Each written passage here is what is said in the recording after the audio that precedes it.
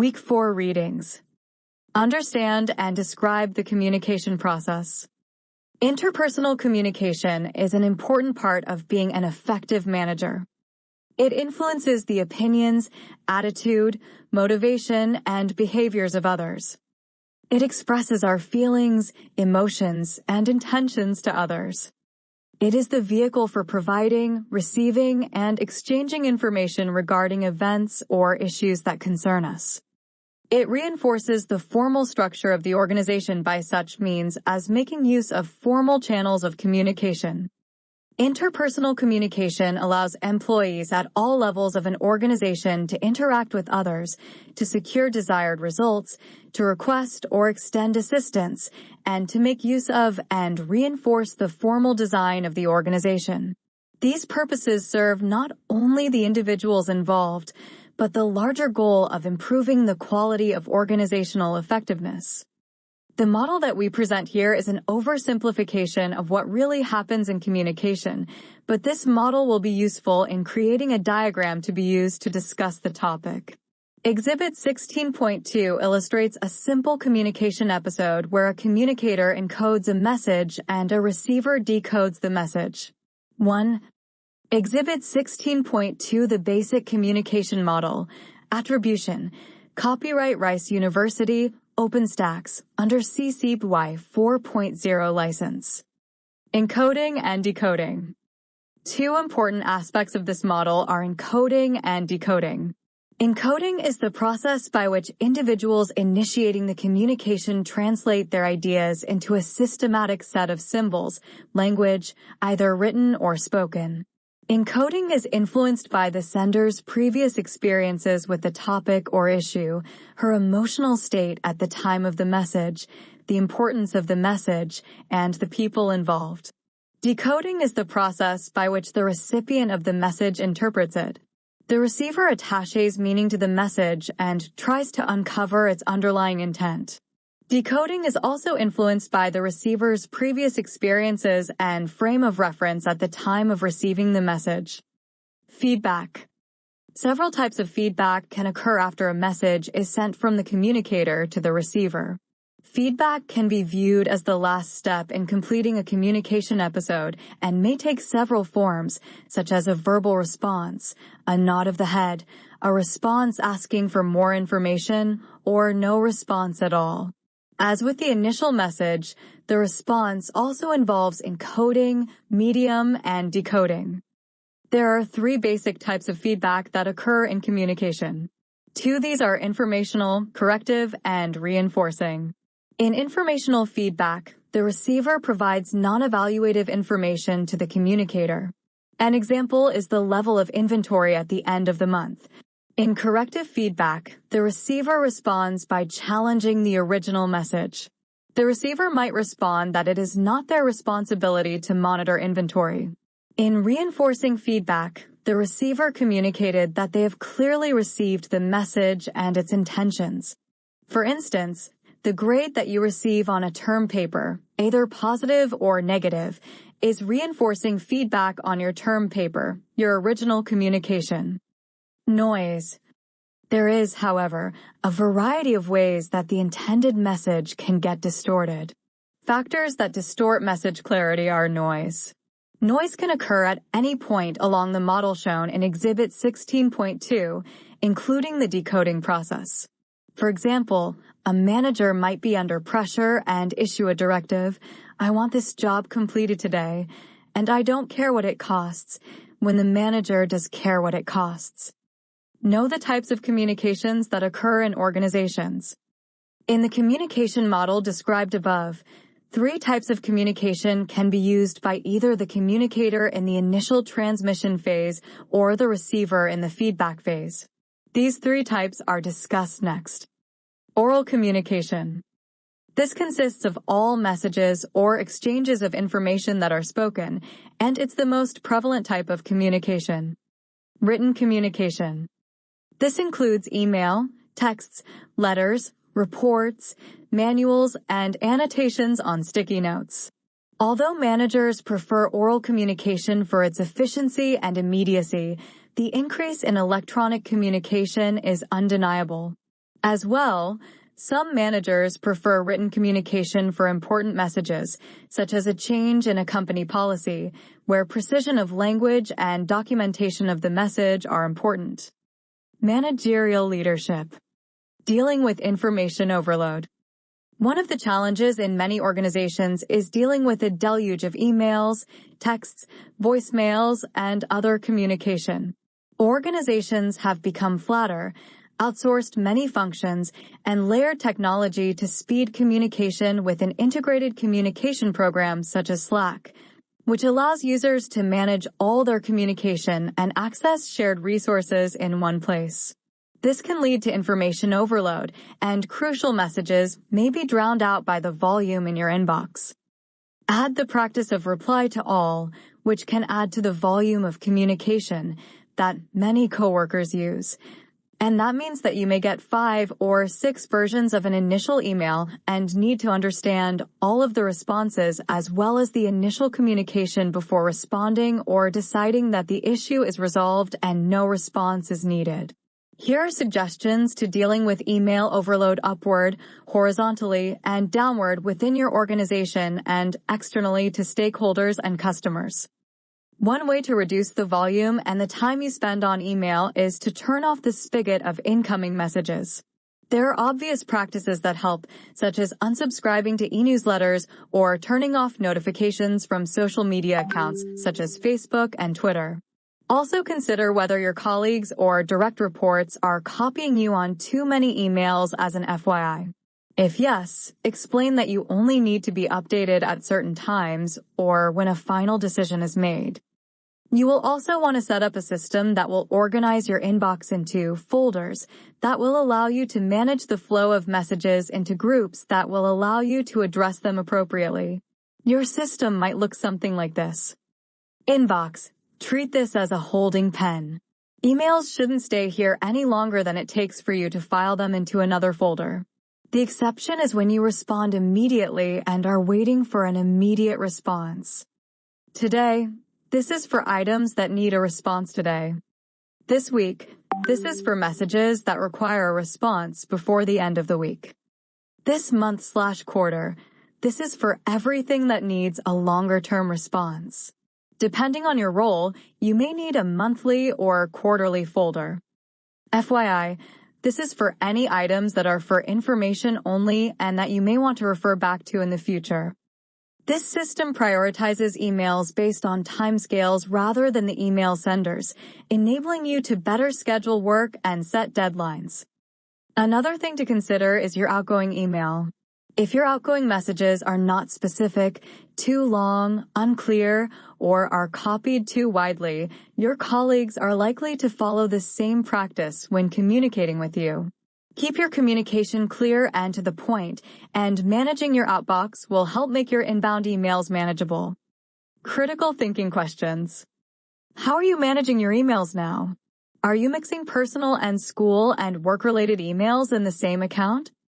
How would you communicate to a colleague that is sending too many FYI emails, sending too many unclear emails, or copying too many people on her messages?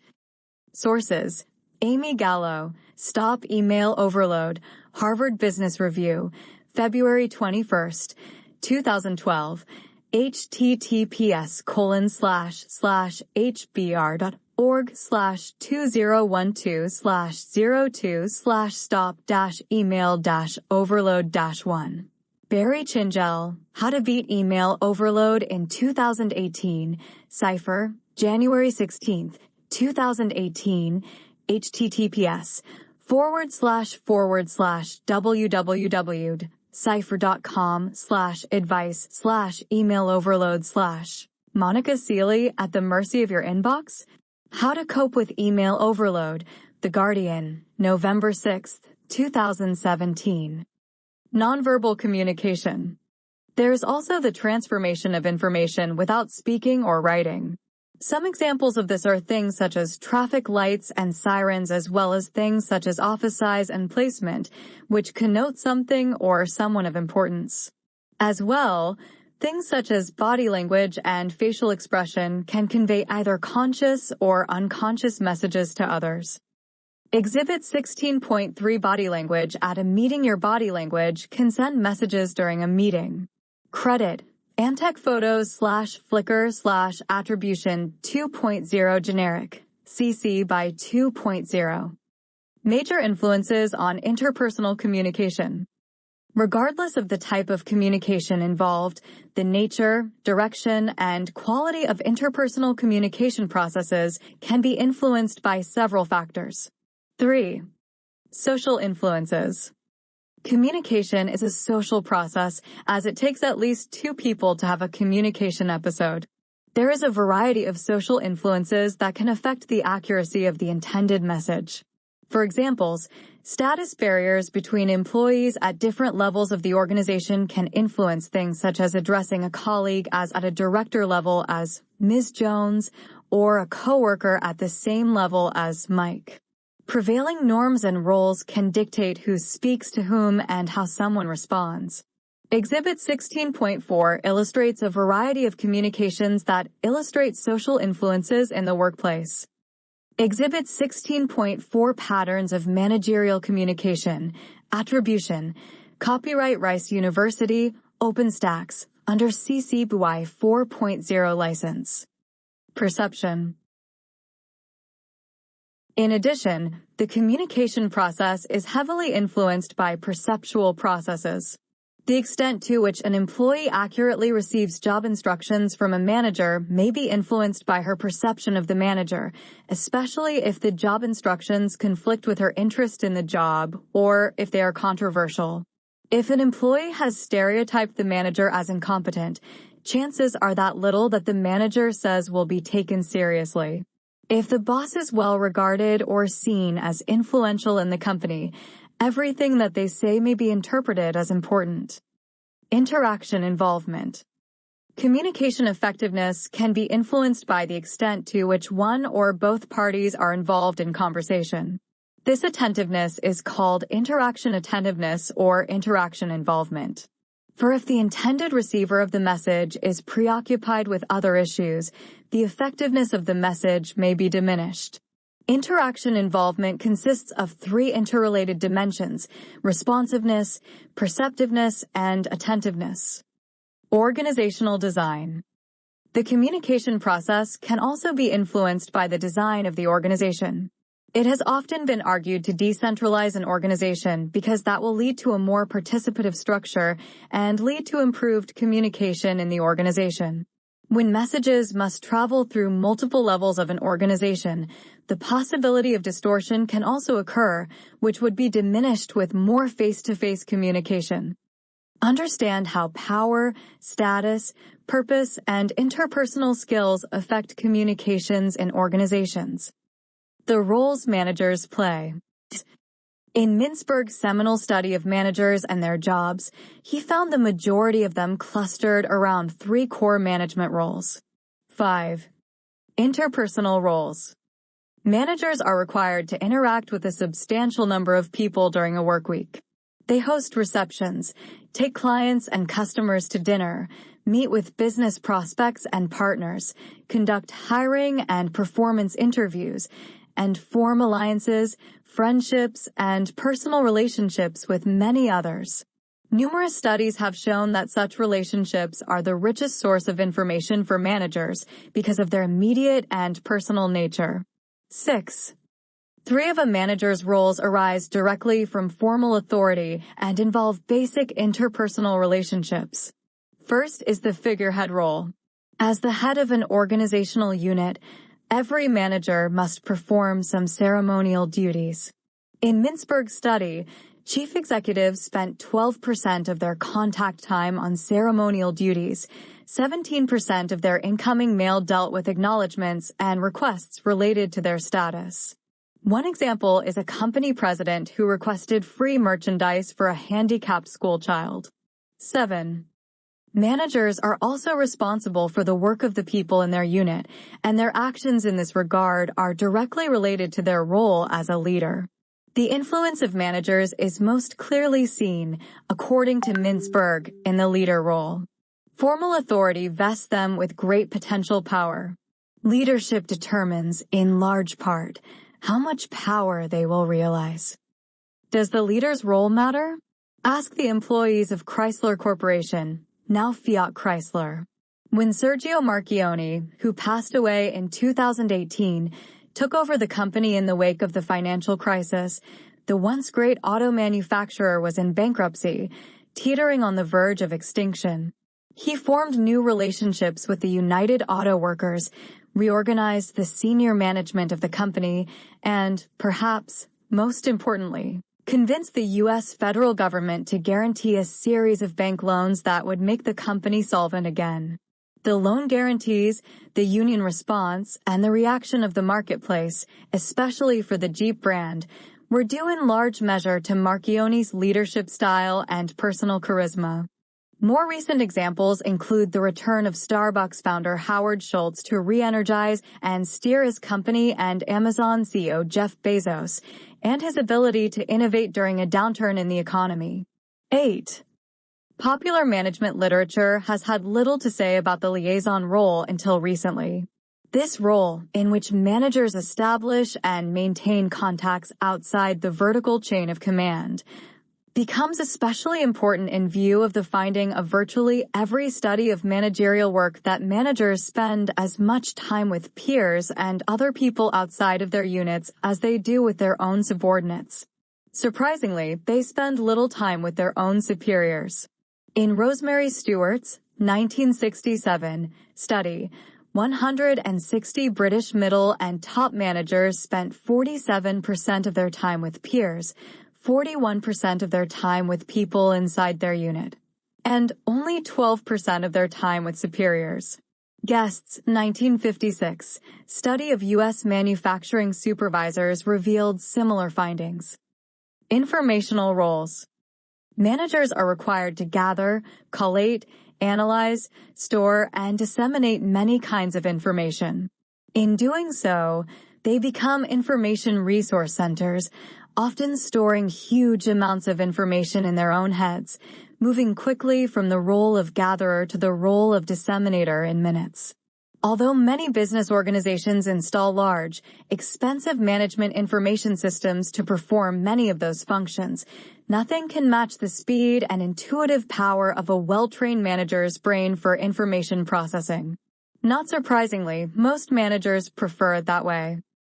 As monitors, managers are constantly scanning the environment for information, talking with liaison contacts and subordinates, and receiving unsolicited information, much of it because of their network of personal contacts.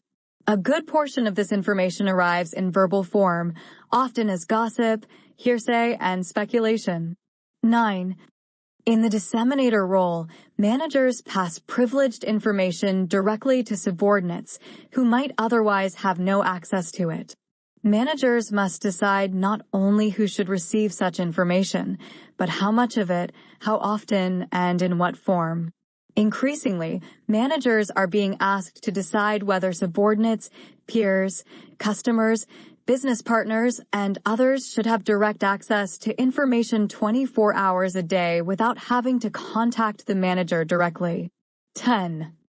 In the spokesperson role, managers send information to people outside of their organizations. An executive makes a speech to lobby for an organizational cause, or a supervisor suggests a product modification to a supplier. Increasingly, managers are also being asked to deal with representatives of the news media, providing both factual and opinion-based responses that will be printed or broadcast to vast unseen audiences, often directly or with little editing.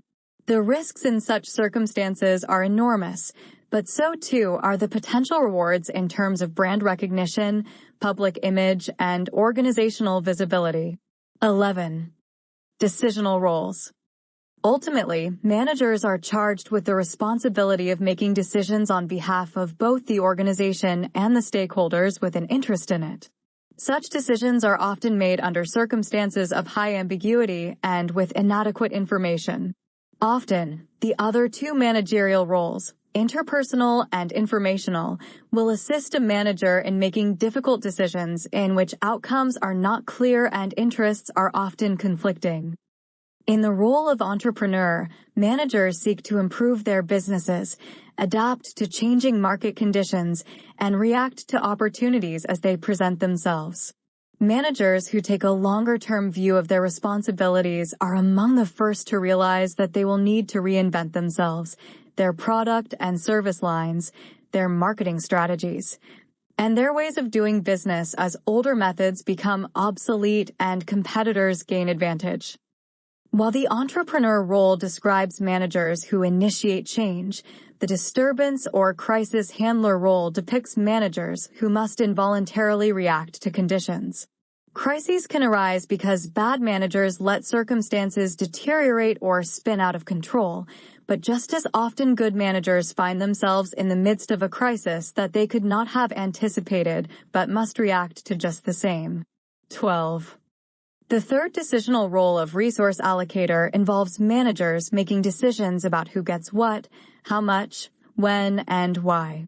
Resources, including funding, equipment, human labor, office or production space, and even the boss's time, are all limited, and demand inevitably outstrips supply. Managers must make sensible decisions about such matters while still retaining, motivating, and developing the best of their employees. The final decisional role is that of negotiator.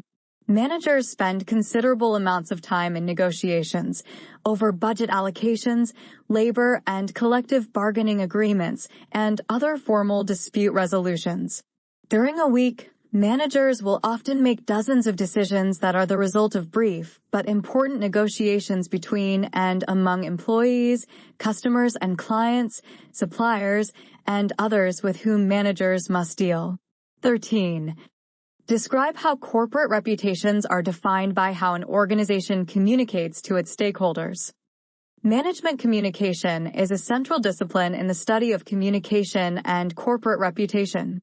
An understanding of language and its inherent powers, combined with the skill to speak, write, listen, and form interpersonal relationships, will determine whether companies succeed or fail and whether they are rewarded or penalized for their reputations. At the midpoint of the 20th century, Peter Drucker wrote, "Managers have to learn to know language, to understand what words are and what they mean. Perhaps most important, they have to acquire respect for language as our most precious gift and heritage." The manager must understand the meaning of the old definition of rhetoric as the art which draws men's hearts to the love of true knowledge. 14. Later, Eccles and Noria reframed Drucker's view to offer a perspective of management that few others have seen. To see management in its proper light, managers need first to take language seriously. 15 in particular, they argue, a coherent view of management must focus on three issues: the use of rhetoric to achieve a manager's goals, the shaping of a managerial identity, and taking action to achieve the goals of the organizations that employ us.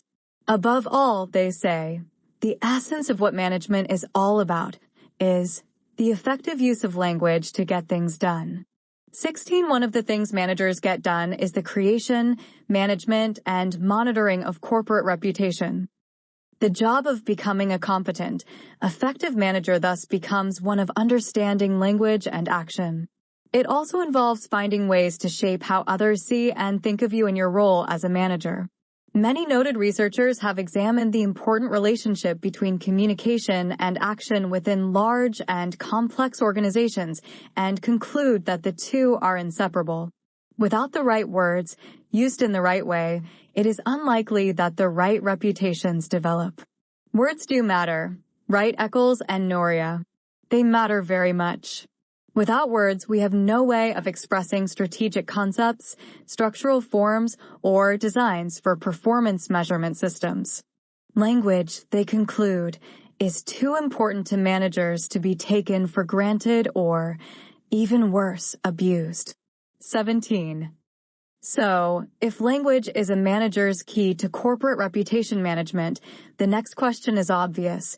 How good are managers at using language?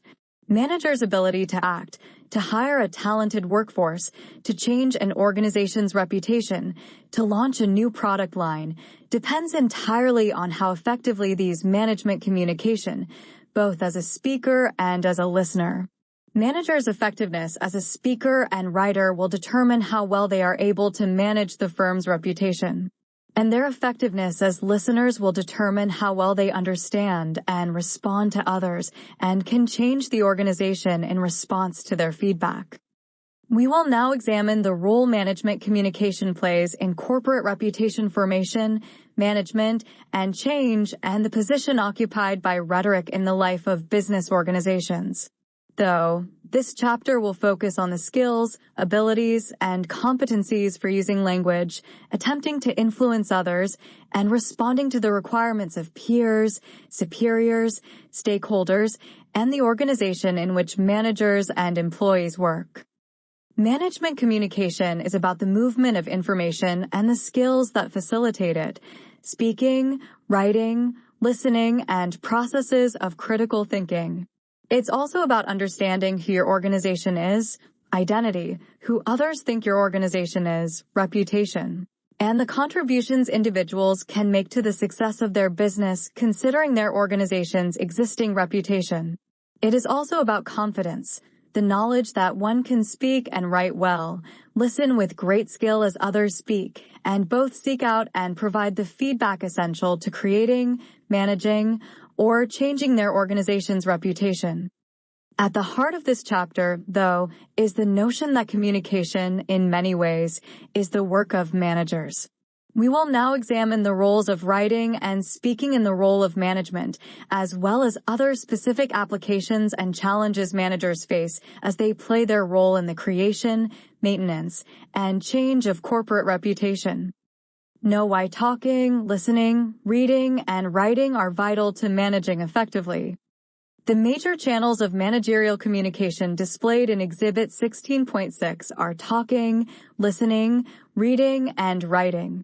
Among these, talking is the predominant method of communicating, but as email and texting increase, reading and writing are increasing.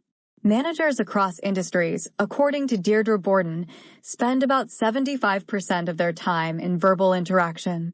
Those daily interactions include the following. A diagram shows 4 overlapping circles labeled reading, writing, listening, and speaking. Exhibit 16.6 reading, writing, speaking, and listening, how they help in creating meaning, attribution. Copyright Rice University, OpenStax, under CC BY 4.0 license. One-on-one conversations. Increasingly, managers find that information is passed orally, often face-to-face in offices, hallways, conference rooms, cafeterias, restrooms, athletic facilities, parking lots, and literally dozens of other venues. An enormous amount of information is exchanged, validated, confirmed, and passed back and forth under highly informal circumstances. Telephone conversations. Managers spend an astounding amount of time on the telephone these days. Curiously, the amount of time per telephone call is decreasing, but the number of calls per day is increasing. With the nearly universal availability of cellular and satellite telephone service, very few people are out of reach of the office for very long. The decision to switch off a cellular telephone, in fact, is now considered a decision in favor of work-life balance. Video teleconferencing. Bridging time zones as well as cultures, video conferencing facilities make direct conversations with employees, colleagues, customers, and business partners across the nation or around the world a simple matter. Carrier Corporation, the air conditioning manufacturer, is now typical of firms using desktop video conferencing to conduct everything from staff meetings to technical training. Engineers at Carrier's Farmington, Connecticut, headquarters can hook up with service managers in branch offices thousands of miles away to explain new product developments, demonstrate repair techniques, and update field staff on matters that would, just recently, have required extensive travel or expensive broadcast quality television programming. Their exchanges are informal, conversational, and not much different than they would be if the people were in the same room. Point 18. Presentations to small groups. Managers frequently find themselves making presentations, formal and informal, to groups of 3 to 8 people for many different reasons. They pass along information given to them by executives, they review the status of projects in process, and they explain changes in everything from working schedules to organizational goals. Such presentations are sometimes supported by overhead transparencies or printed outlines, but they are oral in nature and retain much of the conversational character of one-to-one conversations. Public speaking to larger audiences. Most managers are unable to escape the periodic requirement to speak to larger audiences of several dozen or, perhaps, several hundred people. Such presentations are usually more formal in structure and are often supported by PowerPoint or Prezi software that can deliver data from text files, graphics, photos, and even motion clips from streaming video. Despite the more formal atmosphere and sophisticated audiovisual support systems, such presentations still involve one manager talking to others, framing, shaping, and passing information to an audience.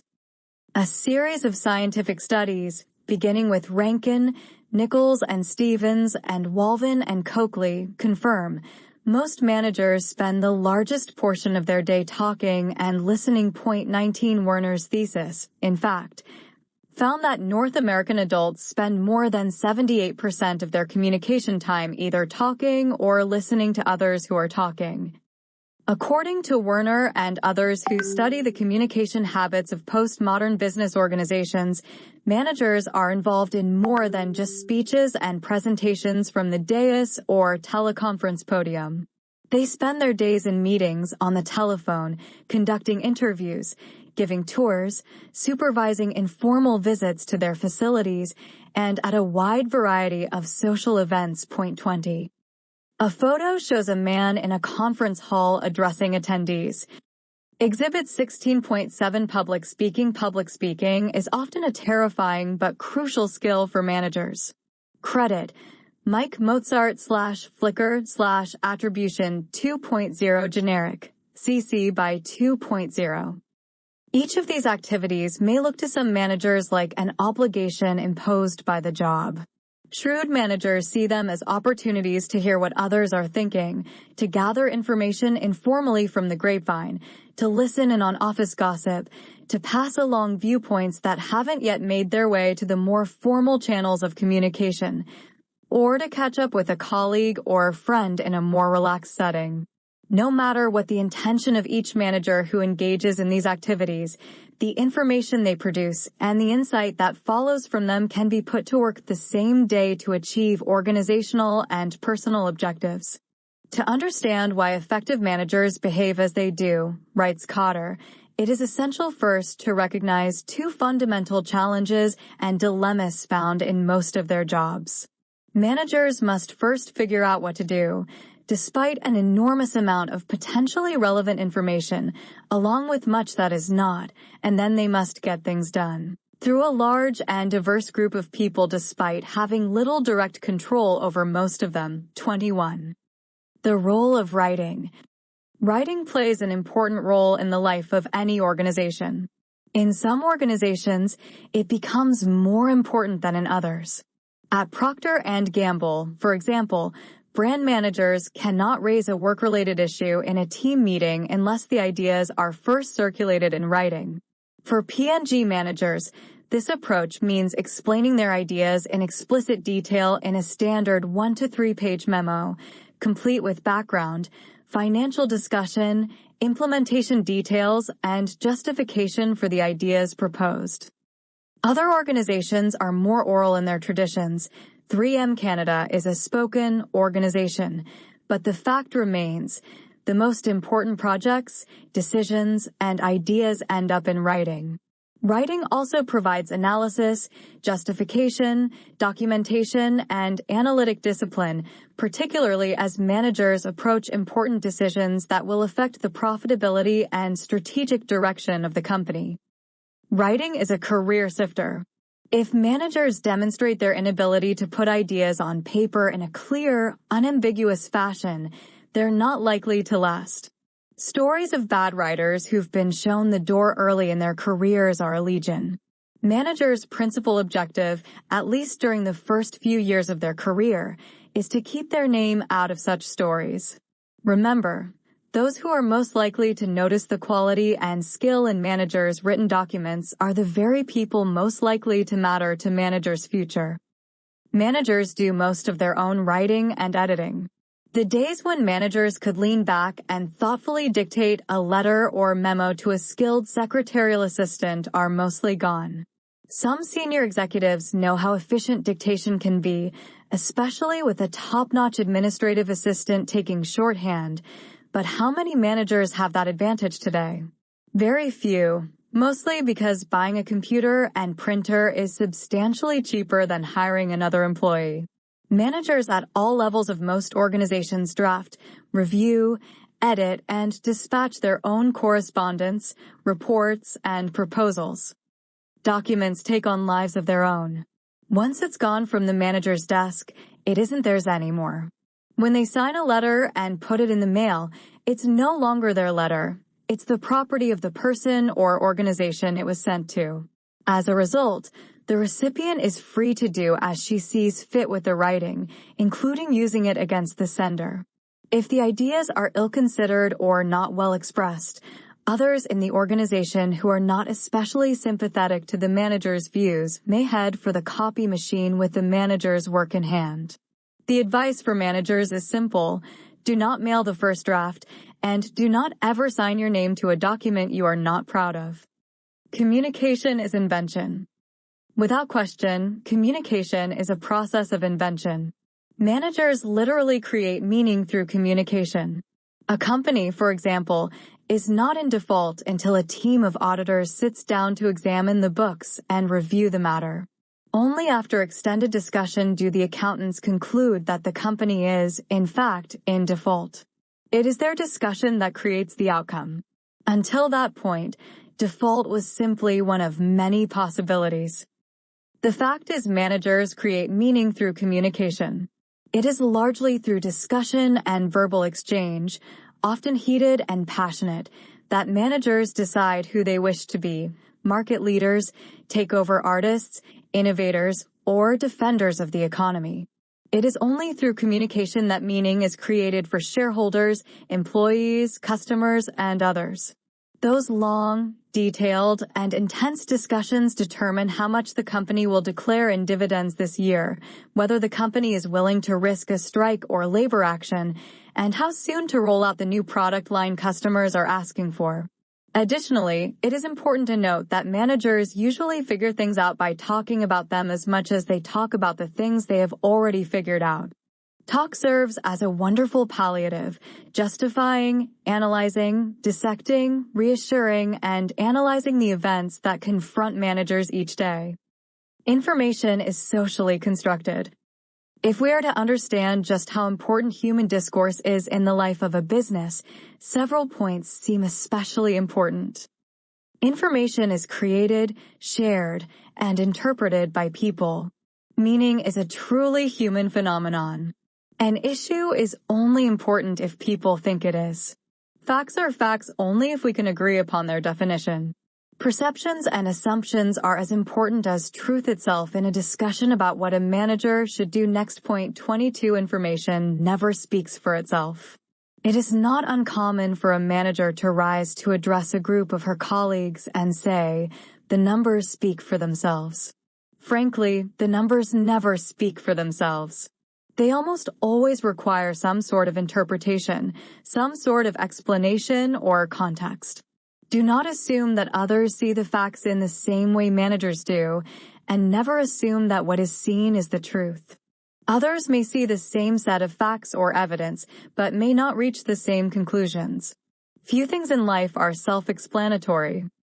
Context always drives meaning. The backdrop to a message is always of paramount importance to the listener, viewer, or reader in reaching a reasonable, rational conclusion about what they see and hear. What's in the news these days as we take up the subject? What moment in history do we occupy? What related or relevant information is under consideration as this new message arrives? We cannot possibly derive meaning from one message without considering everything else that surrounds it. A messenger always accompanies a message. It is difficult to separate a message from its messenger. We often want to react more to the source of the information than we do to the information itself. That's natural and entirely normal. People speak for a reason, and we often judge their reasons for speaking before analyzing what they have to say. Keep in mind that, in every organization, message recipients will judge the value, power, purpose, intent, and outcomes of the messages they receive by the source of those messages as much as by the content and intent of the messages themselves. If the messages managers send are to have the impact hoped for, they must come from a source the receiver knows, respects, and understands. Manager's greatest challenge. Every manager knows communication is vital, but every manager also seems to know that she is great at it. Managers' greatest challenge is to admit to flaws in their skill set and work tirelessly to improve them. First, managers must admit to the flaws.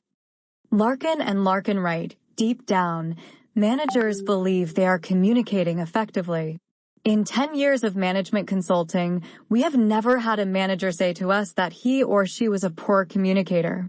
They admit to the occasional screw-up, but overall, everyone, without exception, believes he or she is basically a good communicator. 23.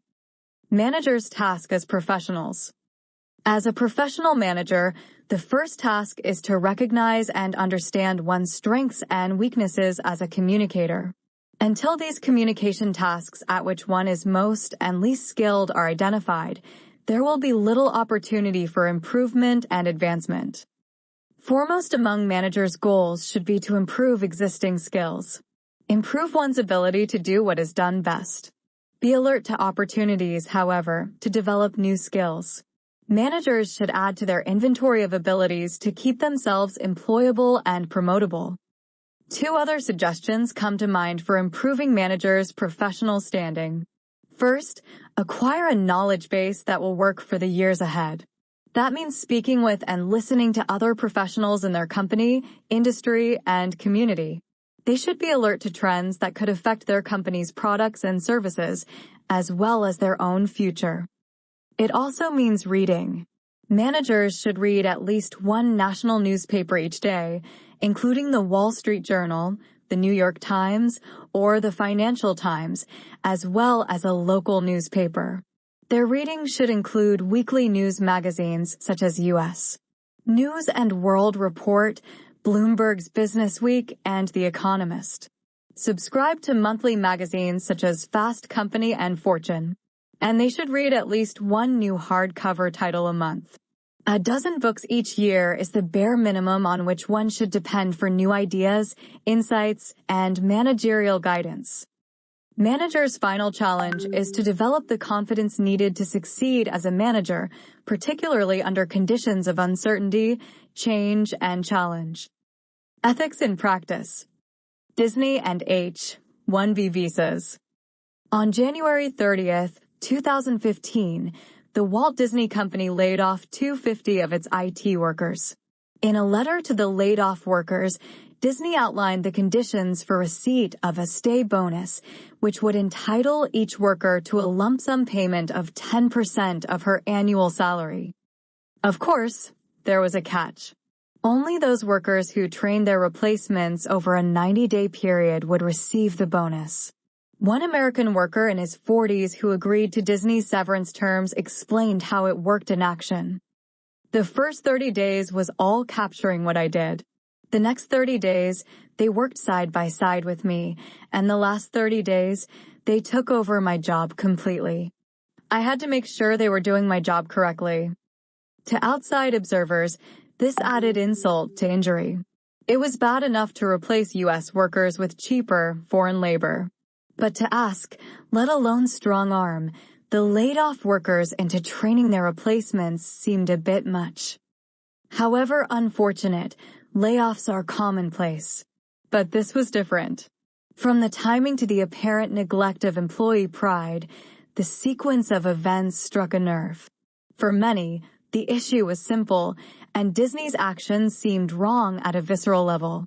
As criticism mounted, it became clear that this story would develop legs. Disney had a problem. For David Powers and Leo Pereiro, each a 10-year information technology, IT, veteran at Disney, the invitation came from a vice president of the company. It had to be good news, the men thought. After all, they were not far removed from strong performance reviews. Perhaps they would be awarded performance bonuses. Well, not exactly. Leo Pereiro, one of the summoned workers, explains what happened next. I'm in the room with about 24 people, and very shortly thereafter an executive delivers the news that all of our jobs are ending in 90 days, and that we have 90 days to train our replacements or we won't get a bonus that we've been offered. Powers explained the deflating effect of the news. When a guillotine falls down on you, in that moment you're dead, and I was dead. These layoffs and the hiring of foreign workers under the H-1B program lay at the center of this issue.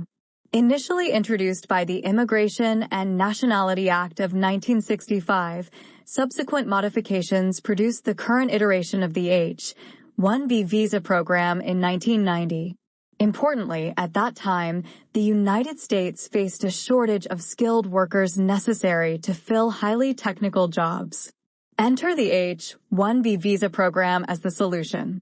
This program permits U.S. employers to temporarily employ foreign workers in highly specialized occupations.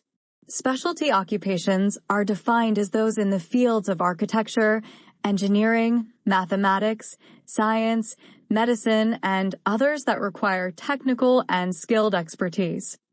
Congress limited the number of H-1B visas issued to 85,000 per year. That total is divided into two subcategories: 65,000 new H-1B visas issued for overseas workers in professional or specialty occupation positions, and an additional 20,000 visas available for those with an advanced degree from a U.S. academic institution. Further, foreign workers are not able to apply for an H-1B visa. Instead, a U.S. employer must petition on their behalf no earlier than 6 months before the starting date of employment. In order to be eligible for an employer to apply a foreign worker for an H-1B visa, the worker needed to meet certain requirements, such as an employee-employer relationship with the petitioning U.S. employer and a position in a specialty occupation related to the employee's field of study, where the employee must meet one of the following criteria: a bachelor's degree or the foreign equivalent of a bachelor's degree, a degree that is standard for the position, or previous qualified experience within the specialty occupation. If approved, the initial term of the visa is 3 years, which may be extended an additional 3 years. While residing in the United States on an H-1B visa, a worker may apply to become a permanent resident and receive a green card, which would entitle the worker to remain indefinitely. U.S. employers are required to file a labor condition application, LCA, on behalf of each foreign worker they seek to employ. That application must be approved by the U.S. Department of Labor. The LCA requires the employer to assure that the foreign worker will be paid a wage and be provided working conditions and benefits that meet or exceed the local prevailing market, and to assure that the foreign worker will not displace a U.S. worker in the employer's workforce. Given these representations, U.S. employers have increasingly been criticized for abuse of the H-1B program. Most significantly, there is rising sentiment that U.S. employers are displacing domestic workers in favor of cheaper foreign labor. Research indicates that a U.S. worker's salary for these specialty occupations often exceeds $100,000, while that of a foreign worker is roughly $62,000 for the very same job. The latter figure is telling, since $60,000 is the threshold below which a salary would trigger a penalty. Disney faced huge backlash and negative press because of the layoffs and hiring of foreign workers. Because of this, Disney had communication challenges, both internally and externally. Disney executives framed the layoffs as part of a larger plan of reorganization intended to enable its IT division to focus on driving innovation. Walt Disney World spokesperson Jackie Waller gave the following explanation. We have restructured our global technology organization to significantly increase our cast member focus on future innovation and new capabilities, and are continuing to work with leading technical firms to maintain our existing systems as needed. Italics added for emphasis. That statement is consistent with a leaked memo drafted by Disney Parks and Resort CEO Tilak Mandadi, which he sent to select employees on November 10, 2014, not including those who would be laid off, to explain the rationale for the impending layoffs. The memo read, in part, as follows. To enable a majority of our team to shift focus to new capabilities, we have executed 5 new managed services agreements to support testing services and application maintenance. Last week, we began working with both our internal subject matter experts and the suppliers to start transition planning for these agreements. We expect knowledge transfer to start later this month and last through January. Those cast members who are involved will be contacted in the next several weeks. Responding to the critical New York Times article, Disney represented that when all was said and done, the company had in fact produced a net jobs increase.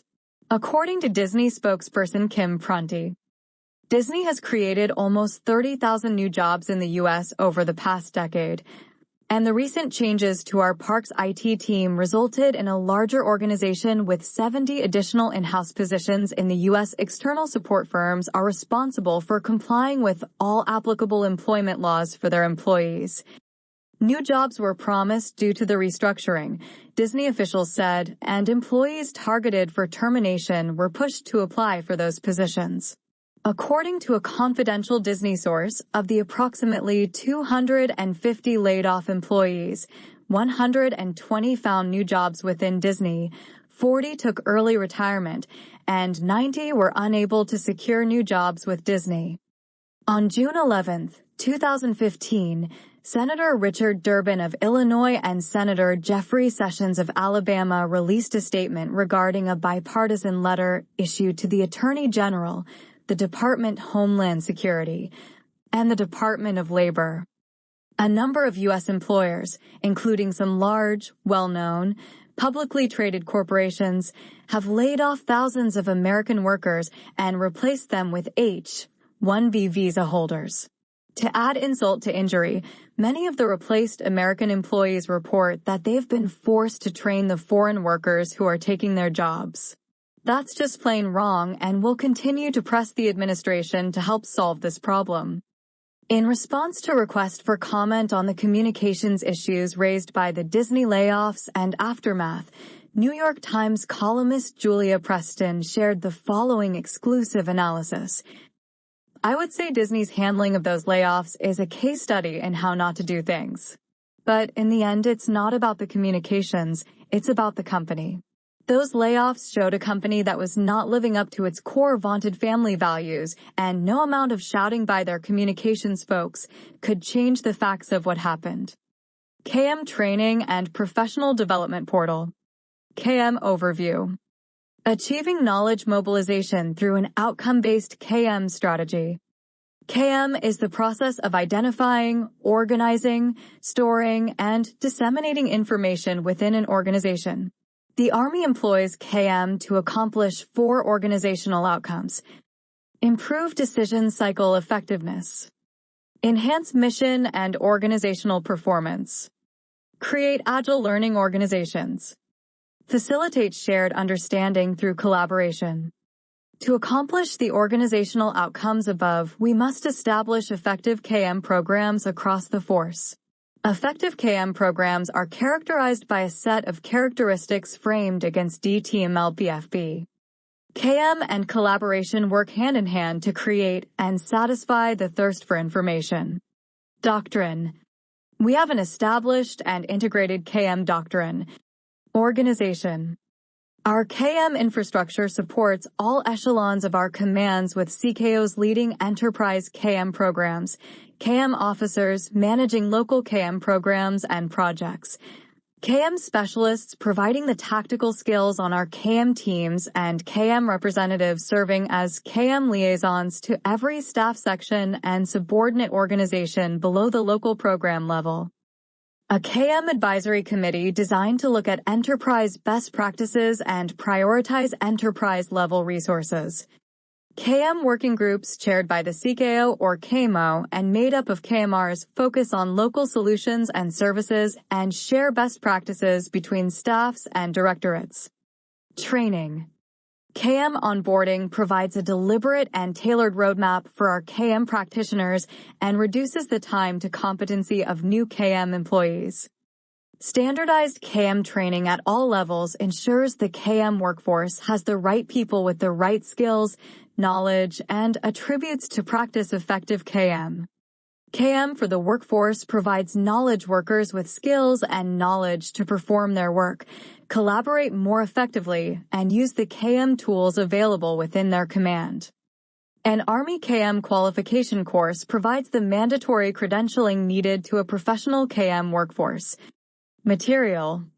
An enterprise KM support contract provides the resources needed to create and implement a KM program at Echelon.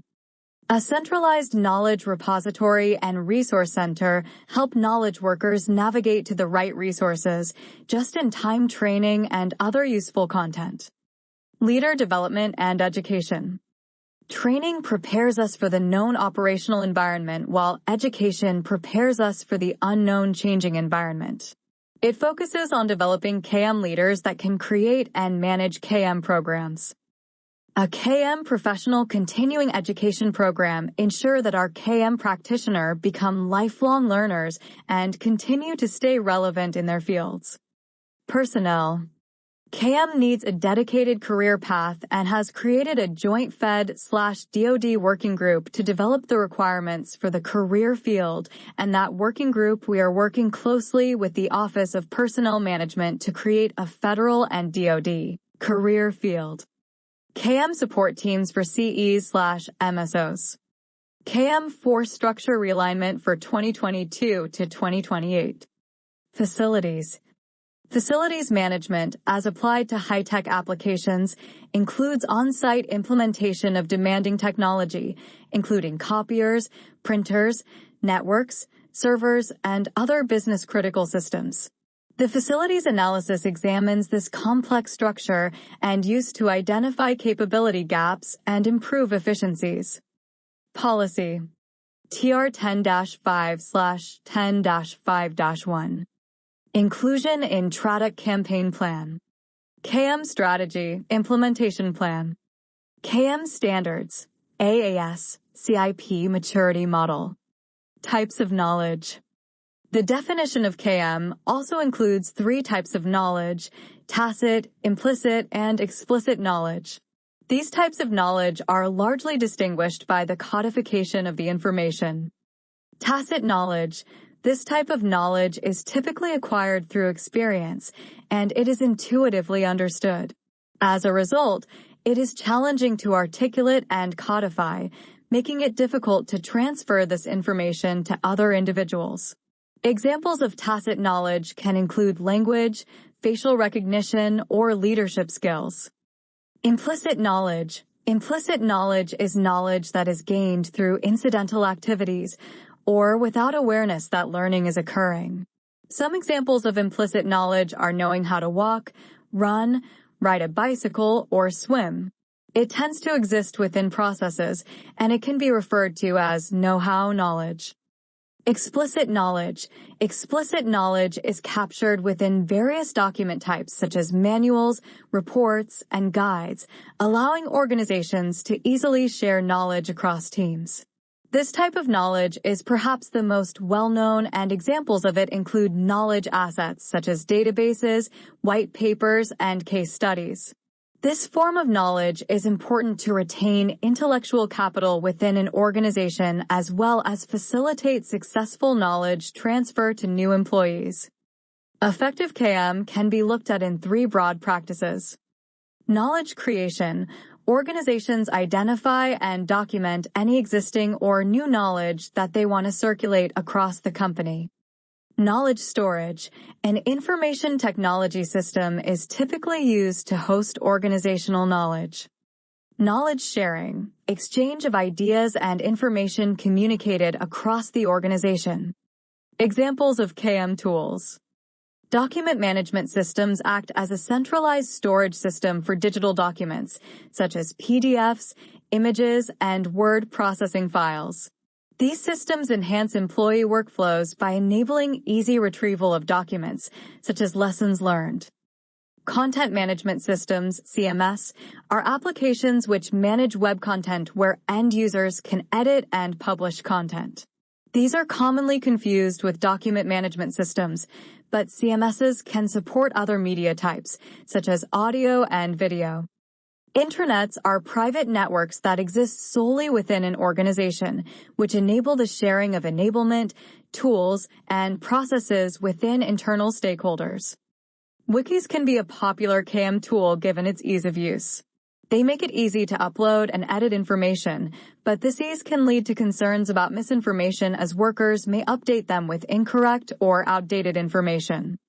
Data warehouses aggregate data from different sources into a single, central, consistent data store to support data analysis, data mining, artificial intelligence, AI, and machine learning. KM strategies. While KM solutions can be helpful in facilitating knowledge transfer across teams and individuals, they also depend on user adoption to generate positive outcomes. As a result, organizations should not minimize the value of human elements that enable success around KM. Organizational culture. Management practices will affect the type of organization that executives lead. Managers can build learning organizations by rewarding and encouraging knowledge-sharing behaviors across their teams.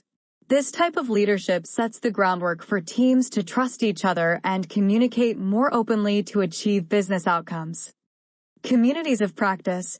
Centers of excellence in specific disciplines provide employees with a forum to ask questions, facilitating learning and knowledge transfer. In this way, organizations increase the number of subject matter experts in a given area of the organization, reducing dependencies on specific individuals to execute certain tasks. At Traduk HQ, a group of KM professionals with a passion for continuous learning share knowledge and experiences to improve Traduk processes. KM applications. Armed with the right tools and strategies, KM practices have created success in specific applications, such as enabling knowledge mobilization. As KM practitioners, it is our job to create opportunities for these three types of interactions. People to people, P2P. Think connecting people around meaningful content is constructive conversations that improve situational understanding, increase learning, or make teams and organizations for effective. People to systems, P2S. Think of interfacing with Google or Amazon.com or your local online repository. Systems to people, S2S2P. Think of a dashboard or common operating picture that helps decision makers see data and information from authoritative sources to improve decision making. Onboarding employees. KM systems help to address the huge learning curve for new hires. Instead of overwhelming new hires during their initial weeks, continually support them with knowledge tools that will give them useful information at any time. Day-to-day employee tasks. Enable every employee to have access to accurate answers and critical information. Access to highly relevant answers at the right time, for the right person, allows workforces to spend less time looking for information and more time on activities that drive business. Self-serve customer service. Customers repeatedly say they'd prefer to find an answer themselves, rather than pick up the phone to call support. When done well, a KM system helps businesses decrease customer support costs and increase customer satisfaction. Benefits of KM. Organizations experience a number of benefits when they embrace KM strategies. Some key advantages include improved decision cycle effectiveness. KM systems arm individuals and departments with knowledge. By improving accessibility to current and historical enterprise knowledge, your teams can upskill and make more information-driven decisions that support business goals. Mission and organizational performance. KM practices help by creating efficiency and reducing duplication of effort, which improves organizational performance. Agile learning organizations. Agile learning organizations produce value by using dynamic and iterative techniques, such as collaboration, faster design solutions, feedback, and change to create progressive learning organizations. Shared understanding through collaboration.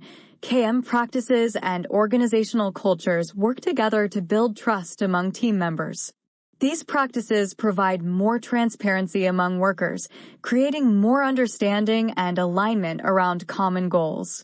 Engaged leadership and open communication create an environment for teams to embrace innovation and feedback.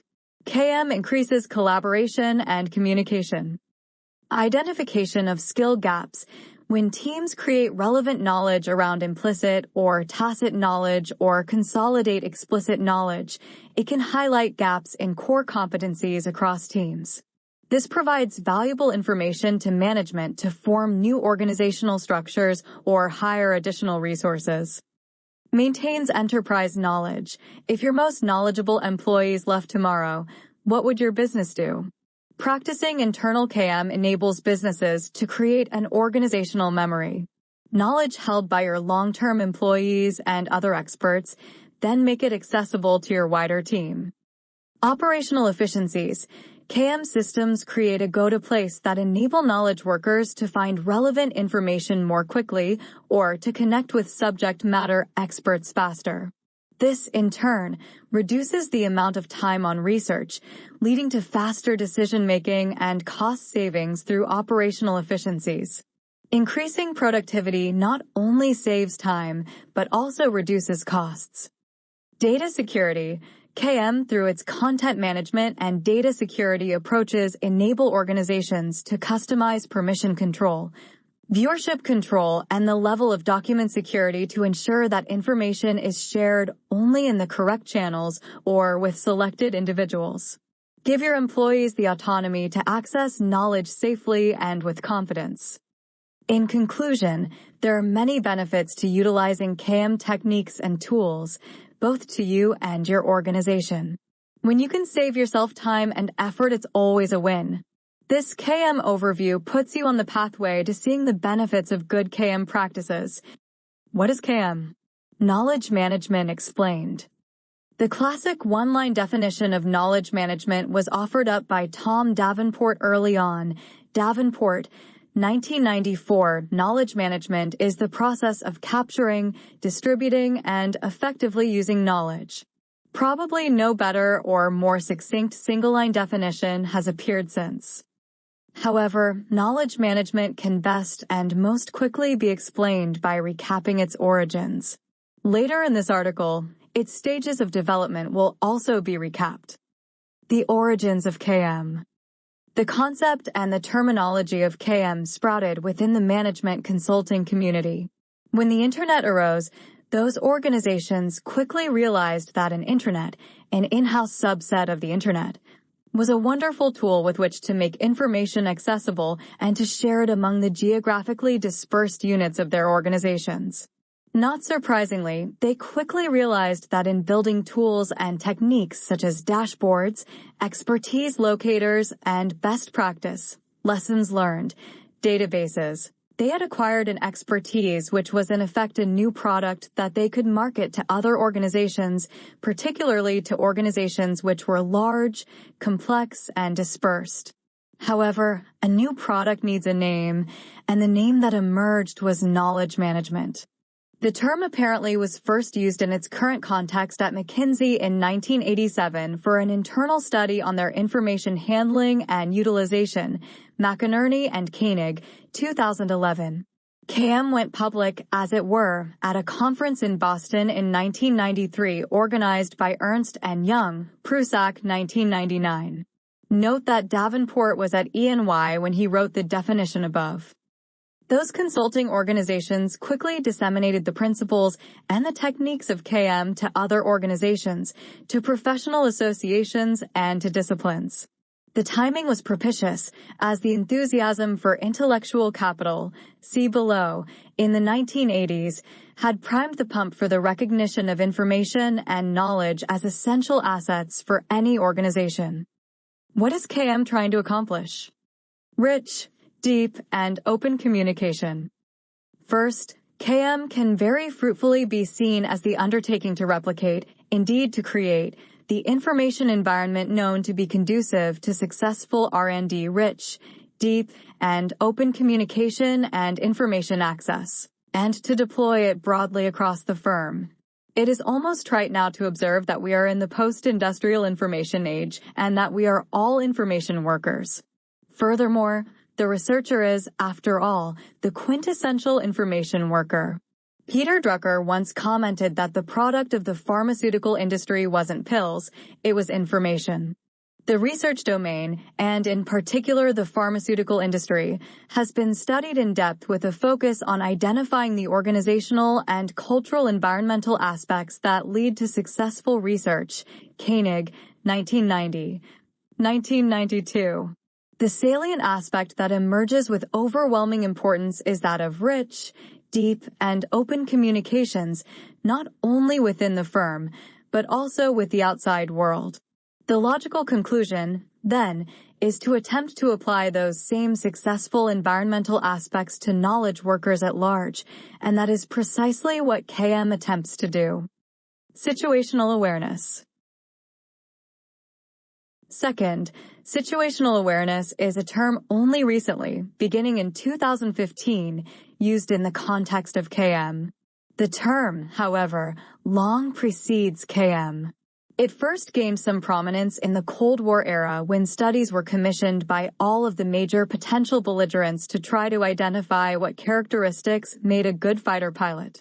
The costs of training a fighter pilot were huge, and if the appropriate characteristics leading to success could be identified, that training could be directed to the most appropriate candidates, and of those trained the most appropriate could be selected for frontline assignment. However, the only solid conclusion of those studies was that the salient characteristic of a good fighter pilot was excellent situational awareness. The problem was that no good predictive test for situational awareness could be developed. The phrase then retreated into relative obscurity until it was resuscitated by Jeff Cooper, a firearms guru, and others in the context of self-defense. How do you defend and protect yourself?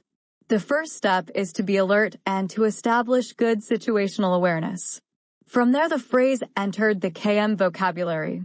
The role of KM is to create the capability for the organization to establish excellent situational awareness and consequently to make the right decisions. A new definition of KM. A few years after the Davenport definition, the Gartner Group created another definition of KM, which has become the most frequently cited one, Duhan, 1998, and it is given below.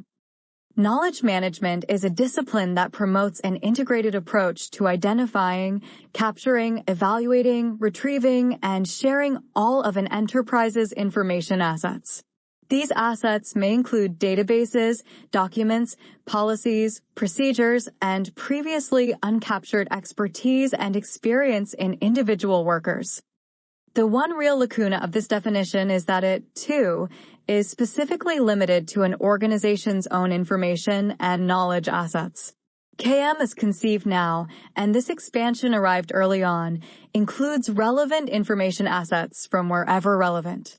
Note, however, the breadth implied for KM by calling it a discipline. Both definitions share a very organizational and corporate orientation. KM, historically at least, was primarily about managing the knowledge of and in organizations. Rather quickly, however, the concept of KM became much broader than that. A graphic map of knowledge management. What is still probably the best graphic to try to set forth what constitutes KM is the graphic developed by IBM for the use of their own KM consultants. It is based upon the distinction between collecting stuff, content, and connecting people.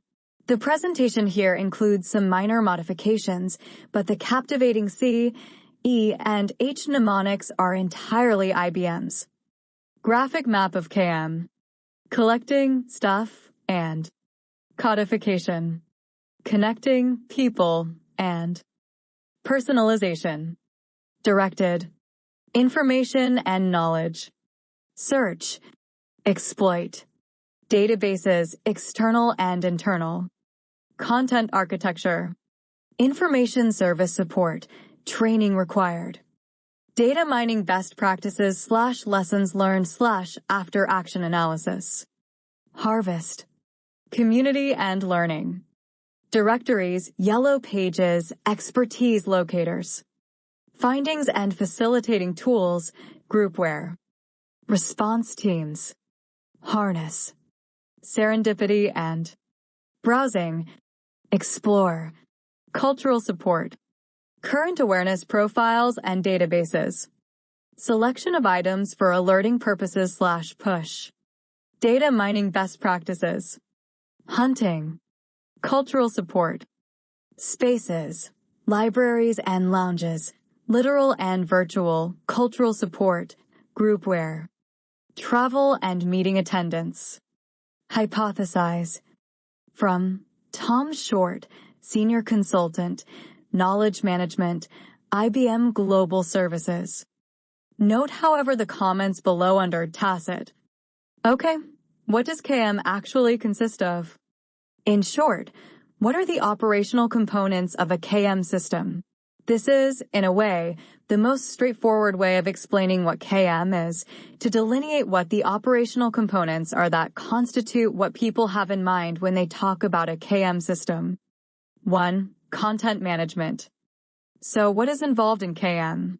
The most obvious is the making of the organization's data and information available to the members of the organization through dashboards, portals, and with the use of content management systems. Content management, sometimes known as enterprise content management, is the most immediate and obvious part of KM. For a wonderful graphic snapshot of the content management domain, go to realstorygroup.com and look at their content technology vendor map. This aspect of KM might be described as librarianship 101, putting your organization's information and data up online, plus selected external information and providing the capability to seamlessly shift to searching, more or less, the entire web. The term most often used for this is enterprise search. This is now not just a stream within the annual KM World Conference, but has become an overlapping conference in its own right. See the comments below under the third stage of KM section. 2. Expertise location. Since knowledge resides in people, often the best way to acquire the expertise that you need is to talk with an expert. Locating the right expert with the knowledge that you need, though, can be a problem, particularly if, for example, the expert is in another country. The basic function of an expertise locator system is straightforward. It is to identify and locate those persons within an organization who have expertise in a particular area. These systems are now commonly known as expertise location systems.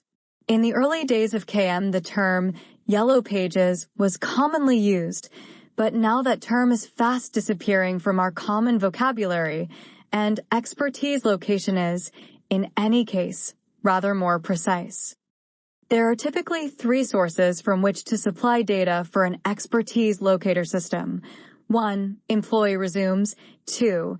Employee self-identification of areas of expertise, typically by being requested to fill out a form online. And 3. Algorithmic analysis of electronic communications from and to the employee.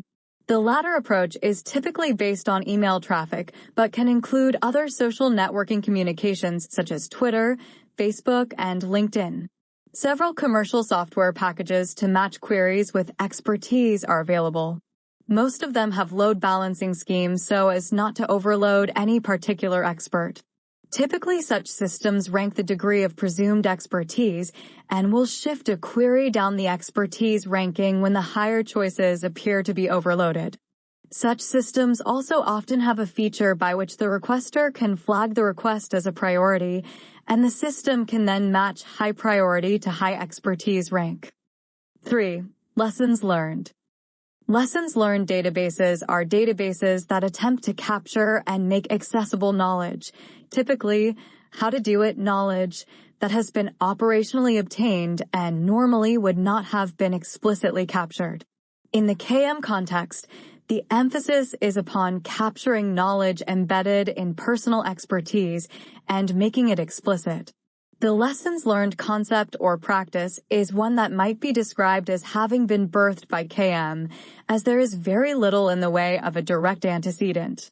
Early in the KM movement, the phrase most often used was best practices, but that phrase was soon replaced with lessons learned.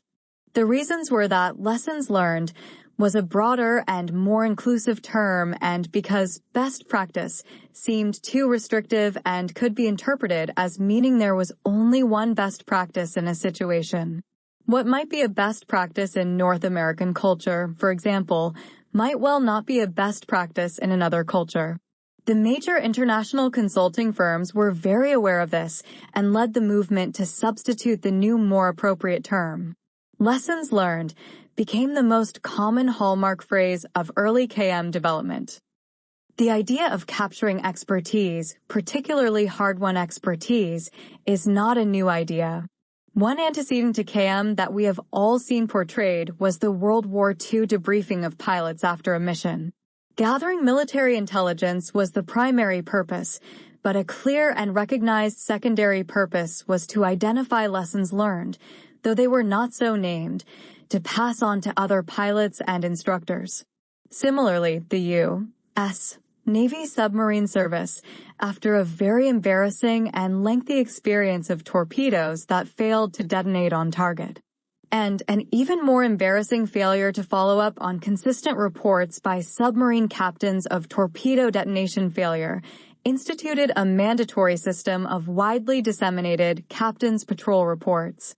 The intent, of course, was to avoid any such fiasco in the future. The captain's patrol reports, however, were very clearly designed to encourage analytical reporting, with reasoned analyses of the reasons for operational failure and success. It was emphasized that a key purpose of the report was both to make recommendations about strategy for senior officers to mull over and recommendations about tactics for other skippers and submariners to take advantage of.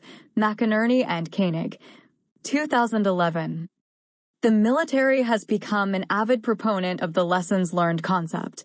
The phrase the military uses is after-action reports. The concept is very simple.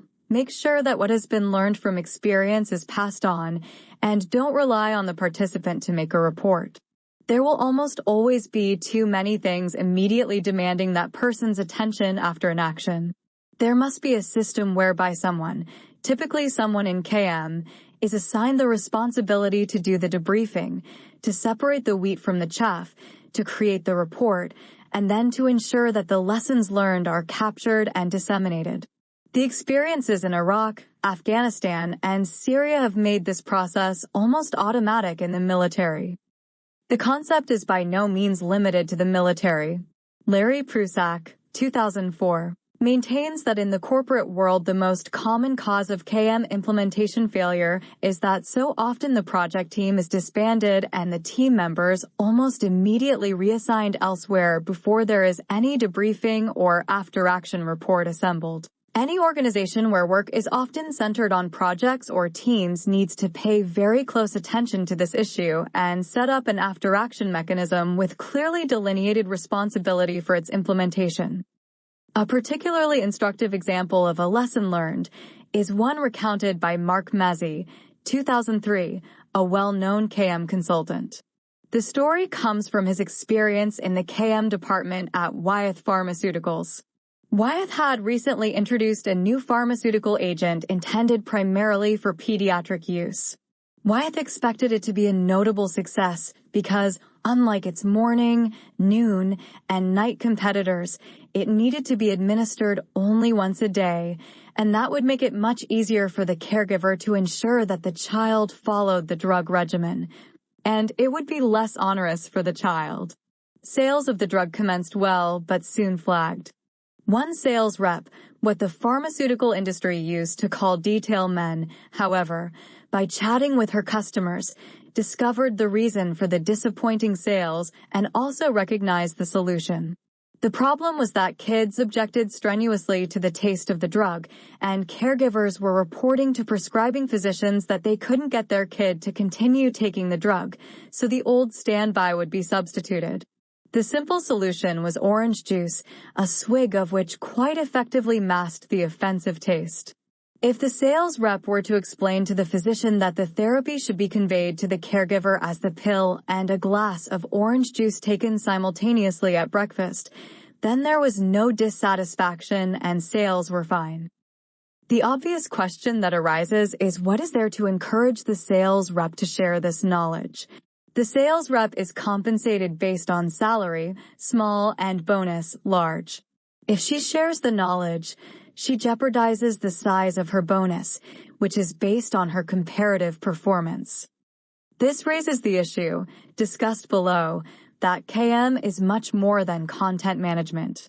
It extends to how does one structures the organizational culture to facilitate and encourage knowledge sharing, and that extends to how one structures the organization's compensation scheme. The implementation of a lessons learned system is complex both politically and operationally. Many of the questions surrounding such a system are difficult to answer. Are employees free to submit to the system unvetted? Who, if anyone, is to decide what constitutes a worthwhile lesson learned? Most successful lessons learned implementations have concluded that such a system needs to be monitored and that there needs to be a vetting and approval mechanism for items that are posted as lessons learned. How long do items stay in the system? Who decides when an item is no longer salient and timely? Most successful lessons learned systems have an active weeding or stratification process.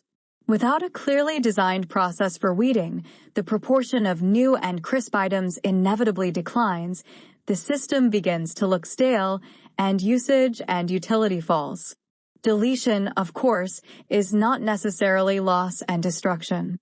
Using carefully designed stratification principles, items removed from the foreground can be archived and moved to the background, but still made available.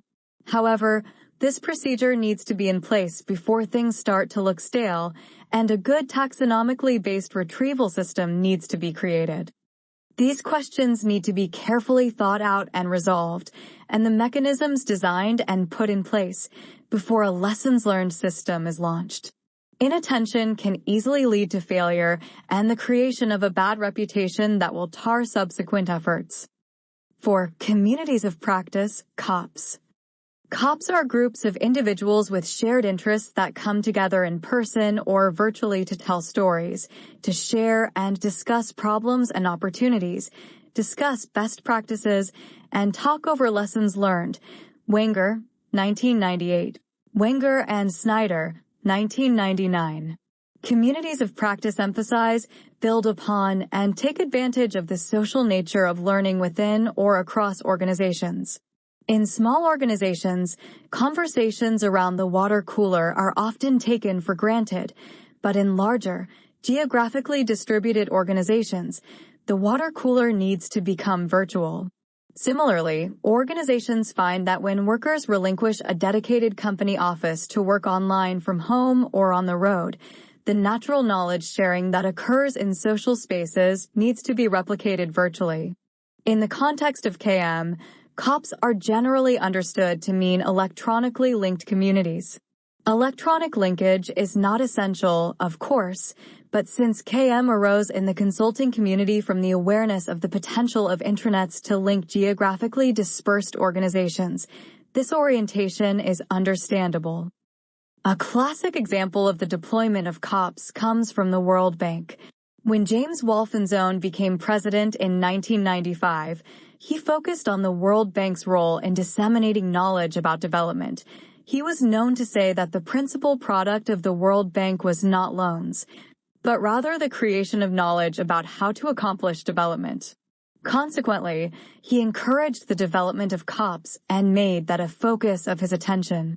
One World Bank COP, for example, was about road construction and maintenance in arid countries and conditions. That COP was encouraged to include and seek out not only participants and employees from the World Bank and its sponsored projects and from the country where the relevant project was being implemented, but also experts from elsewhere who had expertise in building roads in arid conditions, such as, for example, staff from the Australian Road Research Board and the Arizona Department of Highways. This is also a good example of the point that despite the fact that KM developed first in a very for-profit corporate context, it is applicable far more broadly, such as in the context of government and civil society. The organization and maintenance of COPs is not a simple or an easy task to undertake. As Durham, 2004, points out, there are several key roles to be filled. She describes the key roles as manager, moderator, and thought leader. They need not necessarily be three separate people, but in some cases they will need to be. Some questions that need to be thought about and resolved are: who fills the various roles of manager, moderator, and thought leader? How is the COP managed, and who will fill the management role? Who will have overall responsibility for coordinating and overseeing the various COPs? Who looks for new members or suggests that the COP may have outlived its usefulness? Who reviews the COP for activity? Are postings open, or does someone vet or edit the postings? How is the COP kept fresh and vital? When and how, under what rules, are items removed? How are those items archived? How are the COP files made retrievable? How do COP leaders coordinate with the enterprise search/taxonomy function? Another way to view KM is to look at the stages of KM's development. First stage of KM, information technology. KM was initially driven primarily by IT, information technology, and the desire to put that new technology, the Internet, to work and see what it was capable of. That first stage has been described using a horse breeding metaphor as by the Internet out of intellectual capital, the sire and the dam. The concept of intellectual capital, the notion that not just physical resources, capital, and manpower, but also intellectual capital, knowledge, fueled growth and development, provided the justification, the framework, and the seed. The availability of the Internet provided the tool.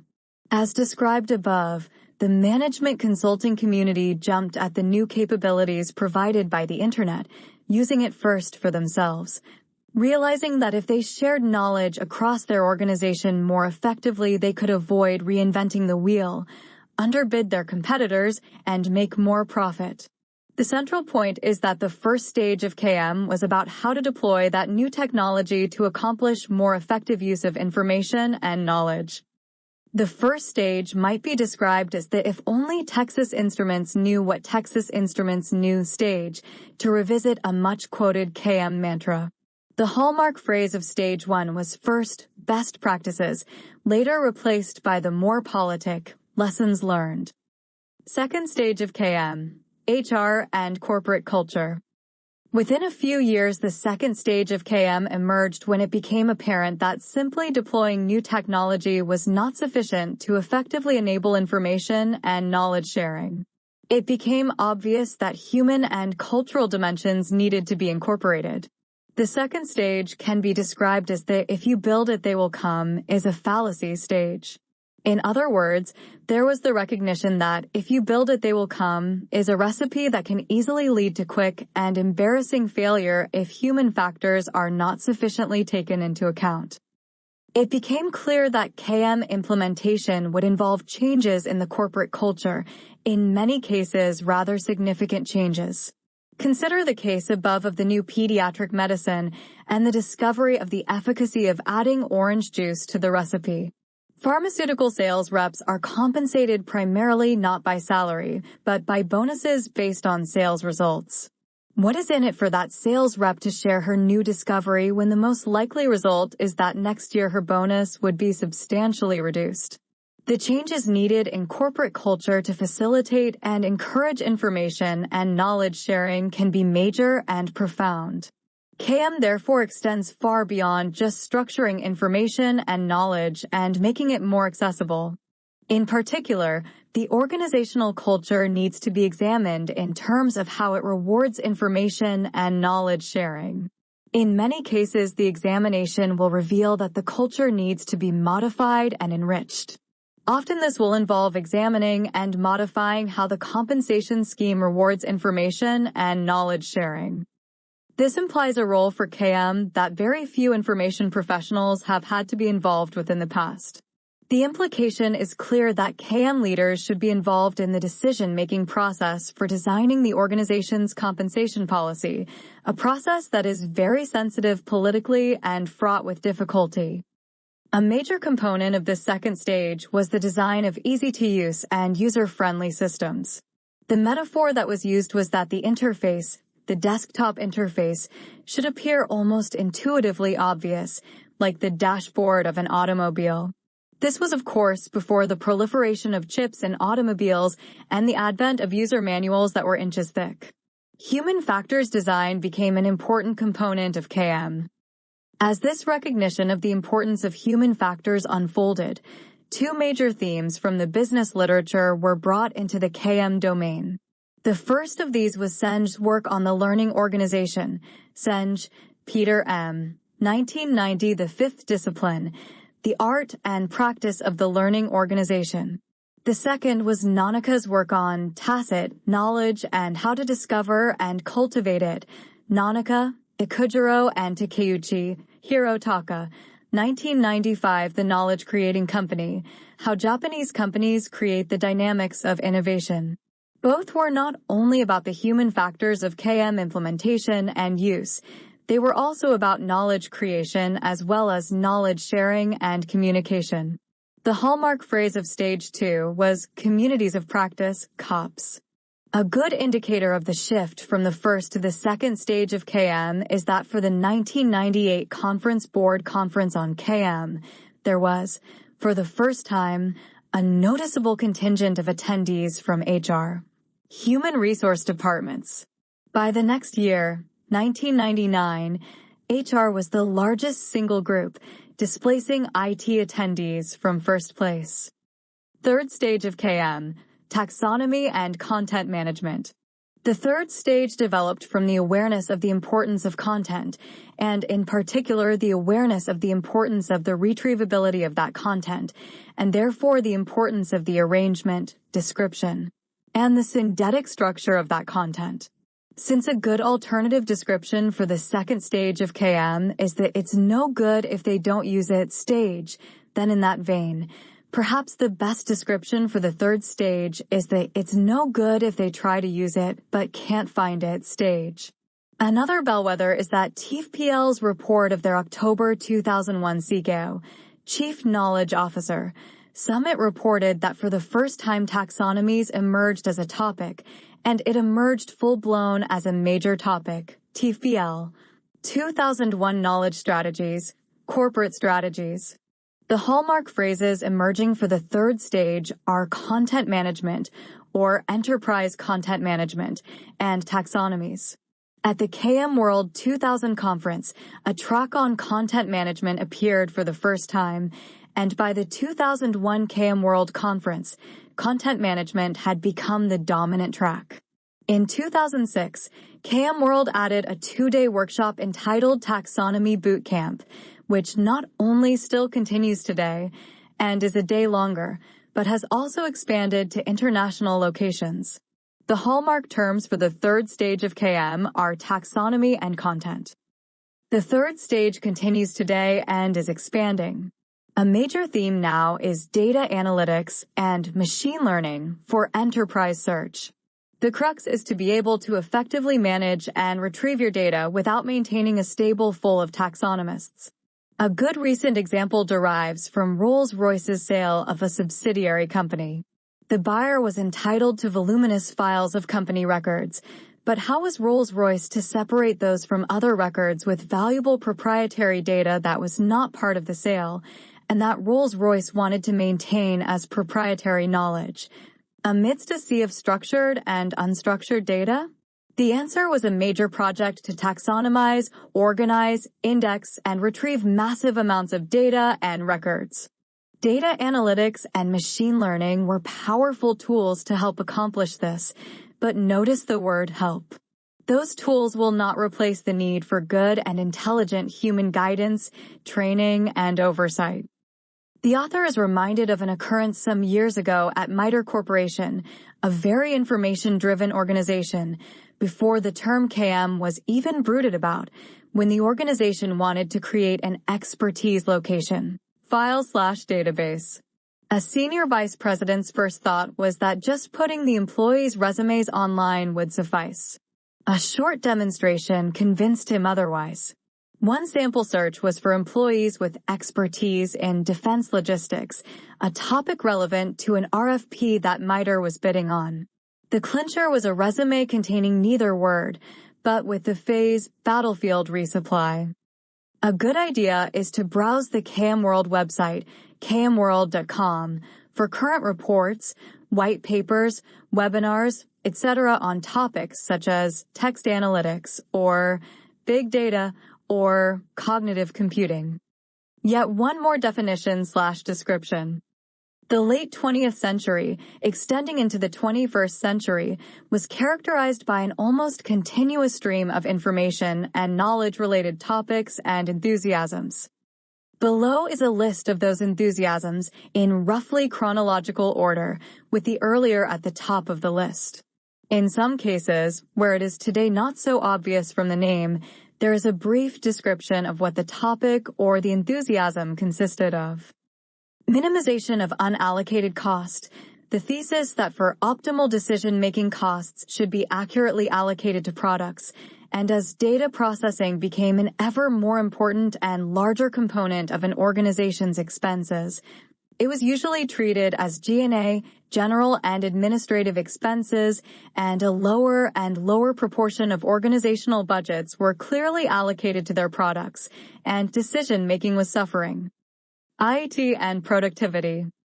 Data-driven system design, the thesis that the basis of good system design was not the classic if-then-else flowchart, but was based on the charting of procedures and information flow within the organization. And only then came the if-then-else detailed analysis. This drove a dramatically increased recognition of the importance of data and information in systems design and in an organization's operations in general. Decision analysis, the addition to the basic systems analysis construct that there is often an unrecognized and unanalyzed option in any decision situation, i.e., to go back and deploy some resources to get better information, and then return and consequently have a better chance of making the optimal decision. Further, one can, in principle, compare the cost of better information with the expected value of a better decision. Information systems stage hypotheses. There was a profusion of stage hypotheses in the late 1970s and early 1980s by Nolan, Rockhart, Marchand, Gibson and Jackson, Koenig and Zachman. All had ramifications for, and were for the most part publicized for, the implementation and management of IED. Managing the archipelago of information services the thesis that for primarily historical reasons the information handling responsibilities in an organization are usually administratively scattered like the islands in an archipelago, and that this creates severe administrative and managerial problems, and that only very senior management is in a position to get a handle on the problem, and that it needs to very consciously address the issue. IED as competitive advantage. Management Information Systems, MIS, to Decision Support Systems, DSS, the recognition that the disenchantment with MIS was caused primarily by its focus solely on internal information. and that most management decisions depended more on external information, and that DSSs needed to address the issue of access to external information and knowledge. Enterprise-wide information analysis. This was IBM's mantra for promotion to their customers' senior management that, to be successful, an organization, one, had to define what its enterprise really consisted of, and determine what business it was really in. 2. Then it had to analyze and define what decisions it had to make correctly to be successful in that enterprise. 3. Then it had to analyze what information it needed to make those decisions correctly, and obtain and process that information. Information resource management. The concept that information was not only a resource, but was also often a product. The Paperwork Reduction Act mandated that all government agencies appoint a senior administrator in charge of information resource management. IT and organizational structure. Total quality management, TQM, and benchmarking. Competitive intelligence, CI. IT and the shift from hierarchies to markets that better IT inevitably shifts the optimal effectiveness trade-off point toward the market end of the central planning to market economy spectrum. Business process reengineering. Core competencies. Data warehousing and data mining, more recently known as big data. E-business. Intellectual capital. Knowledge management. Enterprise resource planning, ERP, the not very obvious name for the idea of integrating all your business's IT operations under one software suite. Customer relationship management, CRM. Supply chain management, SCM. Enterprise content management, ECM. The list is impressively long, and all these topics and enthusiasms are related to the management of information and knowledge, or the management of information processing functions. It would be very hard to come up with a very much shorter list of management topics and enthusiasms of the same era that were not related to the management of information and knowledge or to the management of information processing functions. If the list is so long, and they have so major a theme in common, has there not been some recognition that all these trees constitute a forest? Well, there was Koenig, 2000, and it was called Information-Driven Management, the name put forward for the forest at the time, but it received comparatively little exposure or momentum. One interesting way to look at KM is that, in fact, KM has expanded to become and is now the recognition of that forest of trees, McInerney and Koenig, 2011, that KM is a much better and more recognized name than Information-Driven Management. It is interesting that this stream of trees, to mix metaphors, has dwindled dramatically since the appearance of KM as an important topic. It can further be argued that the typical new topic or enthusiasm, the cloud and big data, for example, can be seen as emerging from within KM. Other KM issues. Tacit knowledge. The KM community uses the term tacit knowledge to mean what is not explicit knowledge, and in that usage, what is usually meant by tacit is implicit knowledge, that which is not explicit or formally captured in some fashion. Most obviously the knowledge in people's heads. A more useful and nuanced categorization is explicit, implicit, and tacit. There is indeed tacit knowledge which only resides in someone's head. Nautica uses the story of the tacit knowledge that was necessary to develop a home bread maker. To understand what was needed to design a machine to knead dough properly, it was necessary for the engineers to work with bread makers to get the feel for how the dough needed to be manipulated. But frankly, the extent of knowledge that is truly tacit, like how to get up on water skis, that overlaps with the interests of KM systems is rather small. What is often very extensive is the amount of implicit information that could have been made explicit, but has not been. That it has not been is usually not a failure, but usually simply a cost-effective decision, usually taken unconsciously, that it is not worth the effort. The danger lies in assuming that explicit information is addressed by collecting and tacit information by connecting, and not examining whether there is potentially important implicit information that could and should be made explicit. The after-action comments above under lessons learned illustrate this important point. Knowledge retention and retirees. One long-standing KM issue is the need to retain the knowledge of retirees. The fact that the baby boomer bulge is now reaching retirement age is making this issue increasingly important. KM techniques are very relevant to this issue. The most obvious technique is the application of the lessons learned idea. Just treat the retiree's career as a long project that is coming to its end and create an after-action report, a massive data dump.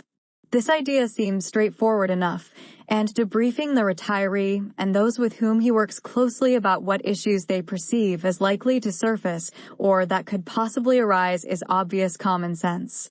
But only in special cases is the full data dump approach likely to be very useful. When a current employee has a knowledge need, is he or she likely to look for the information? And if so, how likely is it that the employee's search request will map onto the information in the retiree's data dump?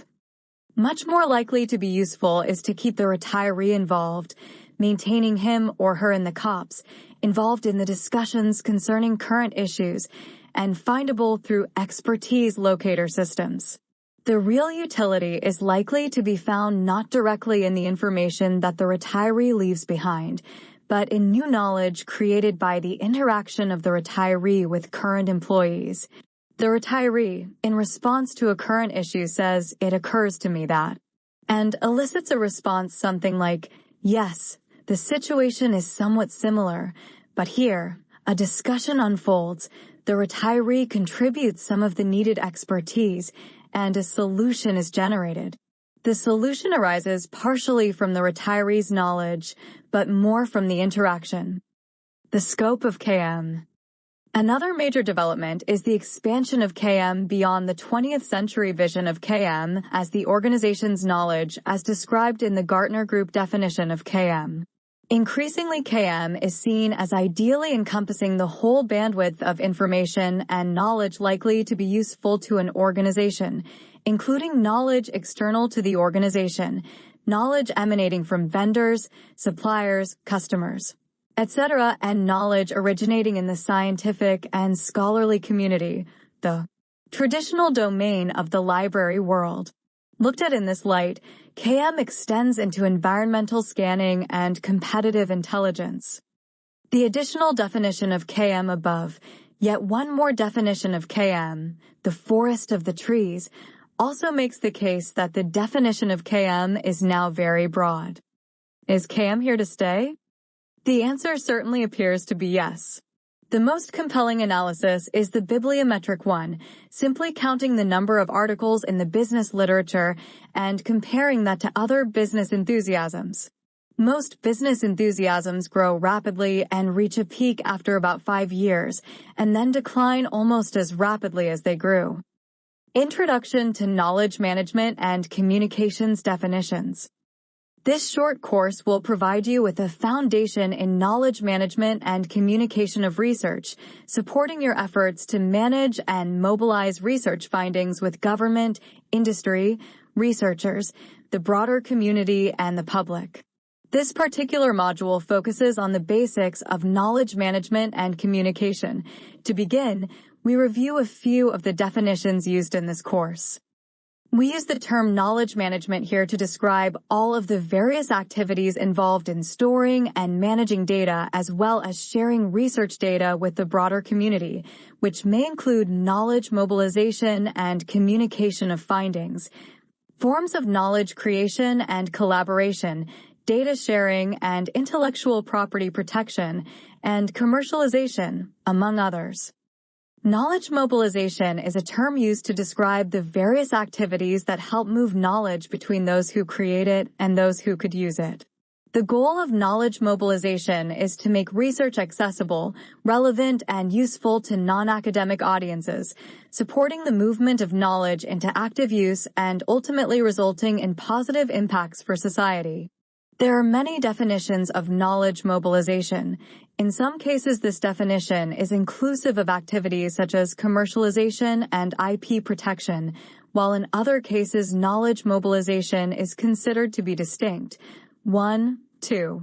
Sometimes knowledge mobilization is informational in nature and focuses on a linear dissemination of knowledge from producer to end user, while in other cases, knowledge mobilization activities may span a variety of other activities focused on exchange of knowledge or co-production of knowledge or innovation by research users and producers. 3.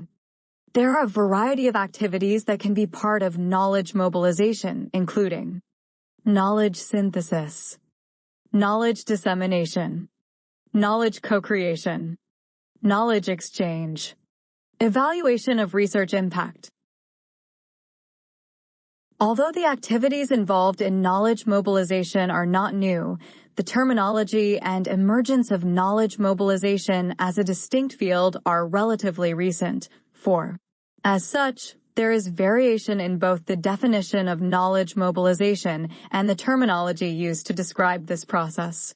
Other terms may include knowledge translation, knowledge transfer, knowledge exchange, knowledge brokering, knowledge communication, research extension, knowledge co-production, or even K*, an acronym meant to incorporate the various terms that describe this umbrella of activities.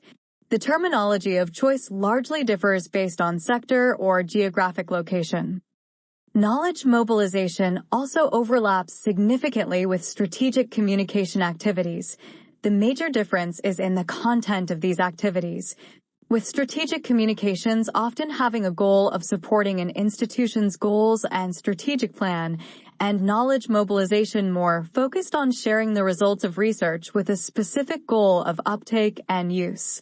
That said, the boundary between these functions is not always that clear-cut, with science communicators and research-based communications professionals sharing overlapping functions. Deeper dive. Read the field note on knowledge translation and strategic communications, unpacking differences and similarities. For scholarly and research communications, end users or stakeholders is a term we use in this course to describe those individuals who could use research or make decisions informed by evidence. They may be individuals in government, industry, or civil society. For example, policymakers, practitioners, educators, decision makers, or individuals are all possible end users of research. Research producers describes those individuals who primarily conduct research. This may include those in academia, as well as scientists in government or industry. 5.3. Personal courage and organizational courage. Picture_as_PDF. Downloads. CI. By print copy, submit adoption report, peer review, donate. Table of contents. Innovation and creativity is the responsibility of tomorrow's organizational leadership, and I subscribe to the theory that, without a past, you can have no future. The problem with our traditional bureaucratic public safety organizations is the manner today's leaders have a death grip on tradition and fail to see past the industrial era of management styles. The traditional leadership and management strategies are crushing creativity under their own weight. Stage and Dean, 2000. My experience implies that innovation and creativity do not emerge from the ivory tower of police headquarters, but rather from the rank and file members performing the daily tasks. Kuzis and Posner, 2007, maintain innovation requires more listening and communications than does routine work, page 177. The industrial era of leadership was designed for the purpose of getting the information flow in one direction, downward, and required little, if any, response, and within the profession. Very much like the psychotherapy and counseling arena, the police have responded to a body of expert knowledge and qualification that were well guarded by the profession for the profession and not to be shared. Totten, 1999. Once a paradigm has been established, the scientist enhances her/his reputation by writing journal articles that are addressed only to colleagues within the profession. Kuhn, 1996. Furthermore, the powers to be at little time for any input outside the organization, fatal to contemporary demands for innovation and creativity. It is critical to stay in touch with internal and external fabricators of organizational cultures in order to be a change agent. Kouzes and Posner, 2007. Change agents or change-centered leadership requires courage on behalf of organizational members, leaders, and organizational buy-in. Change agents are also referred to as risk takers, and the process subscribes to intuitive and creative juices of the membership and leadership in conjunction with power motivated for the right reasons. That is foreseeing the urgency for change and meeting those demands through swift and thoughtful decisions. Anderson, 2000. Critical to this style is the development of the organization's members and a strong relationship between leader and follower. Anderson, 2000. Succession planning is a process in trouble, and selecting the right members for executive education requires deeper attention to existing rosters of organizations and selection of future leaders in cooperation with new vision rather than those mired in the past. Equally important is the requirement to find members with the required transformational traits to move the organization forward rather than maintain a status quo. Haskins and Schaefer, 2010. Additionally critical is the attempt to gain ethical people from an unethical society, discussed at greater length further on in the material. In a transforming society, the leadership must be ahead of the game. According to a recent study by the American Society for Training and Development, September 2010, surveying 674 senior executives of large companies across the globe indicate that they plan to rebuild their workforces to pre-recession levels by 2012. Most had grave concerns of workforce capabilities and management capabilities to meet the transforming times. Haskins and Schaefer, 2010. In summary, the successful innovative leader must be caring, sharing, and open to all ideas as described in the preceding, as well as possessing the ability to work in teams, be creative, and have a keen ability to forecast and move without hesitation. What is business innovation? A century ago, Thomas Edison thought deeply about what drives invention, or, as we call it today, innovation. One of his famous sayings, "Genius is 1% inspiration and 99% perspiration," stresses that innovation involves more than just great ideas. Edison knew from his own experience that the systematic hard work of trial and error experimentation paid off. His inventions, like the light bulb and the phonograph, emerged through thousands of attempts as he refined the process step by step. 1. There are many definitions for innovation, and even the innovation experts in today's business world cannot agree on the definition of innovation. Below are definitions from 15 innovation experts. 2. Explore the concept. 15 definitions of innovation. Which do you think best defines the term innovation? Why? Turning an idea into a solution that adds value from a customer's perspective. Nick Skillicorn. The application of ideas that are novel and useful. David Burkus. Staying relevant. Stephen Shapiro. A great idea, executed brilliantly and communicated in a way that is both intuitive and fully celebrates the magic of the initial concept. Pete Foley. A feasible relevant offering such as a product, service, process, or experience with a viable business model that is perceived as new and is adopted by customers. Gijs van Wolfen. Introduction of new products and services that add value to the organization. Kevin McFarthing. Any variation goes as long as it includes new and it addresses customer needs and wants. Robert Brands. The fundamental way the company brings constant value to their customers' business or life, and consequently their shareholders and stakeholders. Paul Hobcraft. Work that delivers new goodness to new customers in new markets, and does it in a way that radically improves the profitability equation. Mike Shapolsky. Creativity is thinking of something new. Innovation is the implementation of something new. Paul Sloan. The implementation of creative ideas in order to generate value, usually through increased revenues, reduced costs, or both. Jeffrey Baumgartner. I try not to define innovation as we should tone down our use of the working term. Stefan Lindegard. Anything that is new, useful, and surprising. Drew Boyd. New organic value creation by applying creativity, in-depth relationships with consumers and customers, and new thinking. Michael Graeber. The future delivered. Jorge Barba. We might give business innovation a more encompassing definition. Business innovation is executing an idea that addresses a specific challenge or opportunity and achieves value for both the company and its stakeholders. Of course, stakeholders include customers, government, partners, suppliers, shareholders/owners, lenders, society, employees, and their families, and the community. An innovation of a prosthetic leg being used by a rock climber. Person wearing a prosthetic leg. When we think of innovation in the great big world, including the innovations of organizations, we might define innovation in more broad terms, such as creating something new that serves people's needs or wants. Why do we innovate? Innovative ideas are envisioned by individuals, businesses, and governments because of the following reasons. Remain competitive and relevant and avoid obsolescence. Keep up with customer demands, preferences, and trends. Adapt to take advantage of changes in modern technology. Reduce expenses. Increase revenues. Improve efficiency and/or effectiveness. Improve company and/or brand image.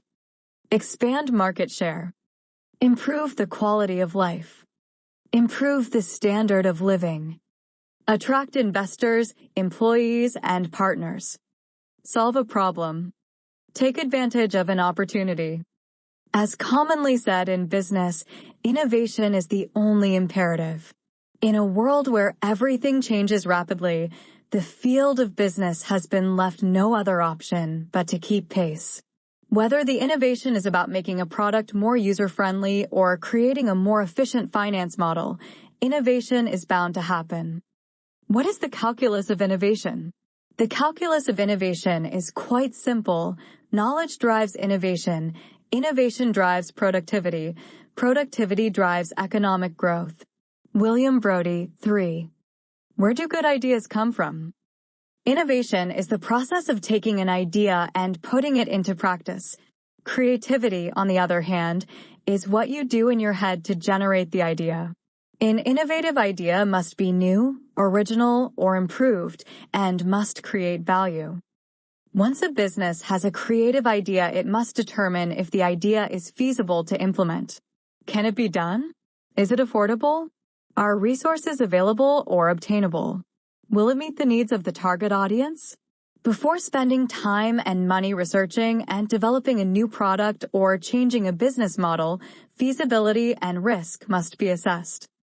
Watch the YouTube video below, Where Good Ideas Come From, to learn about where you can find or how you can develop good ideas. For transcript 4, Where Good Ideas Come From video, PDF, new tab. Closed captioning is available on YouTube. Why is innovation important? Today, we need innovators more than at any time before. Every organization and business is feeling the impact of globalization, migration, technological and knowledge revolutions, and climate change issues. Innovation will bring added value and widen the employment base. Innovation is imperative if the quality of life in these trying circumstances is to improve. Innovation will make the world a better place for the younger generation. 5. What are the types of innovation? We often see innovations in products and services being offered to customers, but there are many other types as well. Innovation can be classified based on the degree of innovation as well as the object of innovation. Degree of innovation. Incremental innovation is the concept of growing or improving a company by making a succession of small-scale improvements to existing products, services, processes, and tools. Incremental innovation focuses on improving existing offerings to align with current consumer trends and is considered a relatively low-risk approach. This approach is the most common type of innovation and has helped many companies remain competitive for decades. A few examples. Volkswagen, VW, releases a new Golf model every 5 years or so. Gillette uses incremental innovation each time it brings out the next generation of its razors. Microsoft innovates incrementally with each new Windows release.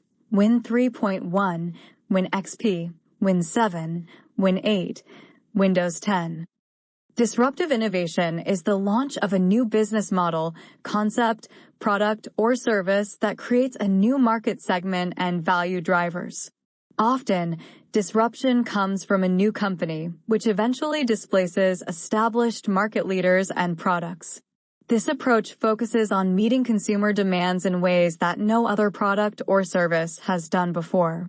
Disruptive innovation often creates entirely new markets or a fundamental shift in how consumers interact with the current market after the disruptive product is introduced. There are quite a few examples of disruptive innovation, one of the more prominent being Apple's iPhone disruption of the mobile phone market. Prior to the iPhone, most popular phones relied on buttons, keypads, or scroll wheels for user input. Apple's iTunes and Spotify are streaming music platforms that made previous music formats obsolete. Do you know what a vinyl record is? How often do you see a physical music store? They used to exist. As each new technology became available, it disrupted the music industry and made past formats obsolete. For example, we used to listen to music on vinyl records, then 8-track tapes and cassette tapes, then compact discs, CDs, then MP3 digital music, iPod craze, and more recently with iTunes and Spotify. Streaming music seems to be where it's at for now. Netflix's business model is subscription-based. It is a streaming platform which offers on-demand video. The evolution of movie formats, 8mm film to video cassettes, VHS, beta, to CD, DVDs, and Blu-rays took home entertainment to the next level. Then Netflix brought us movie streaming. Movie streaming has revolutionized the home entertainment experience. When Netflix began streaming movies, video rental companies such as Blockbuster went out of business and cinemas also saw reduced revenues. While Blockbuster clung to its business model of being a video rental company, Netflix constantly disrupted itself. Netflix went from a business model of being a DVD subscription rental service to streaming movies and TV series to being a creator of content. Object of innovation. Products and services are the most common objects to innovate, but there are many types of innovation and they are categorized in many ways. Business model. Business model innovation is probably the most challenging of the innovation types as it will likely present an organization with major requirements for change. Often, the very capabilities or processes that have been optimized to make a company successful and profitable will become the targets for transformation. In some cases, these changes can threaten elements of the company's identity and come into conflict with brand expectations or promises. 6. Whereas both product and process innovation can be incremental and moderate, business model innovation is almost always radical, risky, and transformative. When talking about business model innovation, without a doubt, names like Airbnb, Uber, or Spotify will come up. These are perfect examples of fast-moving companies that were able to disrupt age-old markets, hotel, taxi, music, by tweaking or inverting their industry's traditional business model. 7. Social innovation. Social innovation refers to a response to a social or environmental problem, which, once adopted, results in better solutions than existing approaches. Social innovations have a transformative impact and improve organizations, communities, regions, or systems. Social innovation can include new, more effective social programs, the use of new technologies, the growth of social enterprises, Social enterprises are businesses that pursue a social or environmental mission. 8. In Canada, activity at the governmental level includes the government's launching of a social innovation and social finance strategy to provide better support to community organizations working to tackle social challenges.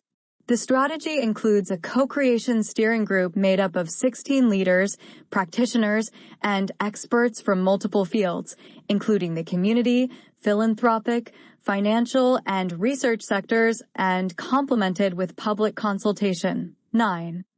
Product innovation. Innovation wordle. When people think of innovation, often they're thinking of product innovation. Product innovation can come in 3 different forms. 1. The development of a new product, such as the Fitbit or Amazon's Kindle. 2. An improvement of the performance of the existing product, such as an increase in the digital camera resolution of the iPhone 11. 3. A new feature to an existing product, such as power windows to a car. 10. Drivers of product innovation might be technological advancements, changes in customer requirements and demands, or outdated product design. Product innovation is generally visible to the customer and should result in a greater demand for a product. 11. Service innovation. With the growing economic importance of the services sector, service innovation is playing an ever more significant role in driving growth in today's knowledge-intensive economy. Service innovations ensure and enhance the utility, performance, and apparent value of an offering. Some offerings are purely service, such as getting a haircut, hiring someone to paint your house, or taking an Uber to your friend's place. These are services you may utilize throughout your lifetime. Other service innovations may be combined with product offerings, such as purchasing groceries, products, and having them delivered to your home, service, or buying a new television, product, and purchasing the warranty service. Service innovations may make a product easier to enjoy, reduce the risk associated with buying a product, or may make a product more compelling to buy. Service innovations may simply make your life more enjoyable. Who doesn't enjoy a visit to the spa? According to SuperOffice, 86% of buyers will pay more for a great customer experience. 12. Explore the concept, product, and service innovation. Consider a business that you have been buying from for several years and answer the following questions. Which services have you noticed they offer today that they may not have offered in previous years? When you went for a haircut, were there any new service offerings at the salon? When you ordered online, were there any new services? New service innovations may add some small service that enhances the customer experience or be fully new and something you have not seen in the past. During COVID, many companies added new services in order to abide by isolation guidelines. For example, many businesses offered customers an opportunity to order online and have their products shipped to their homes, or customers could drive to the store, park, and have their order delivered to their vehicle in the parking lot. What service offerings do you enjoy most? Playing a game of paintball? Going to the cinema? Taking dance lessons? Dining at a restaurant? Whatever it is, consider whether it is a service offering or a combination of service and product offering. What products have you been talking about with your friends lately? New shoes, new cell phones, or new restaurants? Many new products are simply incremental innovations, but many customers are eagerly awaiting the next release of the iPhone or an Xbox or Wii game. What are you eagerly waiting for? Process innovation. Process is the combination of facilities, skills, and technologies used to produce, deliver, and support a product or provide a service. Within these broad categories, there are countless ways process can improve. While product innovation is often visible to customers, a change in process is typically only seen and valued internally. Generally, changes in process reduce costs of production more often than they drive an increase in revenue. Of the 3 types of innovation, process is typically the lowest risk. 13. Vehicle assembly line, where workers are putting tires on an automobile. Vehicle assembly line by Clicker Free Vector Images has been designated to the public domain, CC0.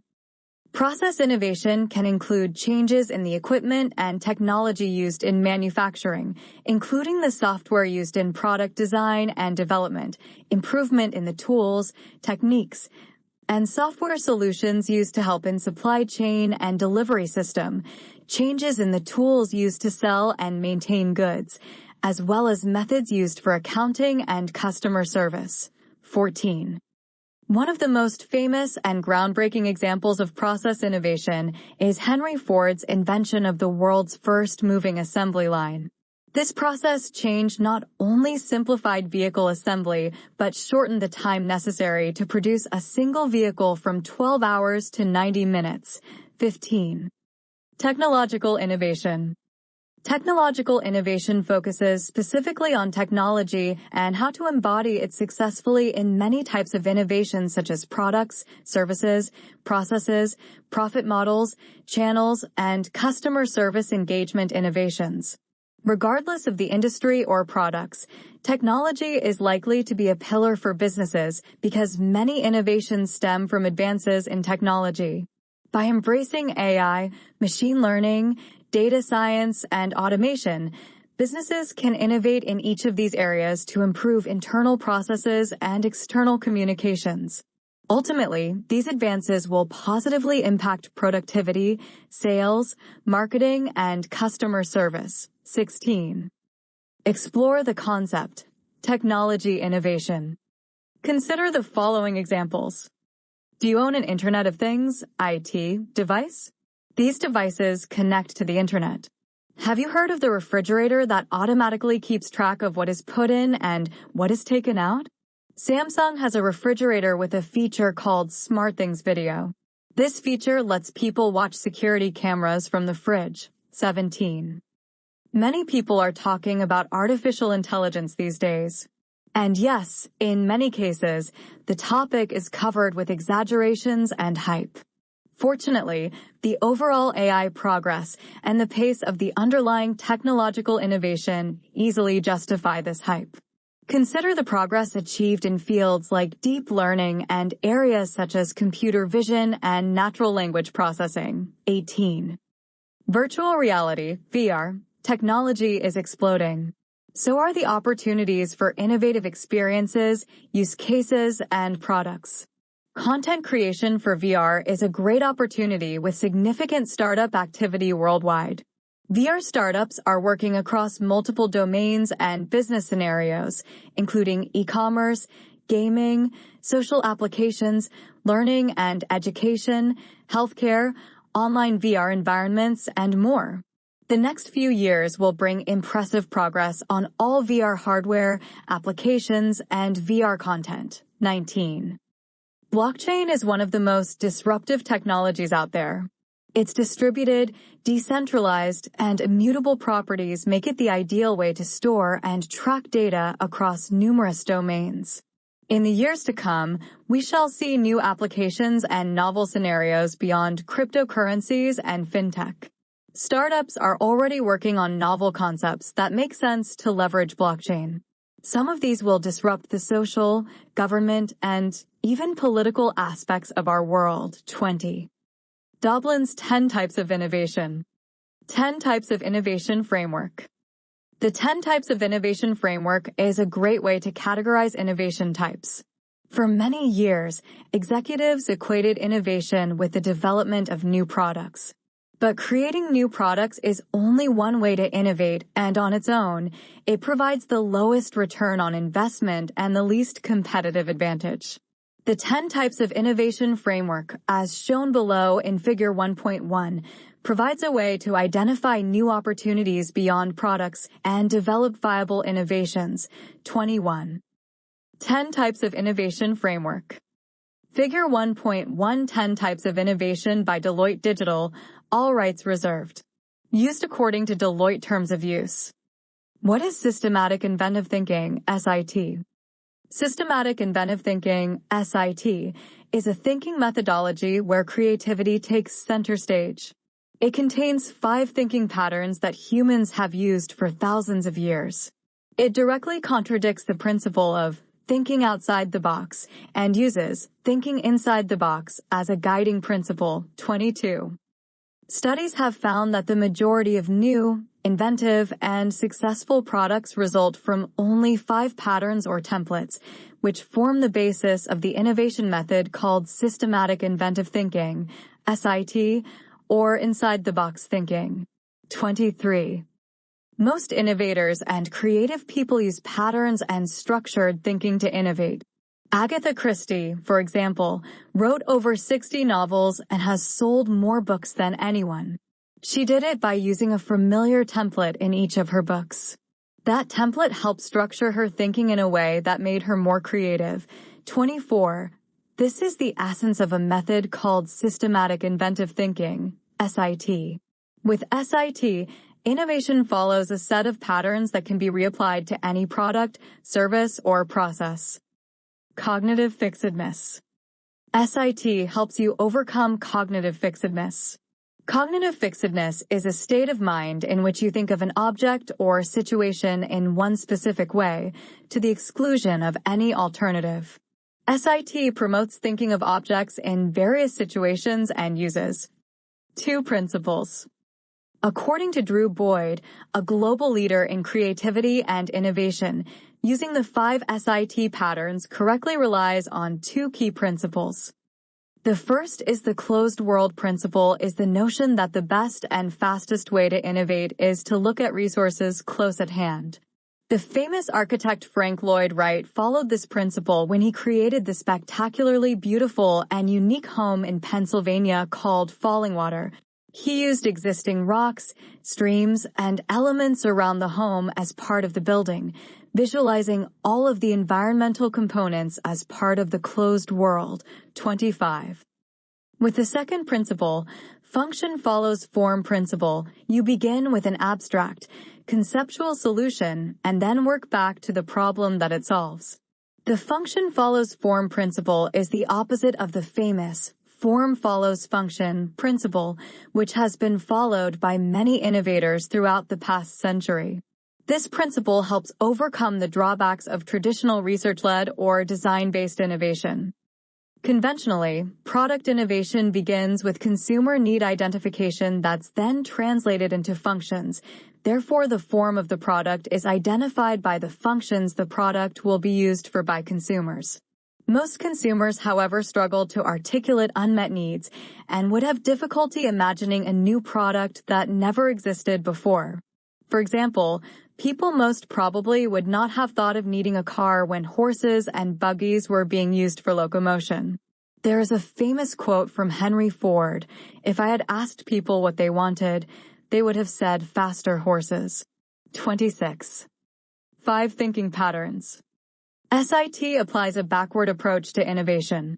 Rather than starting with needs in the market, SIT would have you start by applying the 5 thinking patterns to existing products and services in order to ideate new products and services.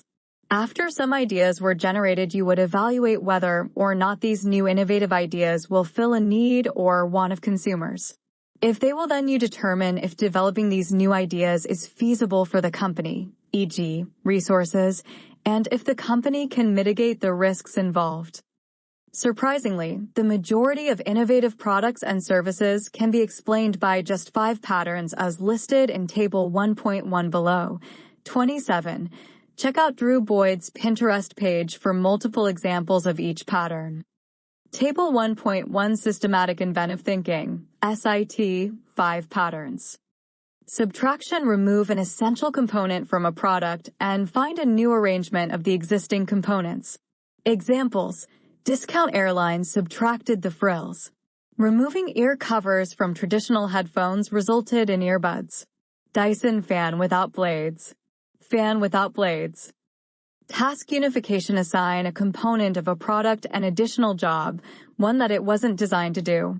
Examples: some facial creams moisturize and block the sun.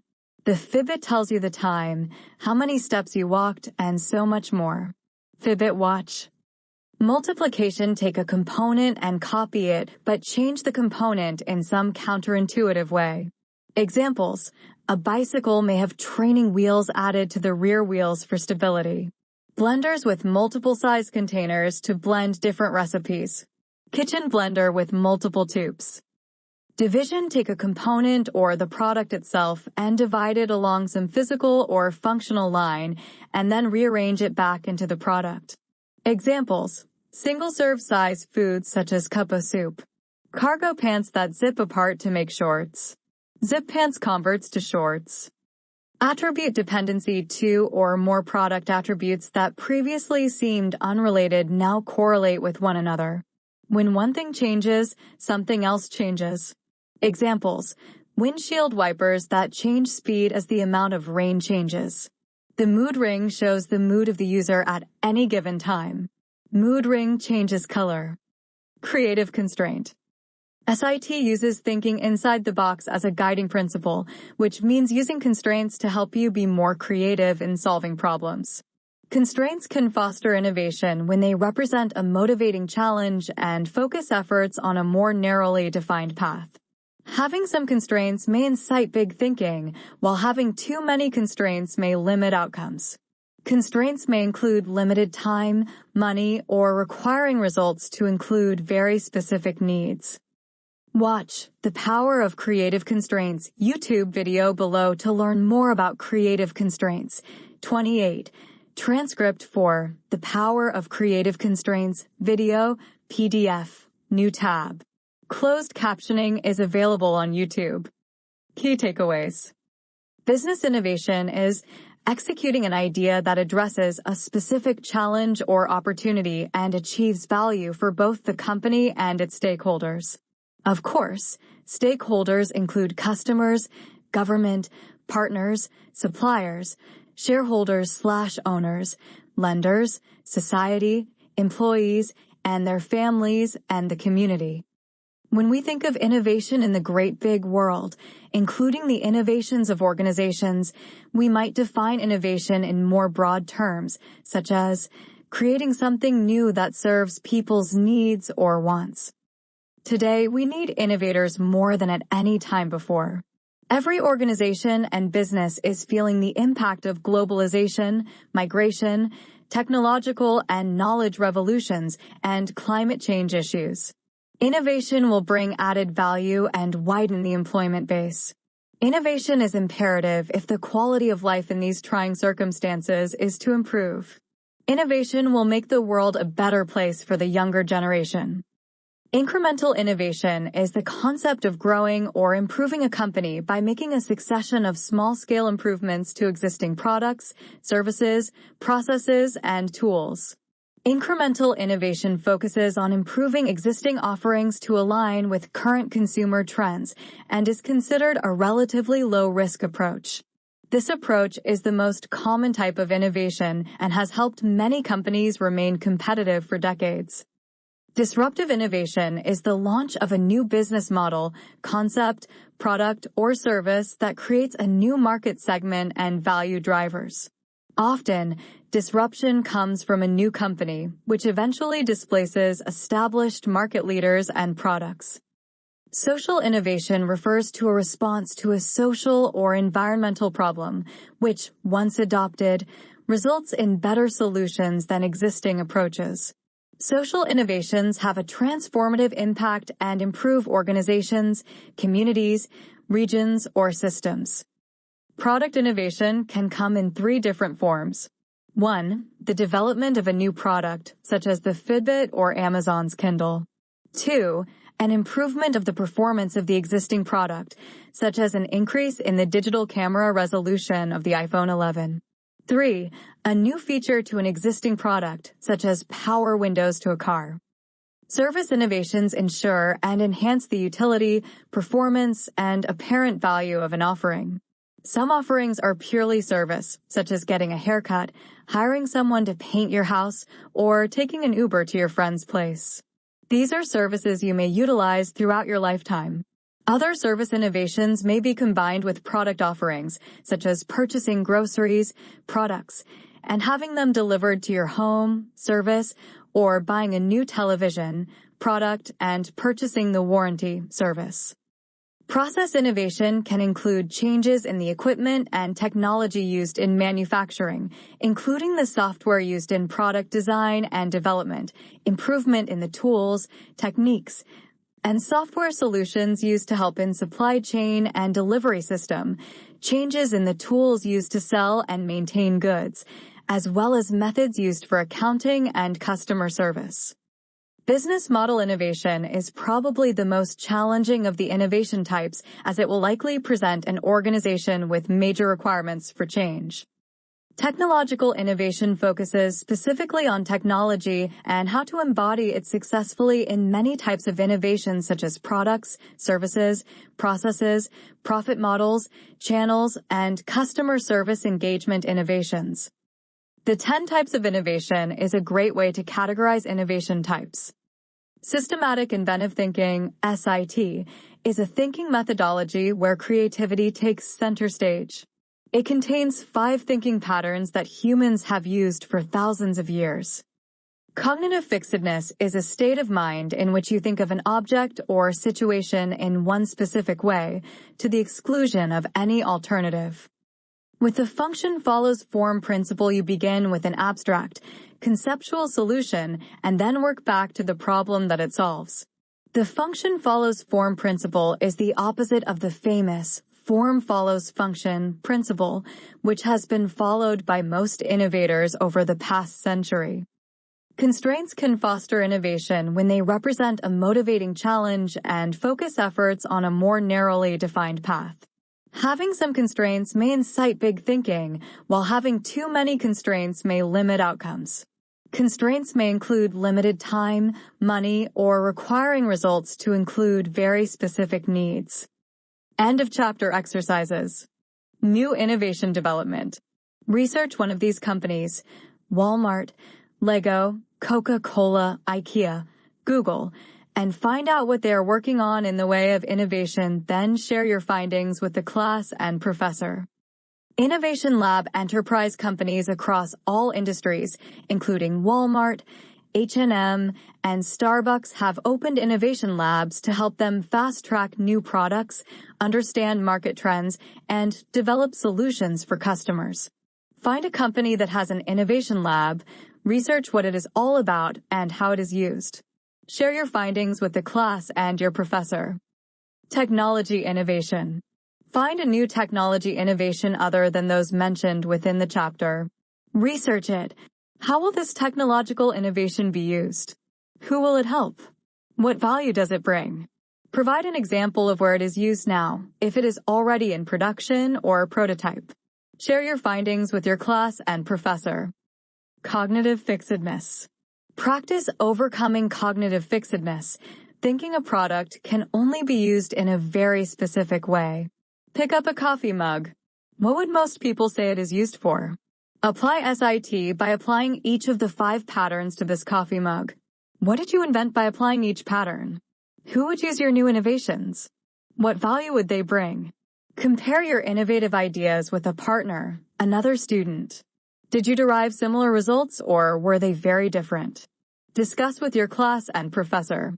This exercise can be done with just about any item you wish to start with. Cognitive fixedness. Try it again. Practice overcoming cognitive fixedness. Thinking a product can only be used in a very specific way, but this time grab a plastic shopping bag.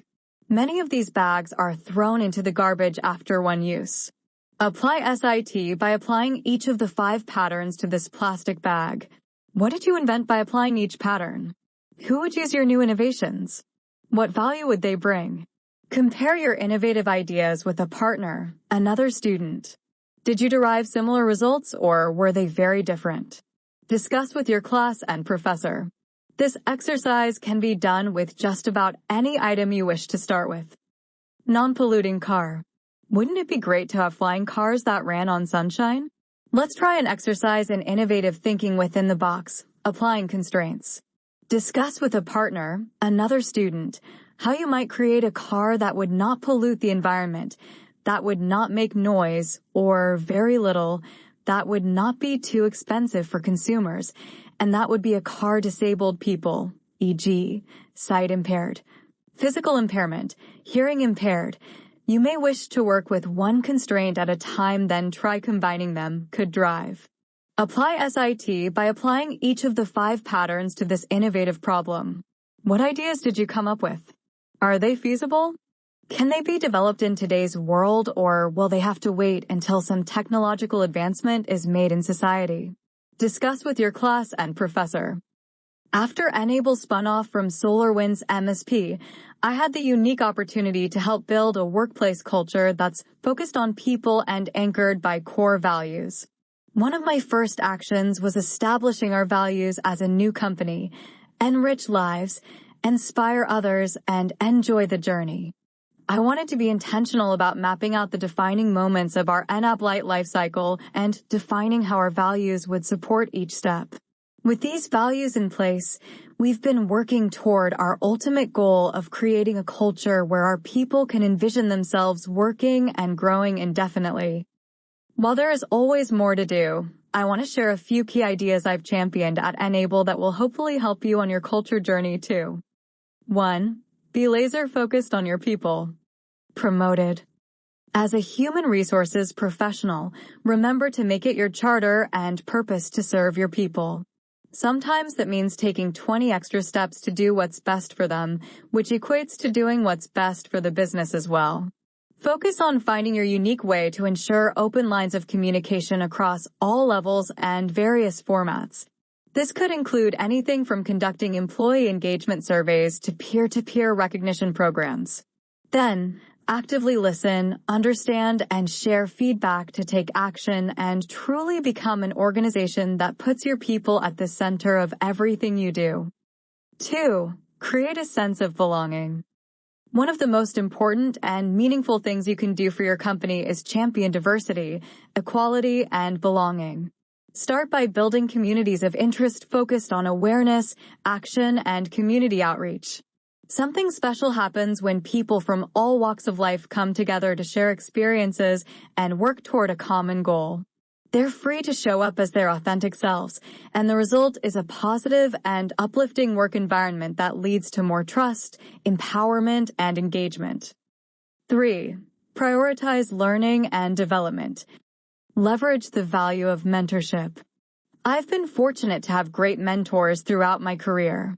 Building these relationships and opportunities for learning is something you can instill in your company. People should have the freedom to unlock potential and bring out the best in others, so don't be afraid to go beyond traditional modules or classroom-setting trainings to inspire a growth mindset and a holistic learning journey. Whether you focus on enriching career paths, providing educational opportunities, or motivating high performance, be sure to connect frequently and provide consistent feedback around career development opportunities. 4. Be patient during the process. Building a world-class culture doesn't happen overnight. It takes careful planning and a lot of conversations with your people to ensure alignment. Everything you say and do influences the overall employee experience and reflects how the culture will take shape in the long run. Invest the time in writing your communications in service to the people, because what you say and how you say it is extremely important. When rolling out a new process or initiative, remember that it may take time for people to adapt. That's why it's crucial that your leadership team is on the same page. Then you can use consistent, uniform words and behaviors to increase awareness, acceptance, and eventually advocacy. 5. Hire and retain culture enhancers. At Enable, we like to say we strive to hire and retain culture enhancers. To us, that means people who align with our company values and mission and will work to enhance and drive the company and culture forward. So I suggest taking the time to uncover and define for your company the kind of talent that will continually help drive your success. Don't forget that attracting, nurturing, and retaining employees who build your culture is an ongoing responsibility. You'll need to focus on both the candidate and employee experiences, from ensuring a great value proposition like wellness benefits and volunteer days to creating a culture of recognition that celebrates people in alignment with your core values. I hope these concepts and ideas can help you create your own world-class culture where people feel a sense of belonging and see a long-term career. By keeping candidates and employees passionately invested and engaged throughout their journey at your company, they'll help your culture thrive. This can be your biggest differentiator as you build a promising future for your company and for the people who make it all possible. Definition of technological innovation. Technological innovation focuses specifically on technology and how to embody it successfully in many types of innovations such as products, services, processes, profit models, channels, and customer service engagement innovations. Technological innovation can be a source of competitive advantage for organizations that seek to create value in the market. Examples of technological innovation include the Internet, quantum computing, computers, and smartphones. Not all innovation is technological innovation, though it might seem like it at times. Many companies innovate using their existing resources, and you don't need to invent a revolutionary technology to be considered an innovator. Much innovation comes from organizational innovation and creating new business models to challenge established companies and make headway in competitive markets. Many innovative companies also pursue process innovation using existing technologies or establish themselves as early adopters of new technologies that streamline their business. 1. Example of technological innovation in services. An example of technological innovation in the service is SatMap, which is a software solution that uses advanced analytics to improve service in call centers. It helps companies match callers to service agents with appropriate personalities, resulting in higher rates of customer satisfaction and service-to-sales conversion. 2. Example of technological innovation in products. The creation of the digital camera, capable of taking photographs with superior image quality and without the need for film or the need to develop film, is an example of technological innovation in products. Apple's innovation strategy involves introducing exciting new products and improvements, iPod, iPhone, iPad, and iTunes, and using innovative business models for maximum product success. It utilizes both radical and incremental innovation to its advantage and focuses on product design and functionality. 3. Example of technological innovation in processes. The development of robots for stock logistics, which are able to identify the items of an order and remove them on the corresponding shelves, as is currently done in Amazon warehouses, is an example of technological innovation in processes. 4. Importance of technological innovation. Technological innovation is important because it touches each of our lives, bringing us a higher standard of living and a better quality of life. It allows us access to global communications, e-commerce, finance and trade, and so much more. Some form of technology is used by most people in the world today. Students sitting on a bench each using a cell phone. While less than 7% of the world was online in 2000, today over half the global population has access to the Internet. Similar trends can be seen in cell phone use. At the start of the 2000s, there were 740 million cell phone subscriptions worldwide. 2 decades later, that number has surpassed 8 billion, meaning there are now more cell phones in the world than people. Apple sold its first iPod in 2001, and 6 years later it introduced the iPhone, which ushered in a new era of personal technology. These changes led to a world in which technology touches nearly everything we do. 5. We are living in a time of exciting technological innovations. Digital technologies are driving transformative change. Economic paradigms are shifting. The new technologies are reshaping product and factor markets and profoundly altering business and work. The latest advances in artificial intelligence and related innovations are expanding the frontiers of the digital revolution. Digital transformation is accelerating in the wake of the COVID-19 pandemic. The future is arriving faster than expected. 6. Current technological innovations. Digital technologies have advanced more rapidly than any innovation in our history, reaching around 50% of the developing world's population in only 2 decades and transforming societies.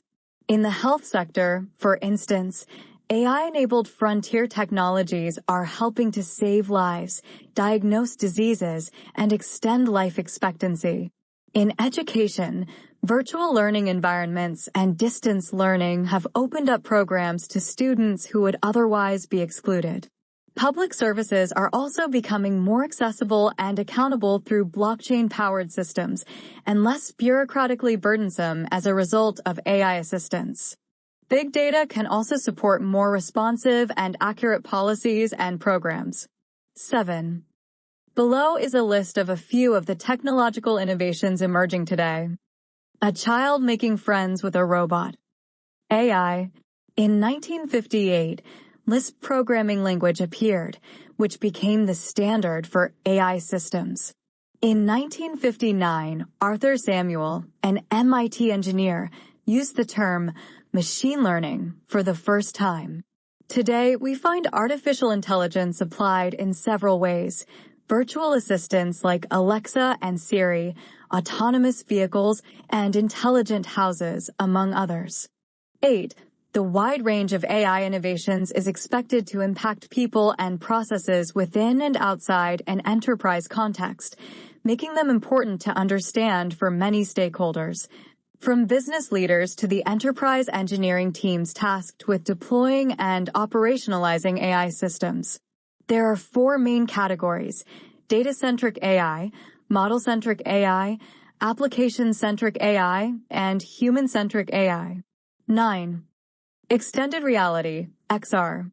Extended reality, XR, is the combination of human and computer-generated graphics interaction, which is in reality as well as the virtual environment.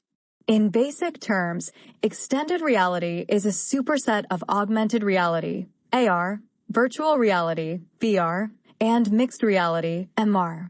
Applications for XR can be found in the entertainment industry, sales and marketing, housing and real estate, education and training, and work from home for remote areas. There are 3 major challenges with XR: cost, hardware, and privacy. 10. Breath testing for disease control. Beyond delivering results far faster than a blood draw, breath testing for infectious diseases and cancer detection could streamline medical diagnostics by providing a non-invasive way to collect critical health data. 11. ChatGPT Generative AI. Generative AI. Generative AI, or generative artificial intelligence, is a form of machine learning that is able to produce text, video, images, and other types of content. ChatGPT, DALL-E, and Bard are examples of generative AI applications that produce text or images based on user-given prompts or dialogue. Generative AI is used in everything from creative to academic writing and translation, composing, dubbing, and sound editing, infographics, image editing, and architectural rendering, and in industries from automotive to media/entertainment to healthcare and scientific research. There are wide-ranging concerns about generative AI that touch upon legal, ethical, political, ecological, social, and economic issues. 12. Some limitations of today's generative AI include the following. Limited creativity and originality, as it can only create new data based on existing patterns.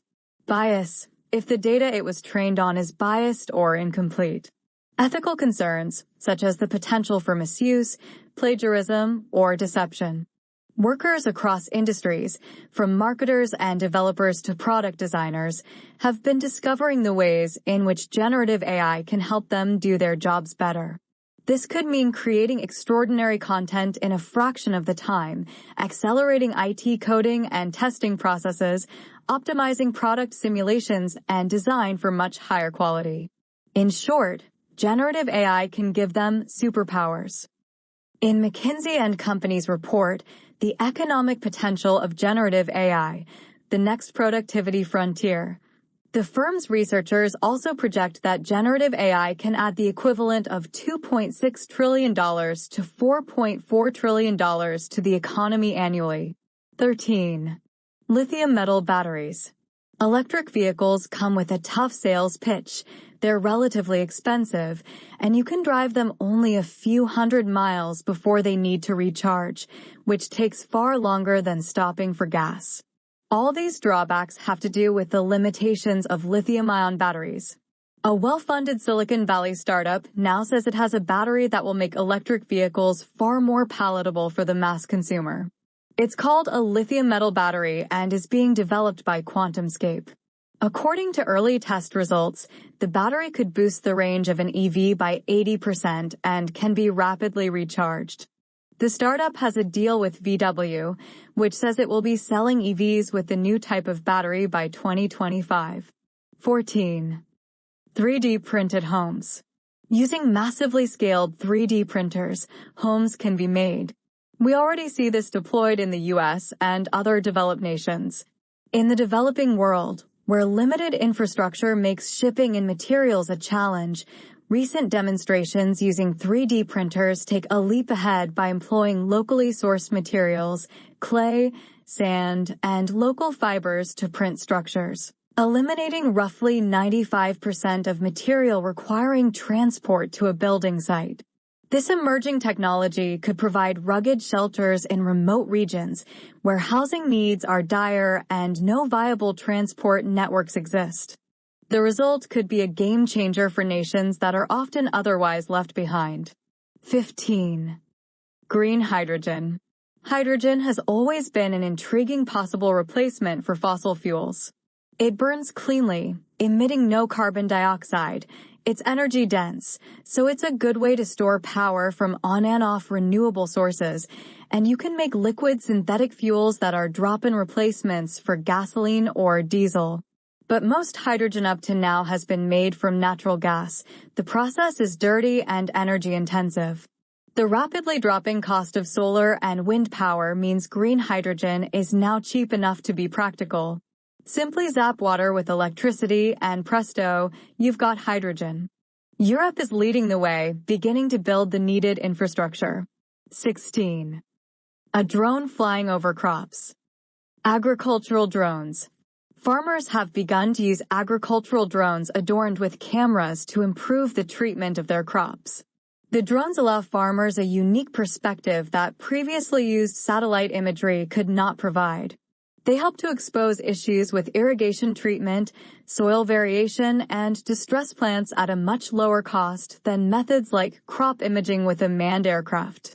The success of the drones is made possible by technological advances in GPS modules, digital radios, and small MEMS sensors. Together, these advances allow farmers to bring greater precision to their craft in order to reap greater rewards. 17. Genome editing. Scientists have the technology to edit the human genome. But when should they, and who contributes to these decisions? CRISPR/Cas9 genome editing is an inexpensive and efficient tool to introduce changes in DNA. Its ease of use sets virtually no limits on potential scientific and clinical applications. Prospects include correcting congenital monogenic disorders, targeting disease-causing molecular lesions, and even altering multiple genetic loci at the same time. Beyond therapeutic applications, there is at least in principle the possibility that CRISPR/Cas9 can be used to enhance human traits, such as resistance to infectious diseases, strength, or cognitive capacity. Such interventions can target somatic cells in adults or be employed in embryos during early development. Genome editing at the beginning of embryonic life means that any genomic alteration introduced will pass on to the germline and propagate through future generations. These possibilities have sparked considerable debate about germline genome editing ethics, governance, and the scope of responsible use of germline interventions. 18 researchers in China created a pair of monkeys with specific genetic mutations. This innovation has great implications for the field of biomedicine. The ability to alter DNA at specific locations on chromosomes makes it easier to study diseases. Researchers at MIT have expressed interest in studying brain disorders like autism and Alzheimer's disease. CRISPR has the potential to aid researchers studying such ailments, allowing them to identify what genetic mutations actually cause the disorders. 19. DNA analysis. There are many concerns around the ethical use of CRISPR and the differences in regulation among the countries of the world. Four main concerns have surfaced and include the following. Safety. Due to the possibility of off-target effects, edits in the wrong place, and mosaicism, when some cells carry the edit but others do not, safety is of primary concern. Some researchers argue that there may never be a time when genome editing in embryos will offer a benefit greater than that of existing technologies today. Informed consent. Some people worry that it is impossible to obtain informed consent for germline therapy because the patients affected by the edits are the embryo and future generations. The counterargument is that parents already make many decisions that affect their future children, including similarly complicated decisions such as PhD with IVF. Researchers and bioethicists also worry about the possibility of obtaining truly informed consent from prospective parents as long as the risks of germline therapy are unknown. Justice and equity. As with many new technologies, there is concern that genome editing will only be accessible to the wealthy and will increase existing disparities in access to health care and other interventions. Some worry that taken to its extreme, germline editing could create classes of individuals defined by the quality of their engineered genome. Morality. Some people have moral and religious objections to the use of human embryos for research. Federal funds cannot be used for any research that creates or destroys embryos. 20. Smart wind and solar power. SMART is an acronym for System Management of Atmospheric Resource Through Technology. Smart wind is a combination of wind turbine siting and management technologies, which could create nearly $150 billion in electric sector cost savings within 30 years of their implementation. 21. One barrier to mainstream use of renewables is integrating sustainable energy sources into the current power grid. Big data and artificial intelligence have made it easier to predict how much power wind turbines will produce. Anticipating power fluctuations is key to developing technologies for integrating wind and solar into the power grid. 22. Future technological innovations. Below is a list of a few of the technological innovations that we may see emerging in the near future. Necrobotics.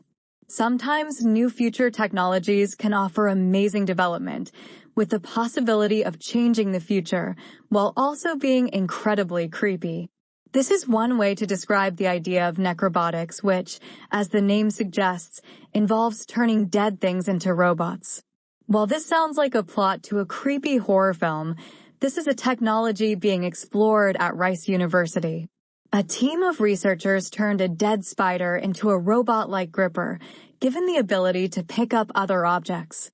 To achieve this, they take a spider and inject it with air. This works because spiders use hydraulics to force their version of blood, hemolymph, into their limbs, making them extend. Right now, this concept is in its infant stages, but it could mean a future where dead animals are used to further science. It all feels very Frankenstein-like. 23. eSkin. While modern technology allows us to communicate verbally and visually almost anywhere in the world, there is currently no reliable method of sharing the sense of touch across long distances. Now, a wireless soft eSkin developed by engineers at the City University of Hong Kong could one day make giving and receiving hugs over the internet a reality. The eSkin is studded with flexible actuators that sense the wearer's movements and convert them into electrical signals. These signals can then be sent to another eSkin system via Bluetooth, where the actuators convert them into mechanical vibrations that mimic the initial movements. The system could be used to allow friends and family to feel each other over long distances, the researchers say. 24. Xenotransplantation. The procedure of transplanting, implementing, or infusing a human with cells, tissues, or organs from an animal source has the potential to revolutionize surgery. One of the most common procedures performed so far is the insertion of a pig's heart into a human. This has now successfully happened twice. However, one of the patients was only alive for a few months, and the second is still being observed. In these surgeries, the heart cannot be instantly put into a human. Gene editing needs to take place first.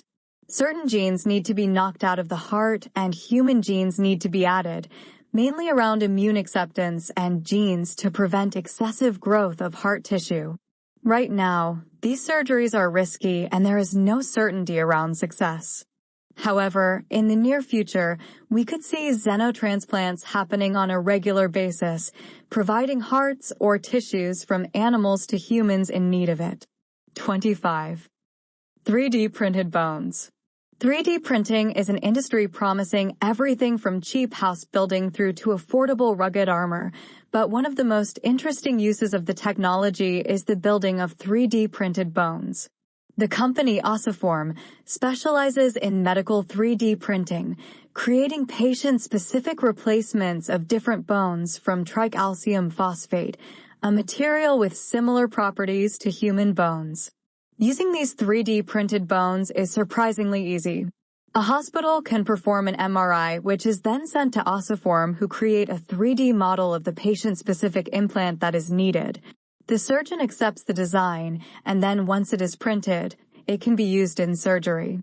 What is special about these 3D printed bones is that because of the use of tricalcium phosphate, the body will remodel the implants into vascularized bone.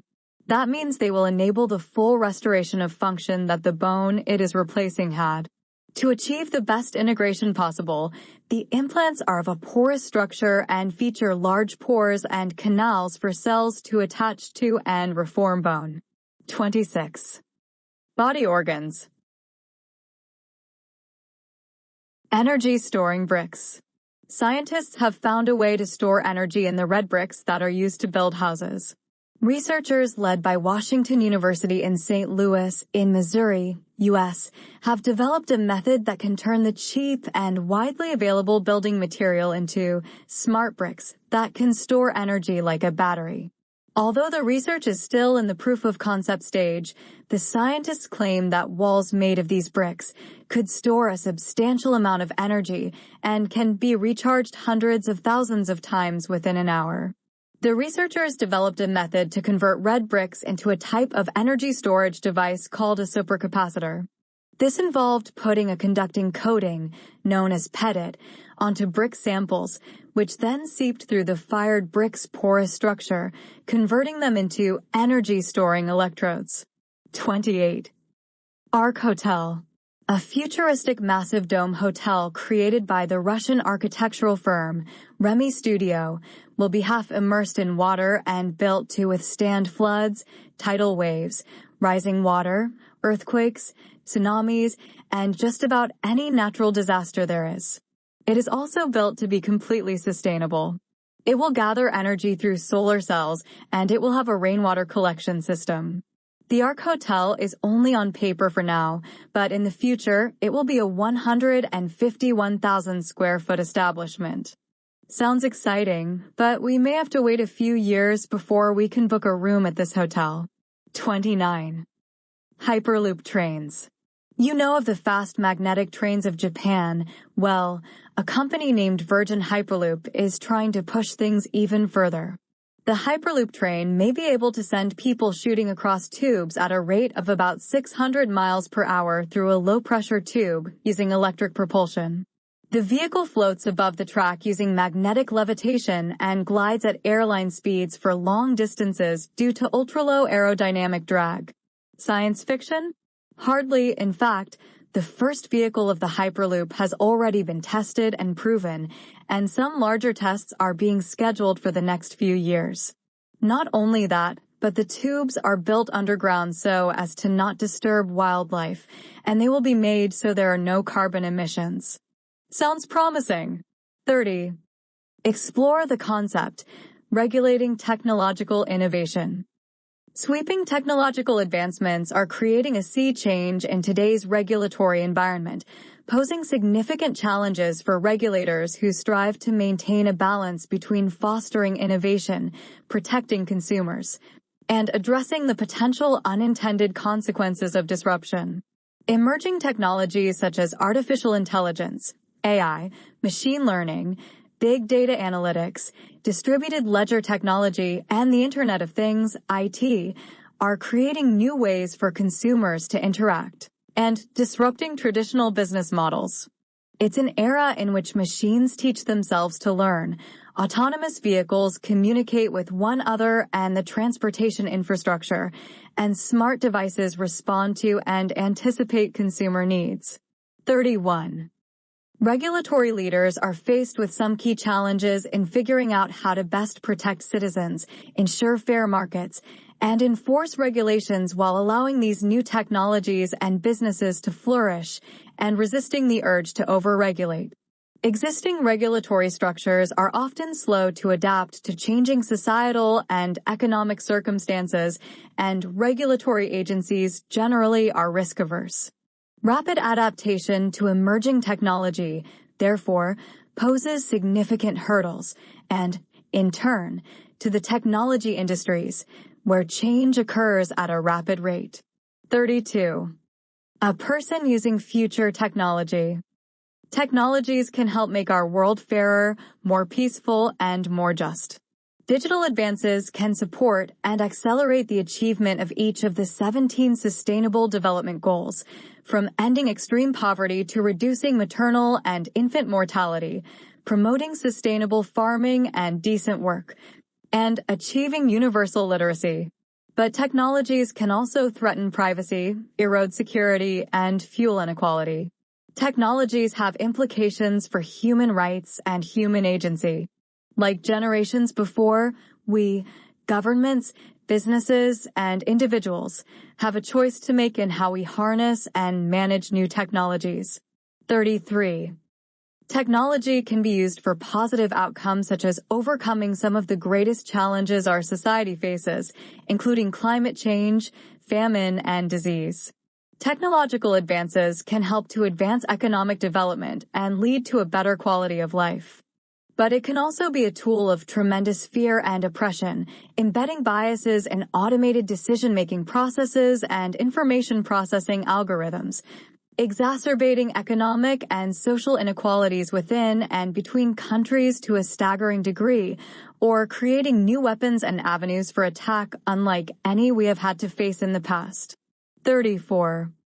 Understanding technology and how we can make better decisions about designing, deploying, and refining it requires capturing that nuance and complexity through in-depth analysis of the impacts of different technological advancements and the ways they have played out in all their complicated and controversial messiness across the world.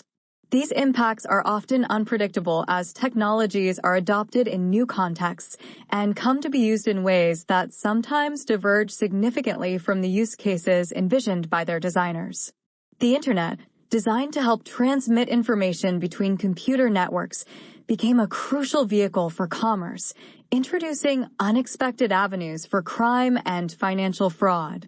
Social media platforms like Facebook and Twitter, designed to connect friends and families through sharing photographs and life updates, became focal points of election controversies and political influence. Cryptocurrencies, originally intended as a means of decentralized digital cash, have become a significant environmental hazard as more and more computing resources are devoted to mining these forms of virtual money. One of the crucial challenges in this area is therefore recognizing, documenting, and even anticipating some of these unexpected consequences and providing mechanisms to technologists for how to think through the impacts of their work, as well as possible other paths to different outcomes. 35. Many reforms are stimulated by technology developments which have changed the underlying cost and competitive structure in industries ranging from telecommunications to banking to biotechnology. At the same time, regulatory reform is a powerful stimulus to further innovation. Competition-enhancing reforms in both the manufacturing and service sectors have been essential to the development and diffusion of new technologies, such as the Internet, automatic teller machines, and optical scanners in supermarkets. 36. Flags of countries in front of the United Nations.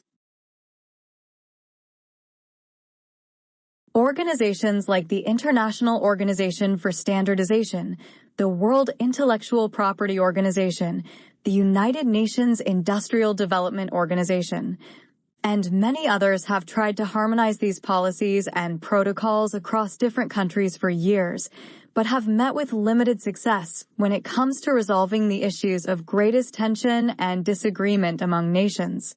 For technology to operate in a global environment, there is a need for a much greater degree of coordination among countries and the development of common standards and norms.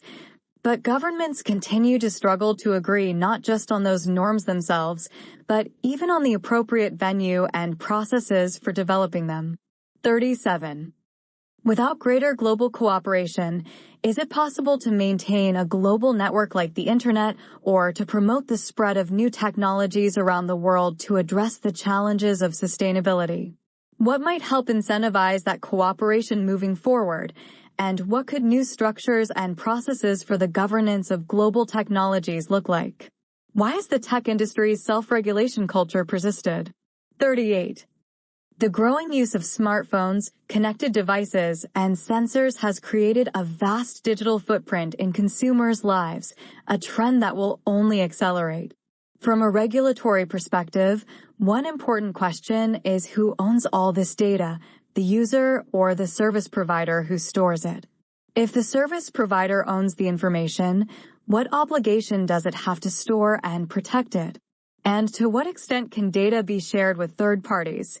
Can a car manufacturer charge a higher price to car owners who refuse the right to share their private data and less to those willing to share their data? With no single global agreement on data protection, regulators around the world are taking different positions on these issues. 39. Answering these questions in order to understand these processes requires synthesizing knowledge from a range of different fields, including sociology, political science, economics, and history, as well as technical fields such as engineering, climate science, and computer science. A crucial part of understanding how technology has created global change and, in turn, how global changes have influenced the development of new technologies is understanding the technologies themselves in all their richness and complexity, how they work, the limits of what they can do, what they were designed to do, how they are actually used. Just as technologies themselves are becoming more complicated, so are their embeddings and relationships to the larger social, political, and legal contexts in which they exist. 40. For technological innovation, regulation can be a catalyst or a hindrance. As emerging technologies evolve, regulators from around the world are rethinking their approaches, adopting models that are agile, iterative, and collaborative to face the challenges posed by emerging technologies and the fourth industrial revolution. 41. Key takeaways. Technological innovation focuses specifically on technology and how to embody it successfully in many types of innovations such as products, services, processes, profit models, channels, and customer service engagement innovations. Technological innovation is important because it touches each of our lives, bringing us a higher standard of living and a better quality of life. It allows us access to global communications, e-commerce, finance and trade, and so much more. Some form of technology is used by most people in the world today. Digital technologies have advanced more rapidly than any innovation in our history, reaching around 50% of the developing world's population in only 2 decades and transforming societies. Today, we find artificial intelligence applied in several ways. Virtual assistants like Alexa and Siri, autonomous vehicles, and intelligent houses, among others. Workers across industries, from marketers and developers to product designers, have been discovering the ways in which generative AI can help them do their jobs better. Beyond delivering results far faster than a blood draw, breath testing for infectious diseases and cancer detection could streamline medical diagnostics by providing a non-invasive way to collect critical health data. Using massively scaled 3D printers, homes can be made. A well-funded Silicon Valley startup now says it has a battery that will make electric vehicles far more palatable for the mass consumer. It's called a lithium metal battery and is being developed by QuantumScape. The rapidly dropping cost of solar and wind power means green hydrogen is now cheap enough to be practical. Farmers have begun to use agricultural drones adorned with cameras to improve the treatment of their crops. Scientists have found a way to store energy in the red bricks that are used to build houses. A futuristic massive dome hotel called the Ark Hotel, created by the Russian architectural firm Remy Studio, will be half immersed in water and built to withstand floods, tidal waves, rising water, earthquakes, tsunamis, and just about any natural disaster there is. The Hyperloop train may be able to send people shooting across tubes at a rate of about 600 miles per hour through a low-pressure tube using electric propulsion. The idea of necrobotics involves turning dead things into robots. A wireless softy skin developed by engineers at the City University of Hong Kong could one day make giving and receiving hugs over the internet a reality. The procedure of transplanting, implementing, or infusing a human with cells, tissues, or organs from an animal source, known as xenotransplantation, has the potential to revolutionize surgery. The company Ossiform specializes in medical 3D printing, creating patient-specific replacements of different bones from tricalcium phosphate, a material with similar properties to human bones. Since skin doesn't perform any complex chemical sorting or blood pumping activities, the skin is one of the simplest organs to replicate. In theory, this should make it the easiest organ to 3D bioprint. Researchers in China created a pair of monkeys with specific genetic mutations. The scientists used a new method of DNA engineering known as CRISPR. CRISPR allows scientists to modify fertilized eggs, genome editing. This innovation has great implications for the field of biomedicine. Big data and artificial intelligence have made it easier to predict how much power wind turbines will produce.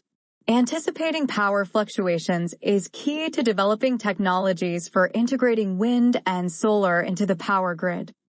Extended reality is a superset of augmented reality, AR, virtual reality, VR, and mixed reality, MR. Applications for XR can be found in the entertainment industry, sales and marketing, housing and real estate, education and training, and work from home for remote areas. Sweeping technological advancements are creating a sea change in today's regulatory environment, posing significant challenges for regulators who strive to maintain a balance between fostering innovation, protecting consumers, and addressing the potential unintended consequences of disruption. Exploring managerial careers. Bridget Anderson. Bridget Anderson thought life would be perfect out in the real world. After earning her degree in computer science, she landed a well-paying job as a programmer for a large nonprofit organization whose mission she strongly believed in. And, initially, she was happy with her job. Lately, however, Bridget gets a sick feeling in her stomach every morning when her alarm goes off. Why this feeling of misery?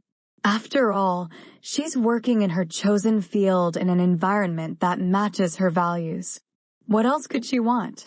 She's more puzzled than anyone. It's the end of her second year with the organization, and Bridget apprehensively schedules her annual performance evaluation.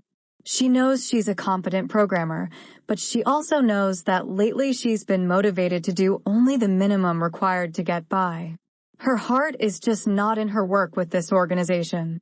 Not exactly how she thought things would turn out, that's for sure. Bridget's manager Kyle Jacobs surprises her when he begins the evaluation by inquiring about her professional goals. She admits that she hasn't thought much about her future. Kyle asks if she's content in her current position and if she feels that anything is missing. Suddenly, Bridget realizes that she does want more professionally.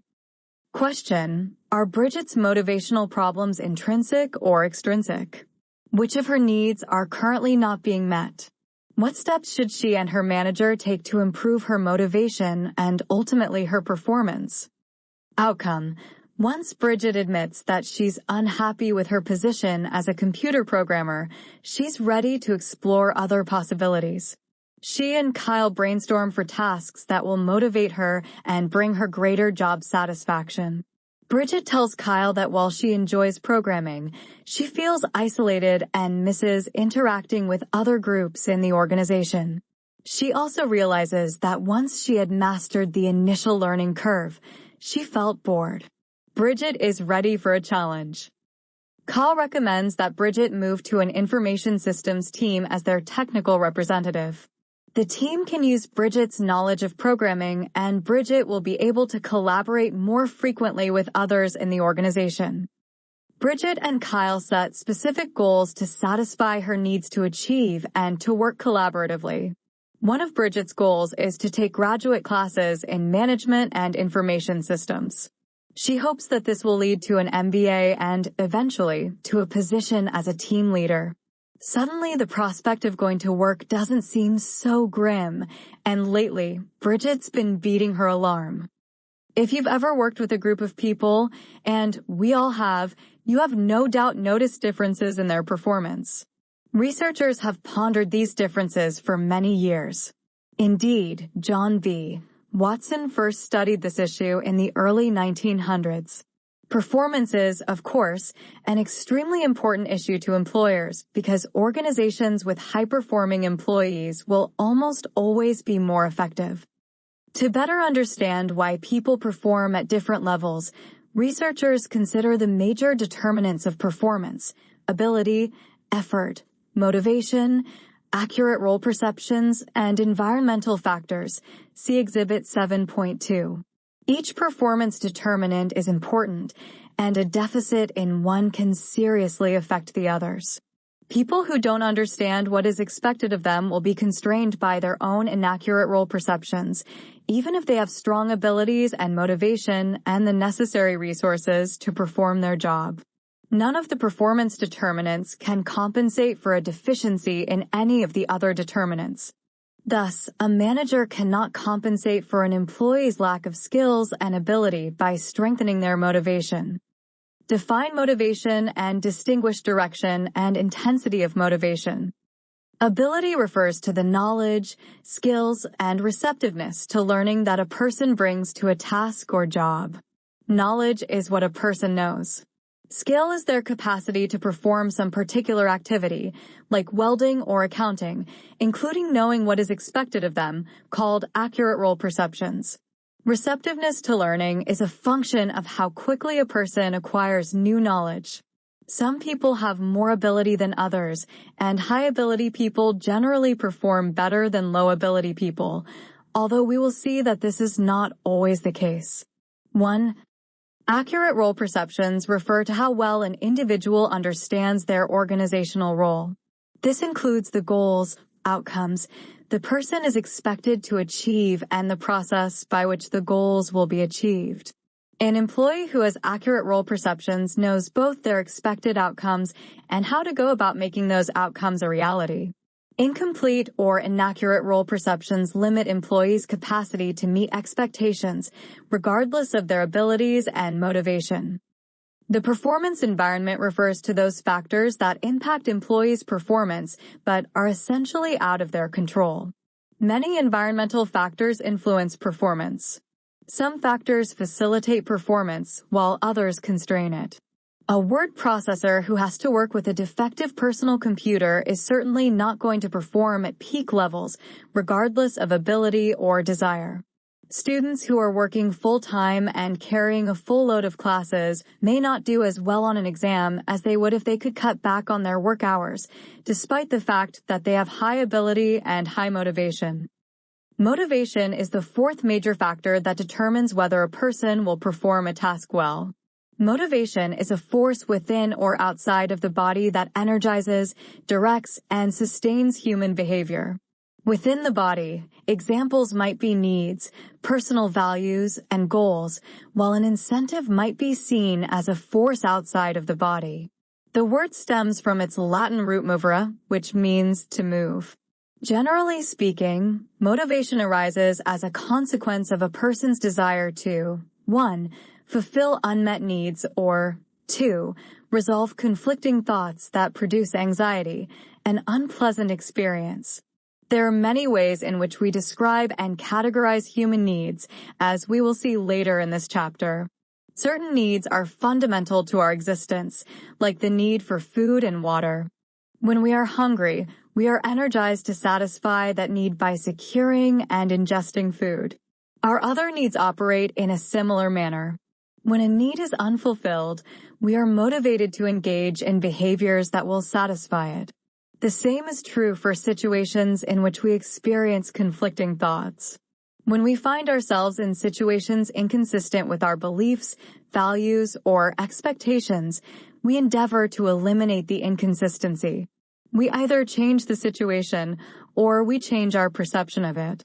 In both cases, motivation arises out of our interaction with and perception of a particular situation. We perceive the situation as satisfying our needs or not. Motivation is thus a result of our interacting with situations to satisfy unmet needs or to resolve cognitive dissonance. Exhibit 7.3 Tom Brady at the University of Michigan. Tom Brady was always a backup to high-potential quarterbacks and was a sixth-round draft pick after his college career. He commented, "A lot of people don't believe in you." It's obvious by now, 6 other quarterbacks taken and 198 other picks. And I always thought, you know what, once I get my shot, I'm gonna be ready. I'm gonna really take advantage of that. Rather than give up, he hired a sports psychologist to help him deal with constant frustrations. Brady would eventually become an elite quarterback and is now considered one of the greatest players ever. I guess in a sense I've always had a chip on my shoulder. If you were the 199th pick, you were the 199th pick for a reason, because someone didn't think you were good enough. His passion and motivation helped him achieve that status. Credit: Brooke Ward /Flickr /Attribution 2.0 Generic, CC by 2.0. Simply stated, work motivation is the amount of effort a person exerts to achieve a certain level of job performance. Some people try very hard to perform their jobs well. They work long hours, even if it interferes with their family life. Highly motivated people go the extra mile. High scores on an exam make sure they know the examination material to the best of their ability, no matter how much midnight oil they have to burn. Other students who don't do as well may just want to get by. Football games and parties are a lot more fun, after all. Motivation is of great interest to employers. All employers want their people to perform to the best of their abilities. They take great pains to screen applicants to make sure they have the necessary abilities and motivation to perform well. They endeavor to supply all the necessary resources and a good work environment. Yet motivation remains a difficult factor to manage. As a result, it receives the most attention from organizations and researchers alike, who ask the perennial question, what motivates people to perform well? In this chapter, we look at current answers to this question. What work conditions foster motivation? How can theories of motivation help us understand the general principles that guide organizational behavior? Rather than analyze why a particular student studies hard for a test, we'll look at the underlying principles of our general behavior in a variety of situations, including test taking. We also discuss the major theories of motivation, along with their implications for management and organizational behavior. By the end of this chapter, you should have a better understanding of why some people are more motivated than others. Successful employees know what they want to achieve, direction, and they persist until they achieve their goals, intensity. Our discussion thus far implies that motivation is a matter of effort. This is only partially true. Motivation has two major components, direction and intensity. Direction is what a person wants to achieve, what they intend to do. It implies a target that motivated people try to hit. That target may be to do well on a test, or it may be to perform better than anyone else in a work group. Intensity is how hard people try to achieve their targets. Intensity is what we think of as effort. It represents the energy we expend to accomplish something.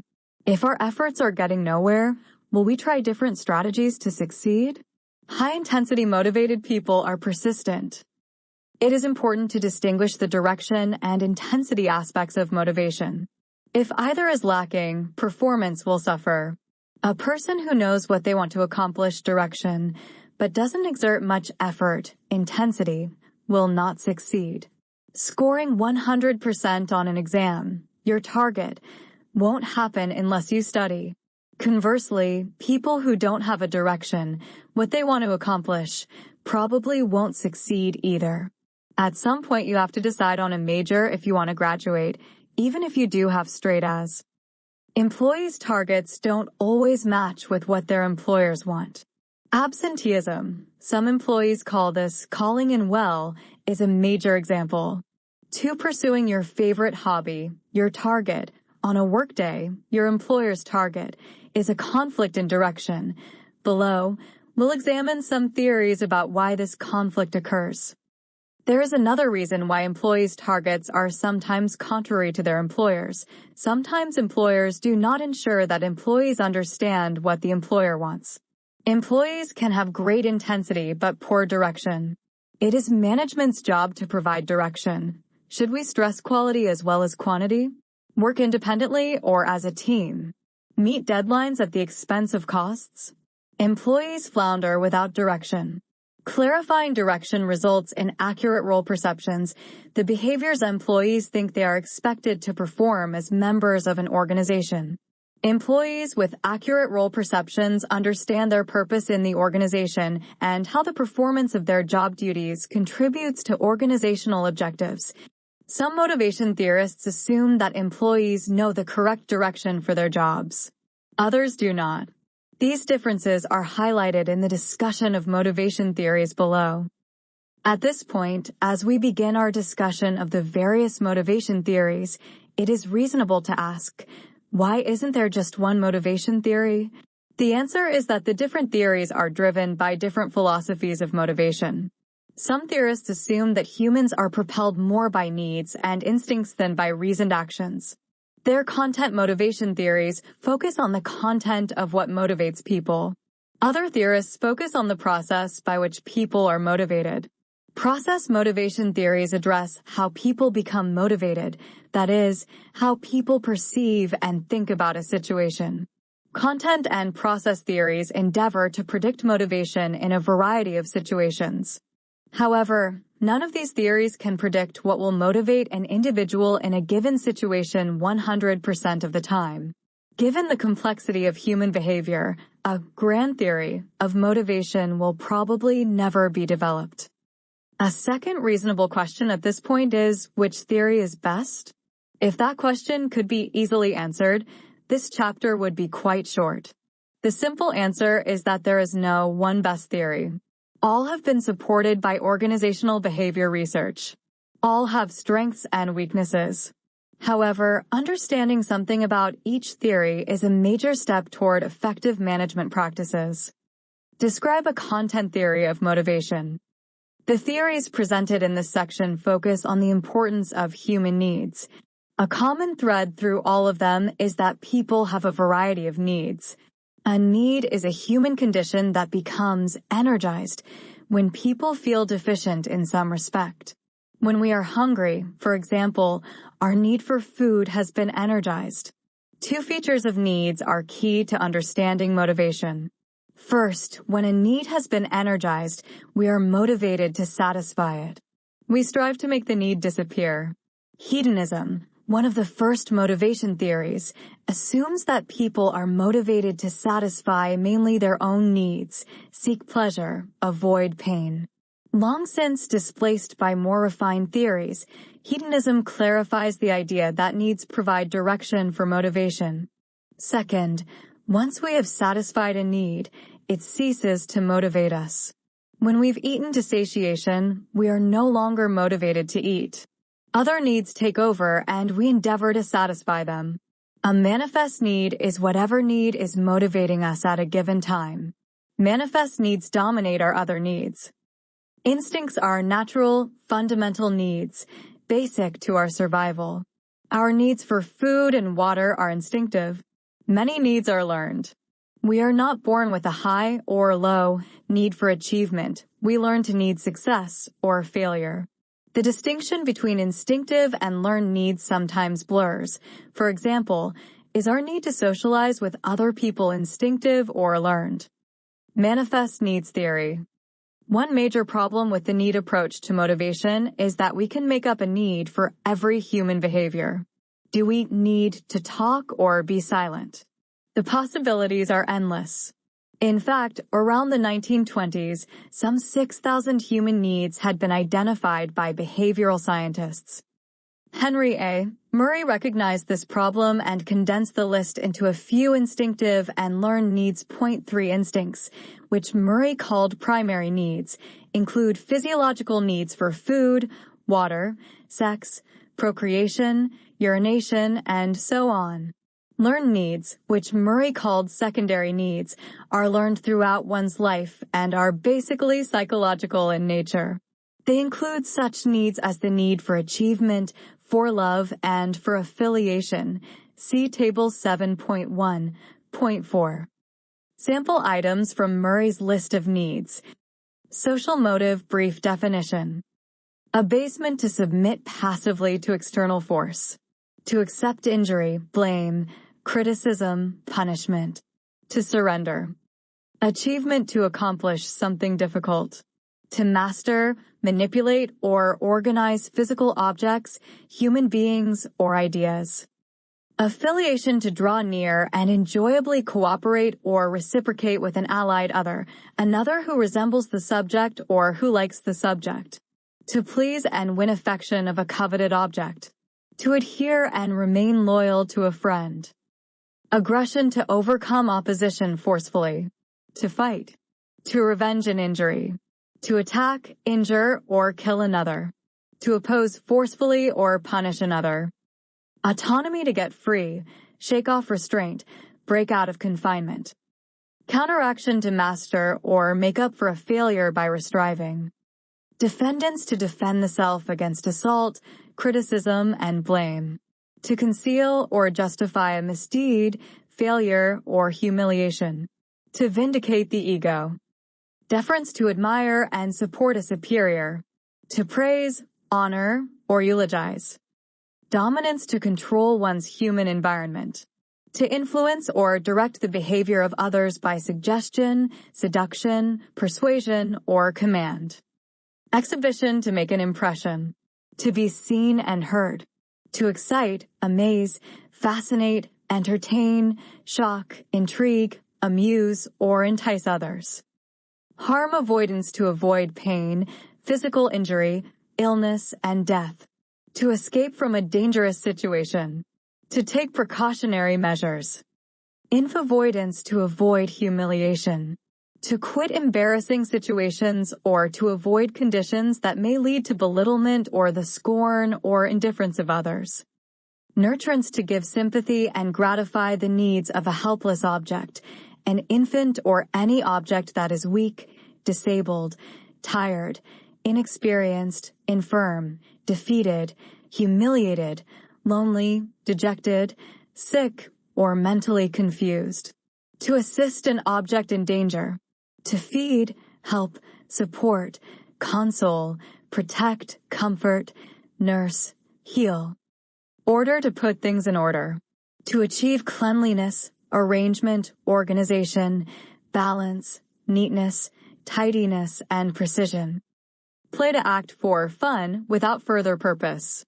to like to laugh and make jokes, to seek enjoyable relaxation from stress.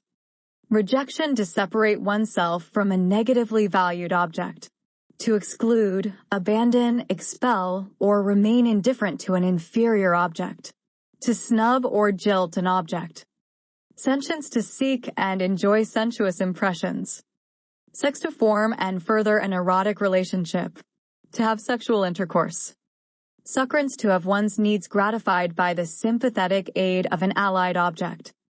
Understanding to ask or answer general questions. To be interested in theory. To speculate, formulate, analyze, and generalize. Source. Adapted from C. S. Hall and G. Lindsay. Theories of Personality. Sample items from Murray's List of Needs. Copyright 1957 by John Wiley & Sons, New York. Table 7.1. Murray's main premise was that people have a variety of needs, but only a few are expressed at a given time. When a person is behaving in a way that satisfies some need, Murray called the need manifest. Manifest needs theory assumes that human behavior is driven by the desire to satisfy needs. Lucretia's chattiness probably indicates her need for affiliation. This is a manifest need.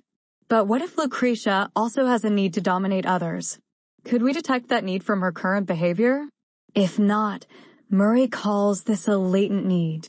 A latent need cannot be inferred from a person's behavior at a given time, yet the person may still possess that need. The person may not have had the opportunity to express the need, or she may not be in the proper environment to solicit behaviors to satisfy the need. Lucretia's need to dominate may not be motivating her current behavior because she is with friends instead of coworkers.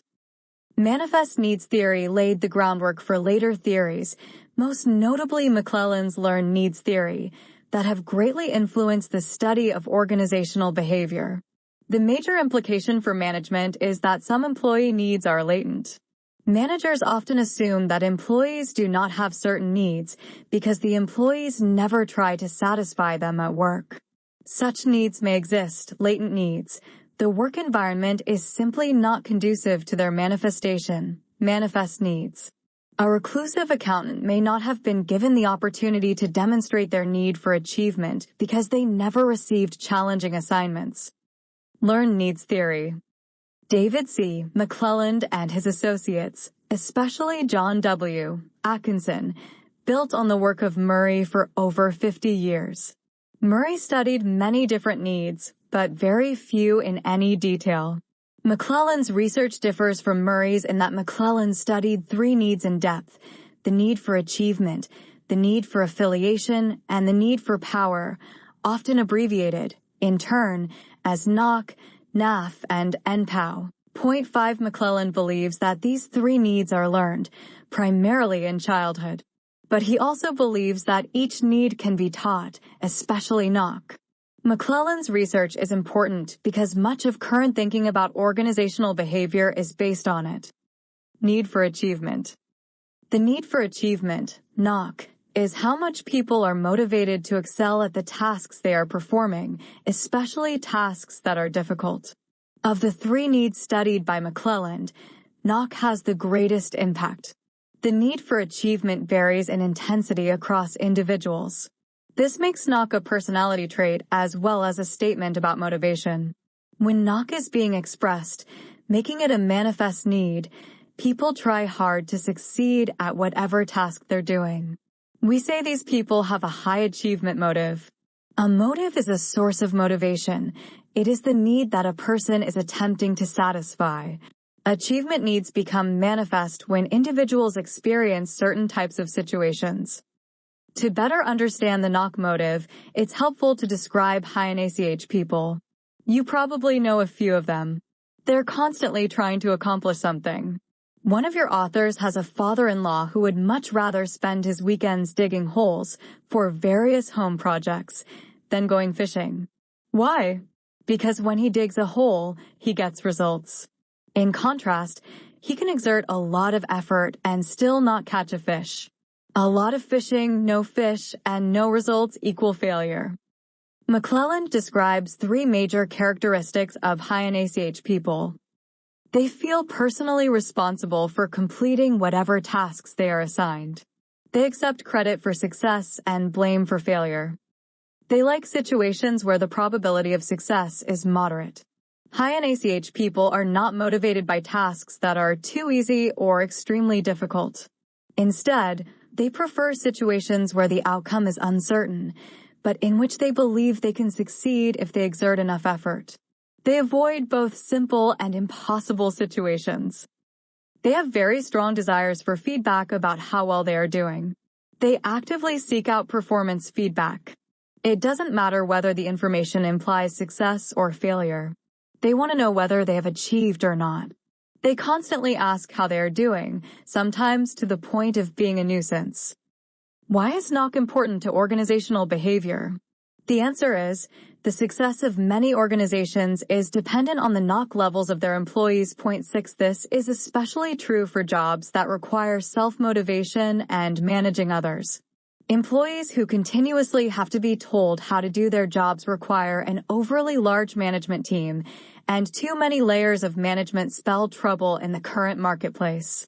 Today's flexible, cost-conscious organizations have no room for top-heavy structures. Their high NACH employees perform their jobs well with minimal supervision. Many organizations manage the achievement needs of their employees poorly. A common perception about people who perform unskilled jobs is that they are unmotivated and content doing what they are doing. But if they have achievement needs, the job itself creates little motivation to perform. It is too easy. There are not enough workers who feel personal satisfaction for having the cleanest floors in a building. Designing jobs that are neither too challenging nor too boring is key to managing motivation. Job enrichment is one effective strategy. This frequently entails training and rotating employees through different jobs, or adding new challenges. A photo shows two metro workers at work. They carry a destination sign inside a subway station.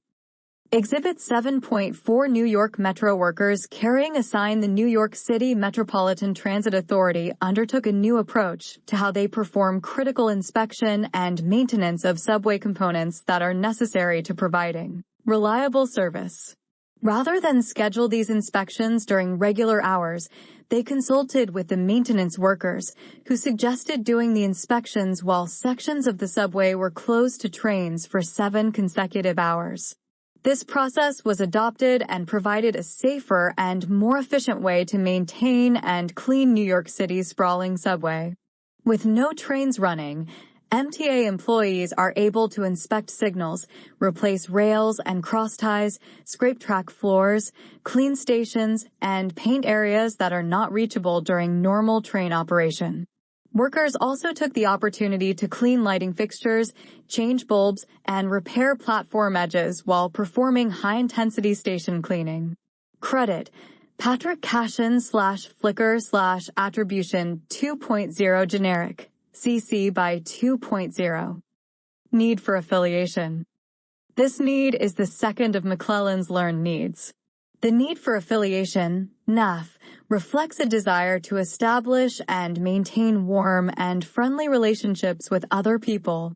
As with NOC, NAF varies in intensity across individuals. As you would expect, high NAF people are very sociable. They're more likely to go bowling with friends after work than to go home and watch television. Other people have lower affiliation needs. This doesn't mean that they avoid other people or that they dislike others. They simply don't exert as much effort in this area as high NAF people do. The NAF has important implications for organizational behavior. High NAF people like to be around other people, including other people at work. As a result, they perform better in jobs that require teamwork. Maintaining good relationships with their coworkers is important to them, so they go to great lengths to make the work group succeed because they fear rejection. So, high NAF employees will be especially motivated to perform well if others depend on them. In contrast, if high NAF people perform jobs in isolation from other people, they will be less motivated to perform well. Performing well on this job won't satisfy their need to be around other people. Effective managers carefully assess the degree to which people have high or low NAF. Employees high in NAF should be placed in jobs that require or allow interactions with other employees. Jobs that are best performed alone are more appropriate for low NAF employees who are less likely to be frustrated. Need for power. The third of McClelland's learned needs, the need for power, NPOW, is the need to control things, especially other people. It reflects a motivation to influence and be responsible for other people.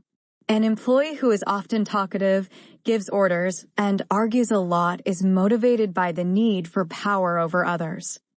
Employees with high NPOW can be beneficial to organizations. High NPOW people do have effective employee behaviors, but at times they're disruptive. A high NPOW person may try to convince others to do things that are detrimental to the organization. So, when is this need good, and when is it bad? Again, there are no easy answers. McClelland calls this the two faces of power. 7A personal power seeker endeavors to control others mostly for the sake of dominating them. They want others to respond to their wishes whether or not it is good for the organization. They build empires, and they protect them. McClelland's other power seeker is the social power seeker. A high social power seeker satisfies needs for power by influencing others, like the personal power seeker. They differ in that they feel best when they have influenced a work group to achieve the group's goals, and not some personal agenda. High social power seekers are concerned with goals that a work group has set for itself, and they are motivated to influence others to achieve the goal. This need is oriented toward fulfilling responsibilities to the employer, not to the self. McClelland has argued that the high need for social power is the most important motivator for successful managers. Successful managers tend to be high in this type of NPOW. High need for achievement can also be important, but it sometimes results in too much concern for personal success and not enough for the employer's success. The need for affiliation contributes to managerial success only in those situations where the maintenance of warm group relations is as important as getting others to work toward group goals. The implication of McClelland's research is that organizations should try to place people with high needs for social power in managerial jobs.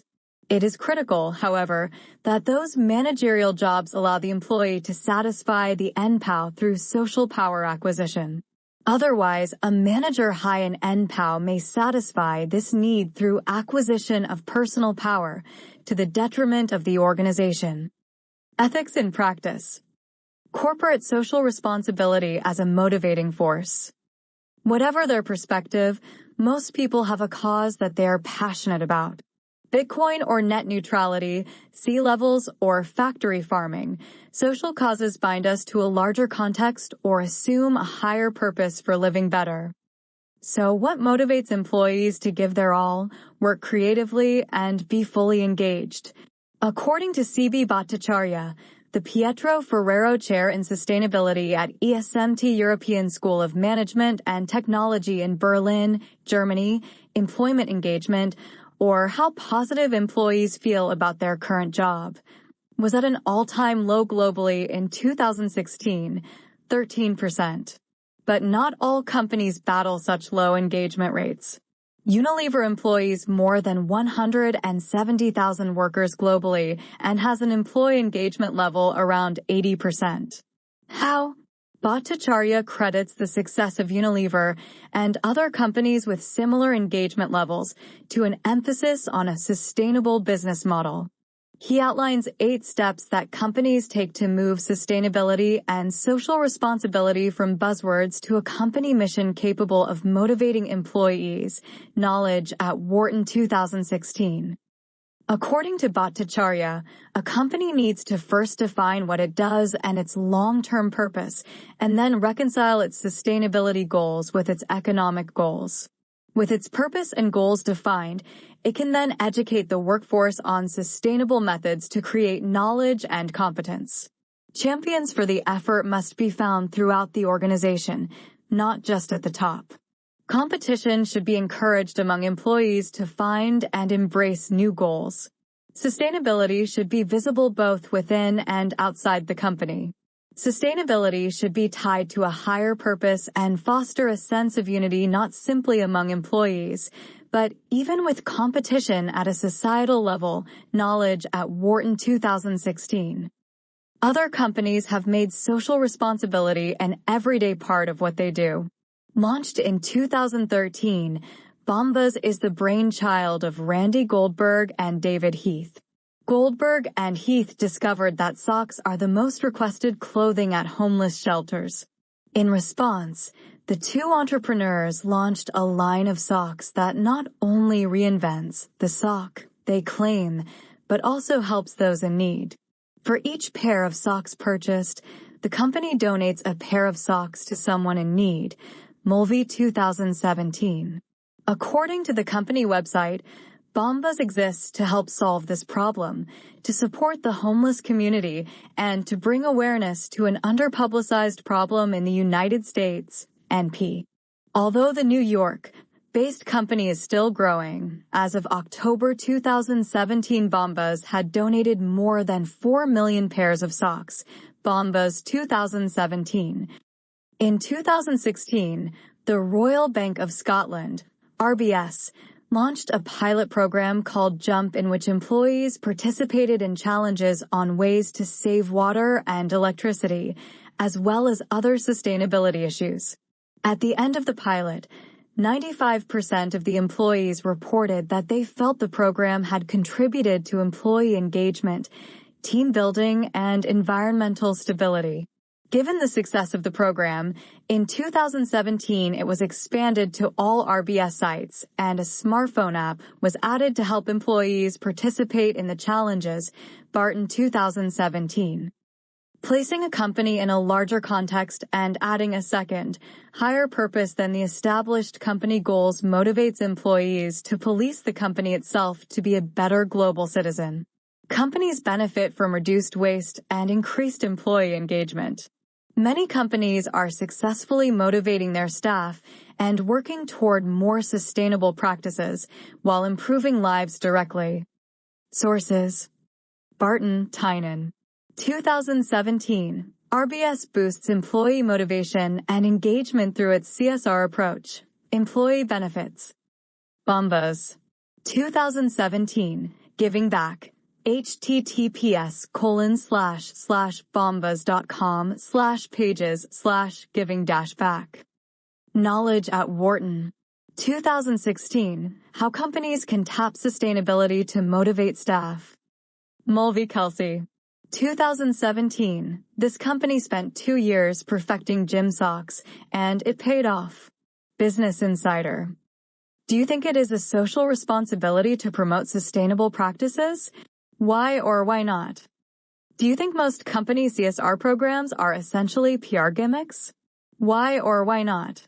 Give examples. Maslow's hierarchy of needs.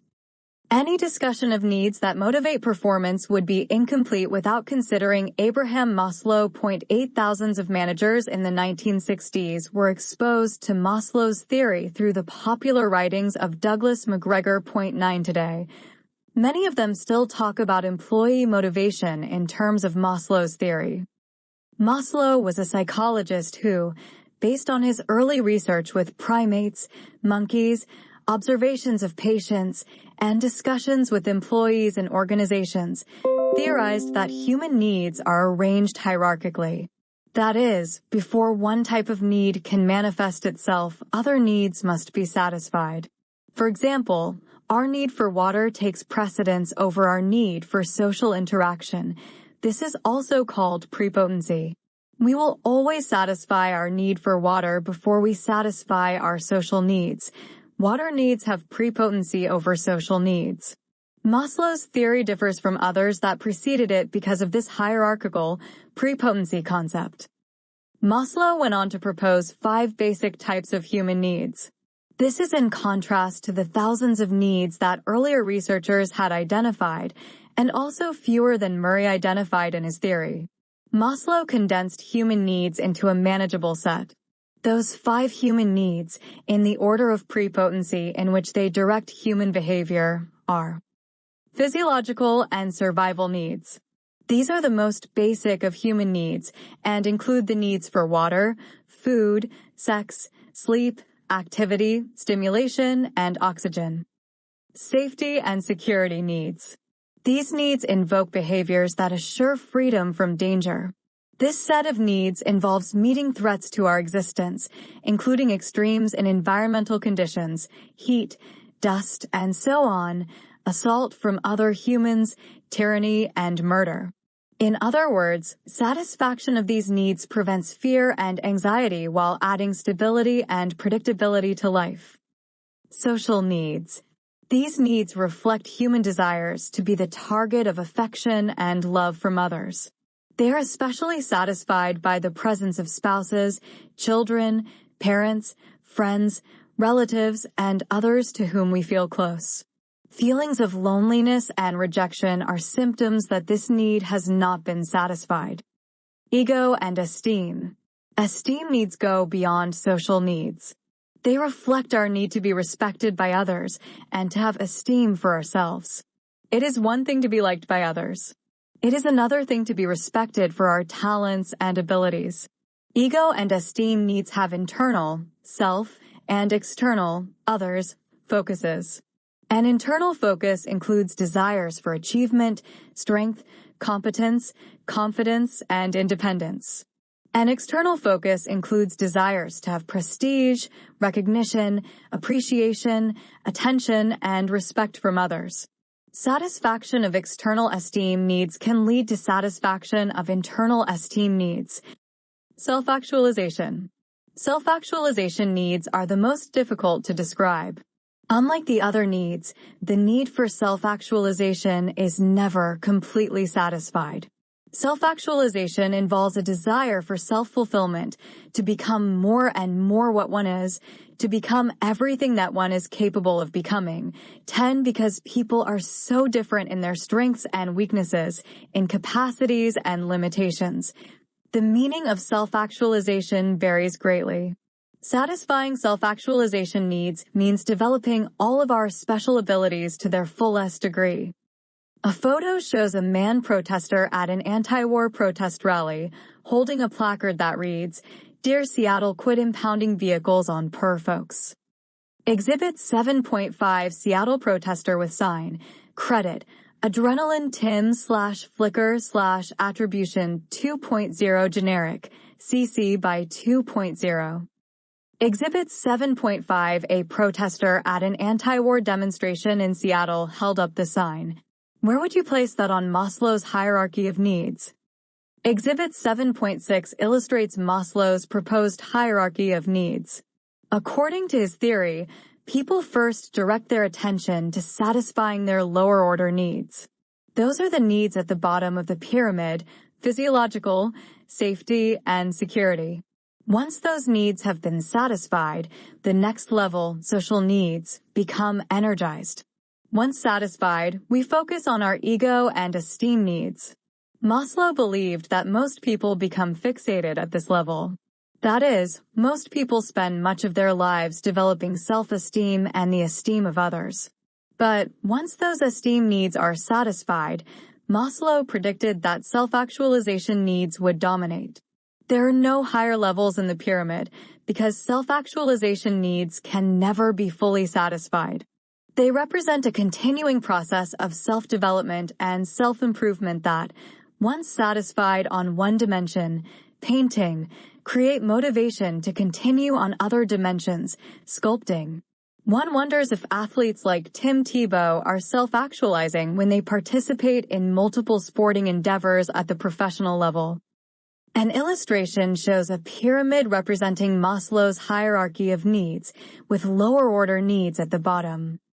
Exhibit 7.6 Maslow's hierarchy of need source, based on A. H. Maslow. 1943. A Theory of Human Motivation. Psychological Bulletin 50:370, 396. An overriding principle in this theory is that a person's attention, direction, and energy intensity will focus on satisfying the lowest level need that is not currently satisfied. Needs can also be satisfied at some point, but become active, dissatisfied, again. Needs must be maintained. We must continue to eat occasionally. According to Maslow, when lower-level needs are reactivated, we once again concentrate on that need. That is, we lose interest in the higher-level needs when lower-order needs are energized. The implications of Maslow's theory for organizational behavior are as much conceptual as they are practical. The theory posits that to maximize employee motivation, employers must try to guide workers to the upper parts of the hierarchy. That means that the employer should help employees satisfy lower-order needs like safety and security and social needs. Once satisfied, employees will be motivated to build esteem and respect through their work achievements. Exhibit 7.6 shows how Maslow's theory relates to factors that organizations can influence. For example, by providing adequate pay, safe working conditions, and cohesive work groups, employers help employees satisfy their lower-order needs.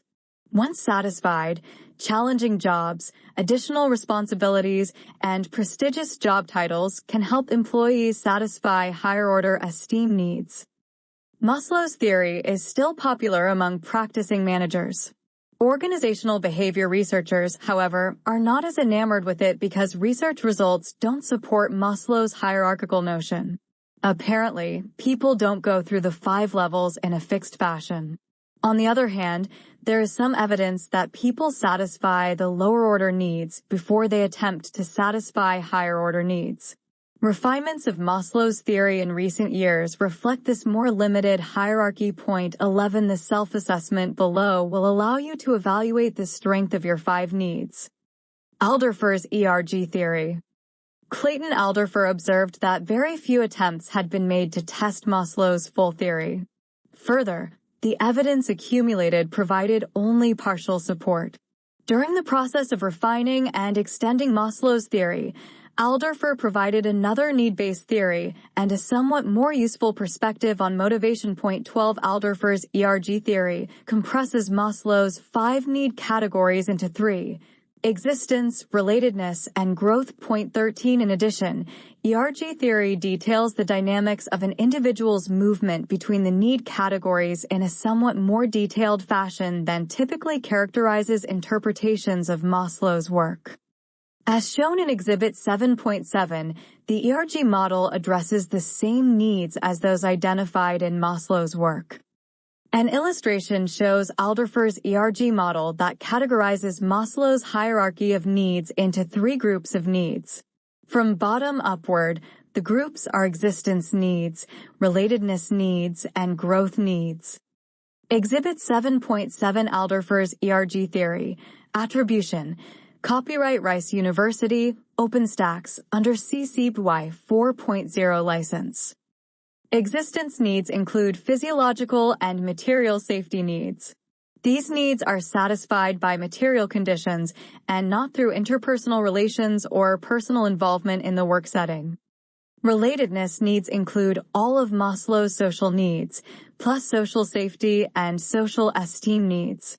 These needs are satisfied through the exchange of thoughts and feelings with other people. Growth needs include self-esteem and self-actualization needs.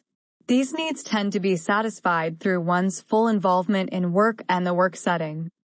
Exhibit 7.8 identifies a number of ways in which organizations can help their members satisfy these 3 needs. An illustration shows the various ways in which organizations can help their members satisfy 3 needs. From bottom upward, the needs are existence needs, relatedness needs, and growth needs. Exhibit 7.8 satisfying existence, relatedness, and growth needs, attribution. Copyright Rice University, OpenStax, under CC BY 4.0 license. For components, satisfaction progression, frustration regression, and aspiration are key to understanding Alderfer's ERG theory. The first of these, satisfaction progression, is in basic agreement with Maslow's process of moving through the needs. As we increasingly satisfy our existence needs, we direct energy toward relatedness needs.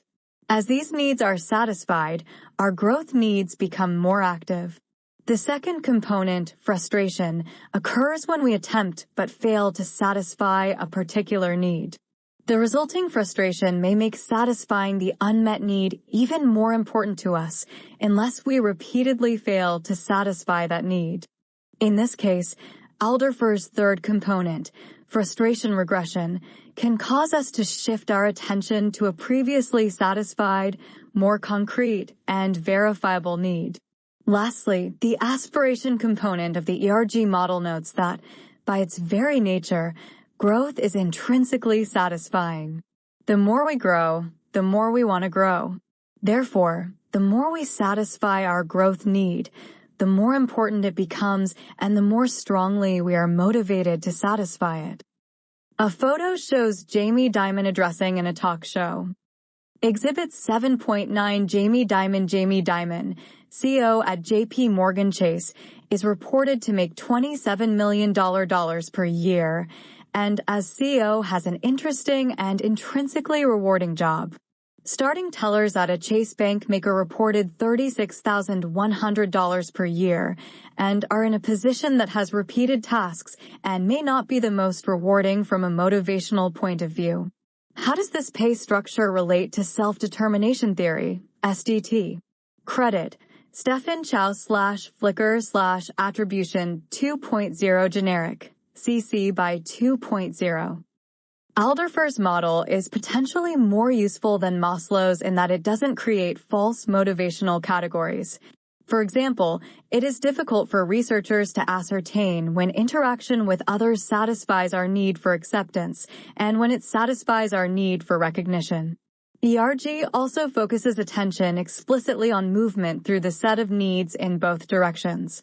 Further, evidence in support of the three need categories and their order tends to be stronger than evidence for Maslow's 5 need categories and their relative order.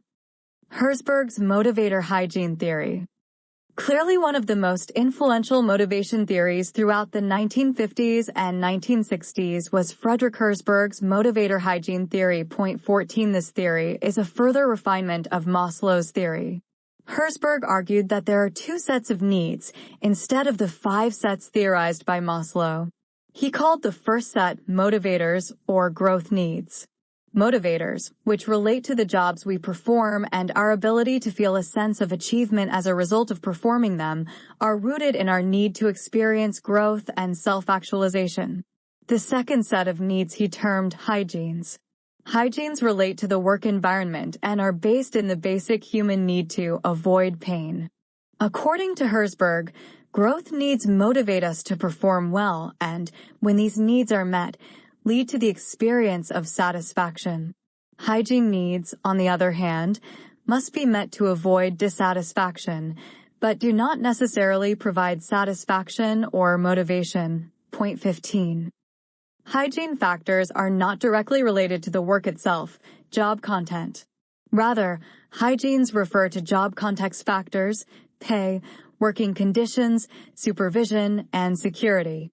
Herzberg also refers to these factors as dissatisfiers because they are frequently associated with dissatisfied employees. These factors are so frequently associated with dissatisfaction that Herzberg claims they never really provide satisfaction. When they're present in sufficient quantities, we avoid dissatisfaction, but they do not contribute to satisfaction. Furthermore, since meeting these needs does not provide satisfaction, Herzberg concludes that they do not motivate workers. Motivator factors involve our long-term need to pursue psychological growth, much like Maslow's esteem and self-actualization needs. Motivators relate to job content. Job content is what we actually do when we perform our job duties. Herzberg considered job duties that lead to feelings of achievement and recognition to be motivators. He refers to these factors as satisfiers to reflect their ability to provide satisfying experiences. When these needs are met, we experience satisfaction. Because meeting these needs provides satisfaction, they motivate workers. More specifically, Herzberg believes these motivators lead to high performance, achievement, and the high performance itself leads to satisfaction. The unique feature of Herzberg's theory is that job conditions that prevent dissatisfaction do not cause satisfaction. Satisfaction and dissatisfaction are on different scales, in his view. Hygienes can cause dissatisfaction if they are not present in sufficient levels. Thus, an employee can be dissatisfied with low pay. But paying him more will not cause long-term satisfaction unless motivators are present. Good pay by itself will only make the employee neutral toward work. To attain satisfaction, employees need challenging job duties that result in a sense of achievement. Employees can be dissatisfied, neutral, or satisfied with their jobs, depending on their levels of hygienes and motivators. Herzberg's theory even allows for the possibility that an employee can be satisfied and dissatisfied at the same time. The "I love my job, but I hate the pay" situation. Herzberg's theory has made lasting contributions to organizational research and managerial practice. Researchers have used it to identify the wide range of factors that influence worker reactions. Previously, most organizations attended primarily to hygiene factors. Because of Herzberg's work, organizations today realize the potential of motivators. Job enrichment programs are among the many direct results of his research. Herzberg's work suggests a two-stage process for managing employee motivation and satisfaction. First, managers should address the hygiene factors. Intense forms of dissatisfaction distract employees from important work-related activities and tend to be demotivating. Point 16. Thus, managers should make sure that such basic needs as adequate pay, safe and clean working conditions, and opportunities for social interaction are met. They should then address the much more powerful motivator needs, in which workers experience recognition, responsibility, achievement, and growth. If motivator needs are ignored, neither long-term satisfaction nor high motivation is likely.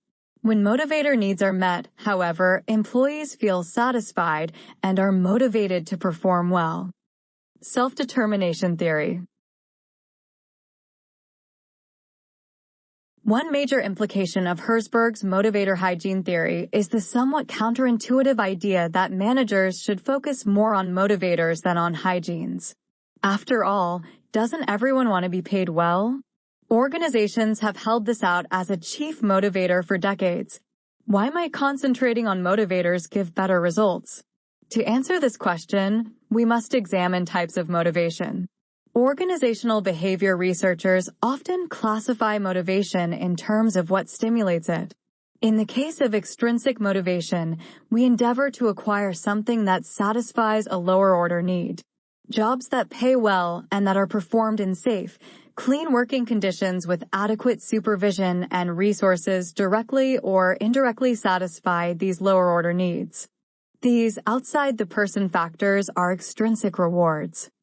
Factors inside, the person that cause people to perform tasks, intrinsic motivation, arise out of performing a task in and of itself, because it is interesting or fun to do. The task is enjoyable, so we continue to do it even in the absence of extrinsic rewards. That is, we are motivated by intrinsic rewards, rewards that we more or less give ourselves.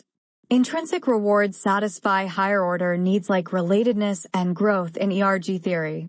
When we sense that we are valuable contributors, are achieving something important, or are getting better at some skill, we like this feeling and strive to maintain it.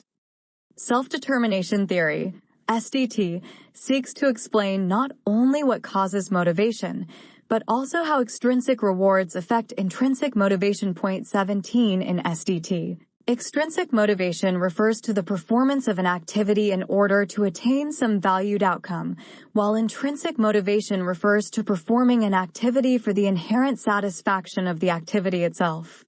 SDT specifies when an activity will be intrinsically motivating and when it will not.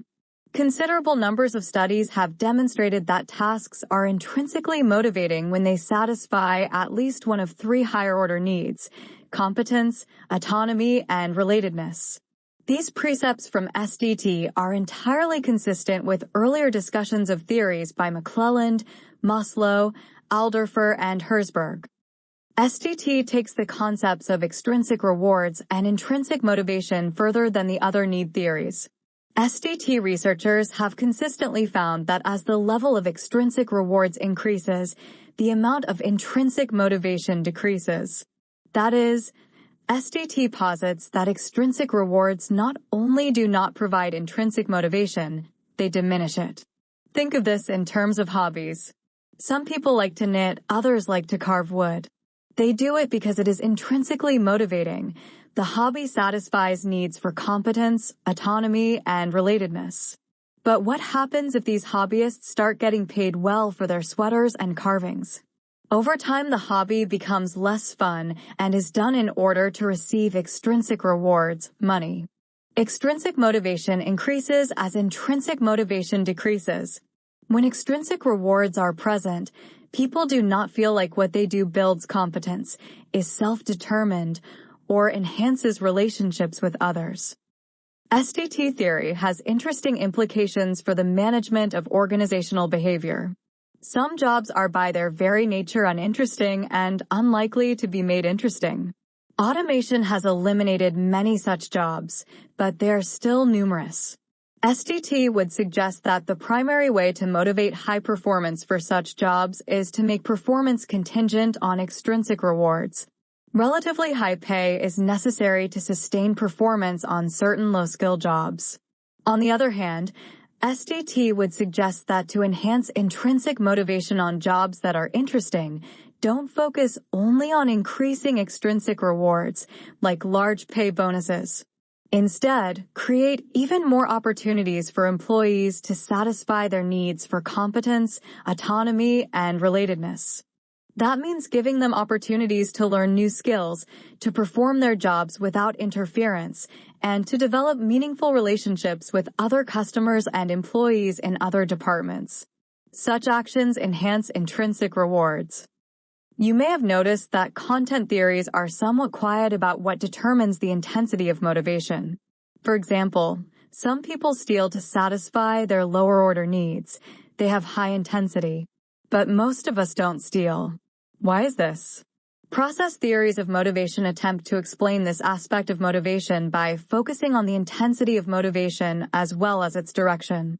According to self-determination theory, skilled workers who are given a chance to hone their skills and the freedom to practice their craft will be intrinsically motivated.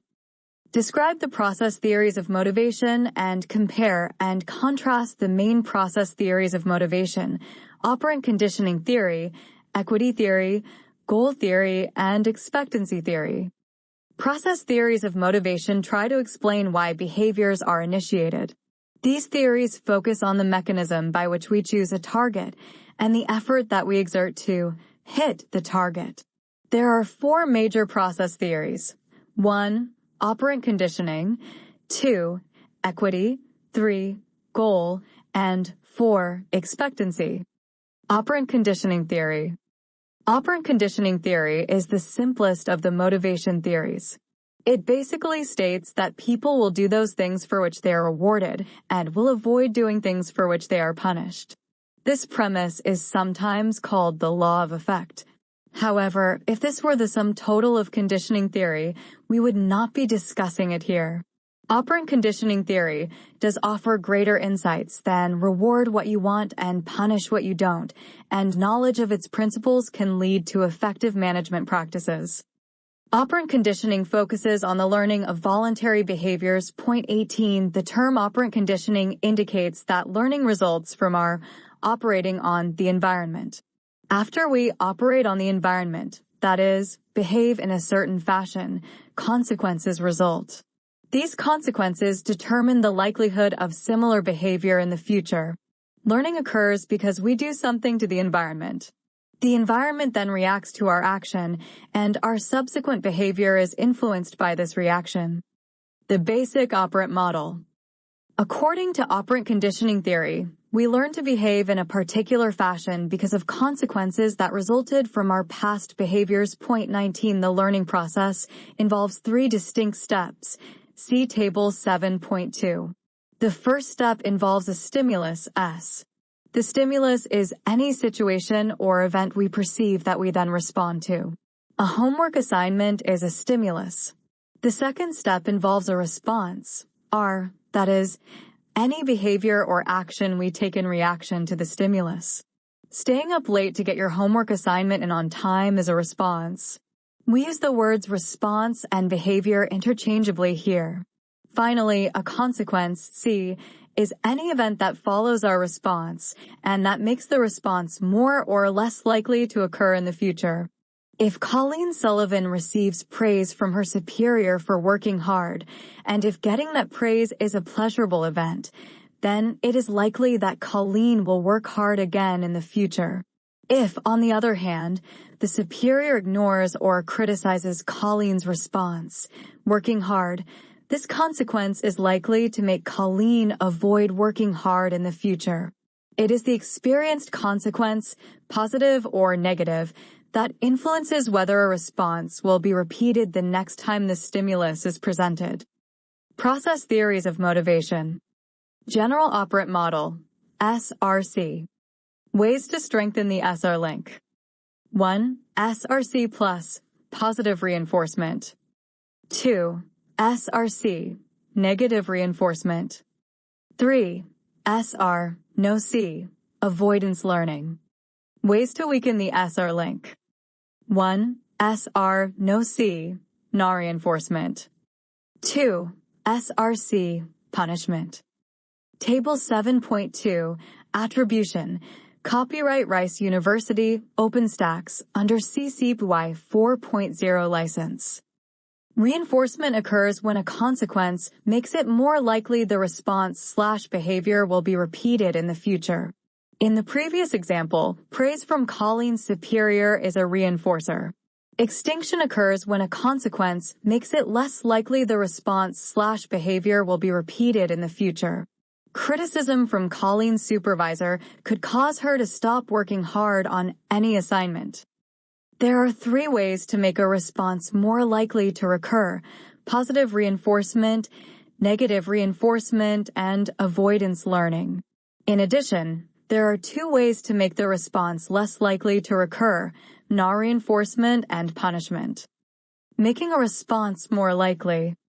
According to reinforcement theorists, managers can encourage employees to repeat a behavior if they provide a desirable consequence or reward after the behavior is performed. A positive reinforcement is a desirable consequence that satisfies an active need or that removes a barrier to need satisfaction. It can be as simple as a kind word or as major as a promotion. Companies that provide dinners for 2 as awards to those employees who go the extra mile are utilizing positive reinforcement. It is important to note that there are wide variations in what people consider to be a positive reinforcer. Praise from a supervisor may be a powerful reinforcer for some workers, like high NACH individuals, but not others. Another technique for making a desired response more likely to be repeated is known as negative reinforcement. When a behavior causes something undesirable to be taken away, the behavior is more likely to be repeated in the future. Managers use negative reinforcement when they remove something unpleasant from an employee's work environment in the hope that this will encourage the desired behavior. Ted doesn't like being continually reminded by Philip to work faster. Ted thinks Philip is nagging him, so he works faster at stocking shelves to avoid being criticized. Philip's reminders are a negative reinforcement for Ted. Approach using negative reinforcement with extreme caution. Negative reinforcement is often confused with punishment. Punishment, unlike reinforcement, negative or positive, is intended to make a particular behavior go away, not be repeated. Negative reinforcement, like positive reinforcement, is intended to make a behavior more likely to be repeated in the future. In the previous example, Philip's reminders simultaneously punished one behavior, slow stocking, and reinforced another, faster stocking. The difference is often a fine one, but it becomes clearer when we identify the behaviors we are trying to encourage, reinforcement, or discourage, punishment. A staff stacks eggs on the shelves at a supermarket. Exhibit 7.10 Workers stacking eggs. A worker stacks eggs on the shelves at a supermarket. Consider the interchange between Ted and Philip regarding speeding up the shelf restocking process. What could go wrong? Credit: Alex Barth /Flickr /Attribution 2.0 Generic, CC by 2.0. A third method of making a response more likely to occur involves a process known as avoidance learning. Avoidance learning occurs when we learn to behave in a certain way to avoid encountering an undesired or unpleasant consequence. We may learn to wake up a minute or so before our alarm clock rings so we can turn it off and not hear the irritating buzzer. Some workers learn to get to work on time to avoid the harsh words or punitive actions of their supervisors. Many organizational discipline systems rely heavily on avoidance learning by using the threat of negative consequences to encourage desired behavior. When managers warn an employee not to be late again, when they threaten to fire a careless worker, or when they transfer someone to an undesirable position, they are relying on the power of avoidance learning, making a response less likely. At times it is necessary to discourage a worker from repeating an undesirable behavior. The techniques managers use to make a behavior less likely to occur involve doing something that frustrates the individual's need satisfaction or that removes a currently satisfying circumstance. Punishment is an aversive consequence that follows a behavior and makes it less likely to reoccur. Note that managers have another alternative, known as non-reinforcement, in which they provide no consequence at all following a worker's response.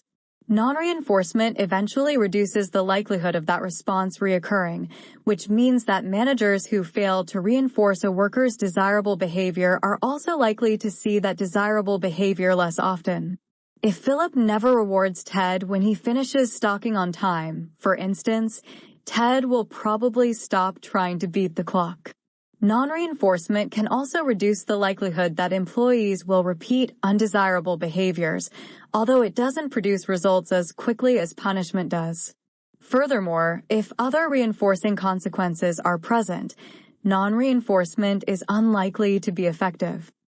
While punishment clearly works more quickly than does non-reinforcement, it has some potentially undesirable side effects. Although punishment effectively tells a person what not to do and stops the undesired behavior, it does not tell them what they should do. In addition, even when punishment works as intended, the worker being punished often develops negative feelings toward the person who does the punishing. Although sometimes it is very difficult for managers to avoid using punishment, it works best when reinforcement is also used. An experiment conducted by 2 researchers at the University of Kansas found that using non-monetary reinforcement in addition to punitive disciplinary measures was an effective way to decrease absenteeism in an industrial setting. Point 20. Schedules of reinforcement. When a person is learning a new behavior, like how to perform a new job, it is desirable to reinforce effective behaviors every time they are demonstrated. This is called shaping. But in organizations, it is not usually possible to reinforce desired behaviors every time they are performed, for obvious reasons. Moreover, research indicates that constantly reinforcing desired behaviors, termed continuous reinforcement, can be detrimental in the long run. Behaviors that are learned under continuous reinforcement are quickly extinguished, cease to be demonstrated. This is because people will expect a reward, the reinforcement, every time they display the behavior. When they don't receive it after just a few times, they quickly presume that the behavior will no longer be rewarded, and they quit doing it. Any employer can change employees' behavior by simply not paying them. If behaviors cannot, and should not, be reinforced every time they are exhibited, how often should they be reinforced? This is a question about schedules of reinforcement, or the frequency at which effective employee behaviors should be reinforced. Much of the early research on operant conditioning focused on the best way to maintain the performance of desired behaviors. That is, it attempted to determine how frequently behaviors need to be rewarded so that they are not extinguished. Research zeroed in on 4 types of reinforcement schedules. Fixed ratio. With this schedule, a fixed number of responses, let's say 5, must be exhibited before any of the responses are reinforced. If the desired response is coming to work on time, then giving employees a $25 bonus for being punctual every day from Monday through Friday would be a fixed ratio of reinforcement. Variable ratio. A variable ratio schedule reinforces behaviors on average, a fixed number of times, again let's say 5. Sometimes the 10th behavior is reinforced, other times the 1st, but on average every 5th response is reinforced. People who perform under such variable ratio schedules like this don't know when they will be rewarded, but they do know that they will be rewarded. Fixed interval. In a fixed interval schedule, a certain amount of time must pass before a behavior is reinforced. With a 1-hour fixed interval schedule, for example, a supervisor visits an employee's workstation and reinforces the first desired behavior she sees. She returns 1 hour later and reinforces the next desirable behavior. This schedule doesn't imply that reinforcement will be received automatically after the passage of the time period. The time must pass and an appropriate response must be made. Variable interval. The variable interval differs from fixed interval schedules in that the specified time interval passes on average before another appropriate response is reinforced. Sometimes the time period is shorter than the average, sometimes it is longer. Which type of reinforcement schedule is best? In general, continuous reinforcement is best while employees are learning their jobs or new duties. After that, variable ratio reinforcement schedules are superior. In most situations, the fixed interval schedule produces the least effective results, with fixed ratio and variable interval falling in between the two extremes. But remember that effective behaviors must be reinforced with some type of schedule, or they may become extinguished. Equity theory. Suppose you have worked for a company for several years. Your performance has been excellent. You have received regular pay increases, and you get along with your boss and coworkers. One day you come to work to find that a new person has been hired to work at the same job that you do. You're pleased to have the extra help. Then, you find out the new person is making $100 more per week than you, despite your longer service and greater experience. How do you feel? If you're like most of us, you're quite unhappy. Your satisfaction has just evaporated. Nothing about your job has changed. You receive the same pay, do the same job, and work for the same supervisor. Yet, the addition of one new employee has transformed you from a happy to an unhappy employee. This feeling of unfairness is the basis for equity theory.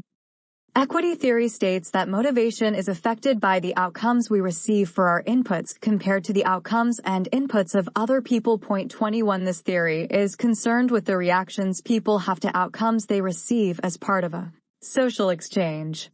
According to equity theory, our reactions to the outcomes we receive from others, an employer, depend both on how we value those outcomes in an absolute sense and on the circumstances surrounding their receipt.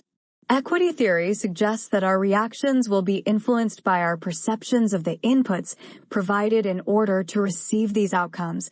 Did I get as much out of this as I put into it? Even more important is our comparison of our inputs to what we believe others received for their inputs. Did I get as much for my inputs as my coworkers got for theirs? The basic equity model. The fundamental premise of equity theory is that we continuously monitor the degree to which our work environment is fair. In determining the degree of fairness, we consider two sets of factors, inputs and outcomes. See Exhibit 7.11. Inputs are any factors we contribute to the organization that we feel have value and are relevant to the organization. Note that the value attached to an input is based on our perception of its relevance and value. Whether or not anyone else agrees that the input is relevant or valuable is unimportant to us. Common inputs in organizations include time, effort, performance level, education level, skill levels, and bypassed opportunities.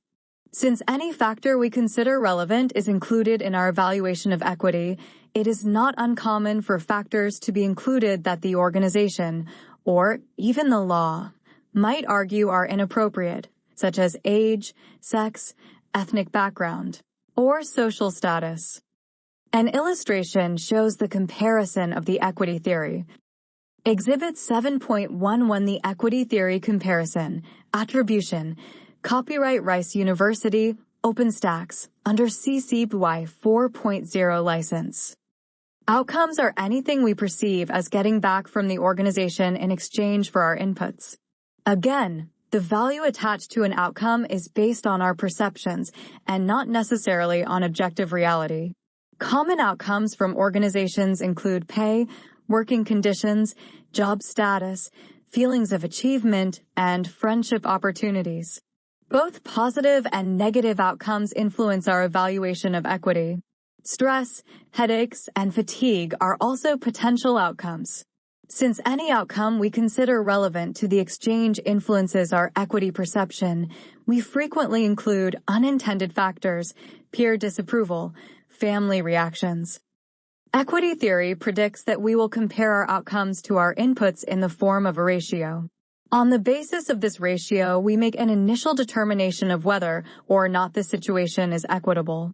If we perceive that the outcomes we receive are commensurate with our inputs, we are satisfied. If we believe that the outcomes are not commensurate with our inputs, we are dissatisfied. This dissatisfaction can lead to ineffective behaviors for the organization if they continue. The key feature of equity theory is that it predicts that we will compare our ratios to the ratios of other people. It is this comparison of the two ratios that has the strongest effect on our equity perceptions. These other people are called referent others because we refer to them when we judge equity. Usually, referent others are people we work with who perform work of a similar nature. That is, referent others perform jobs that are similar in difficulty and complexity to the employee making the equity determination.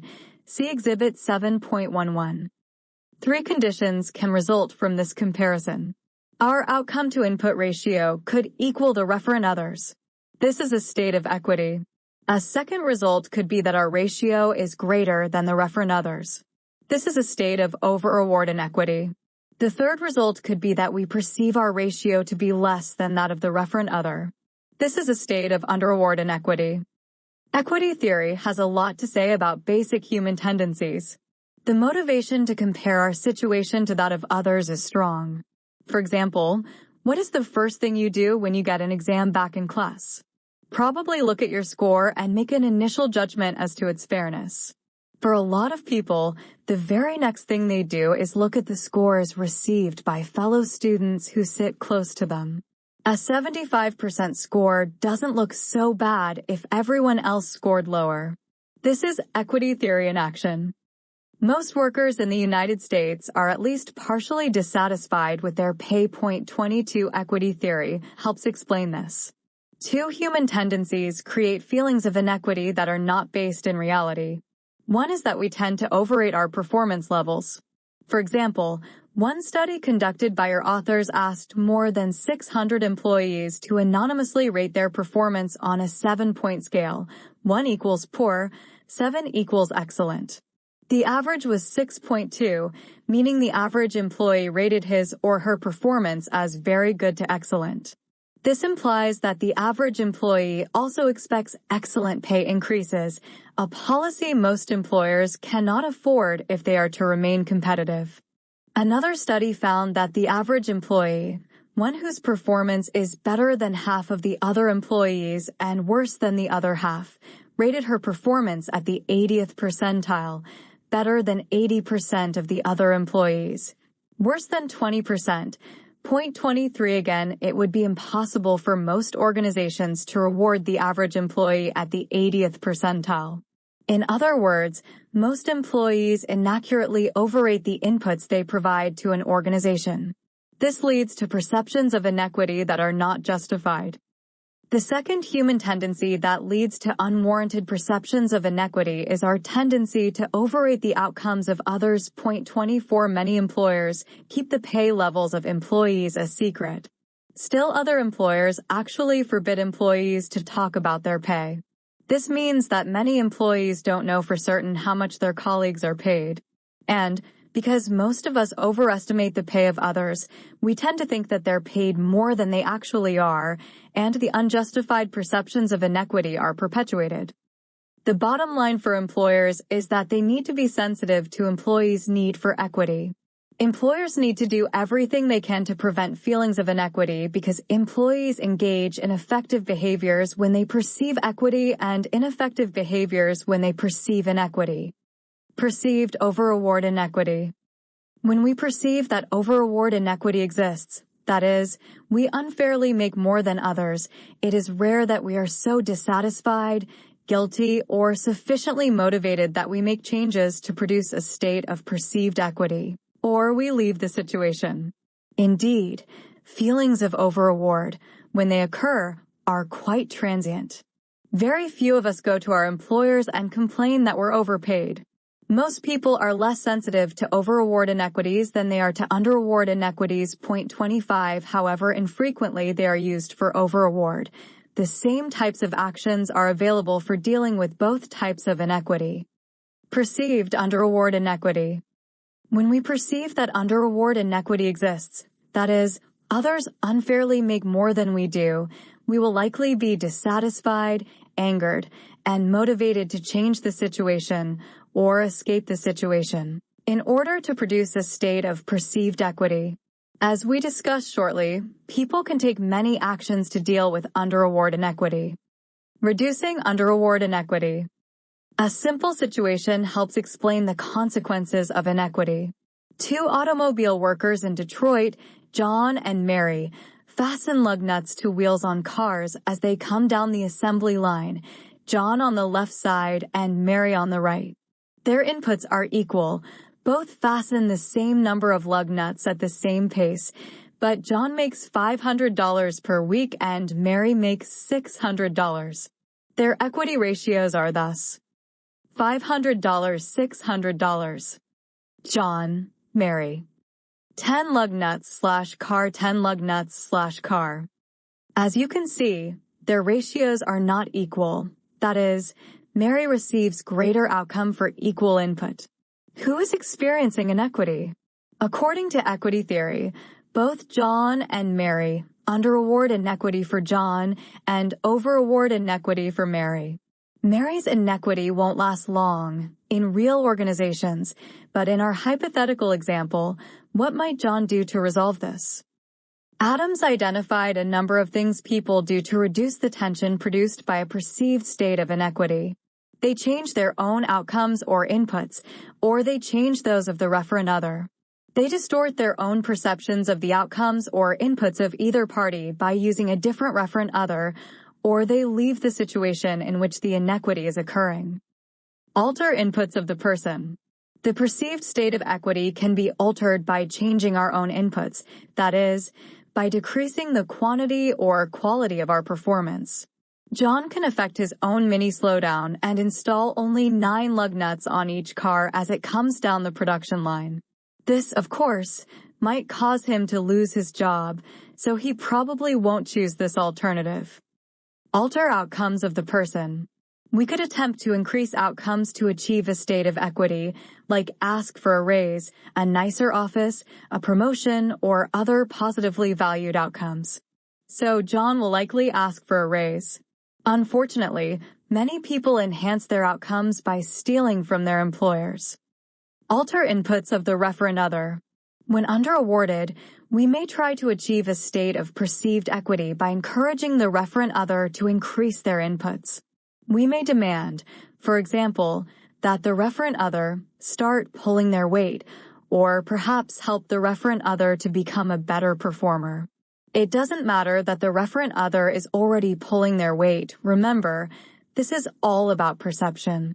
In our example, John could ask Mary to put on 2 of his 10 lug nuts as each car comes down the assembly line. This would not likely happen, however, so John would be motivated to try another alternative to reduce his inequity. Alter outcomes of the referent other. We can correct a state of underaward by directly or indirectly reducing the value of the other's outcomes.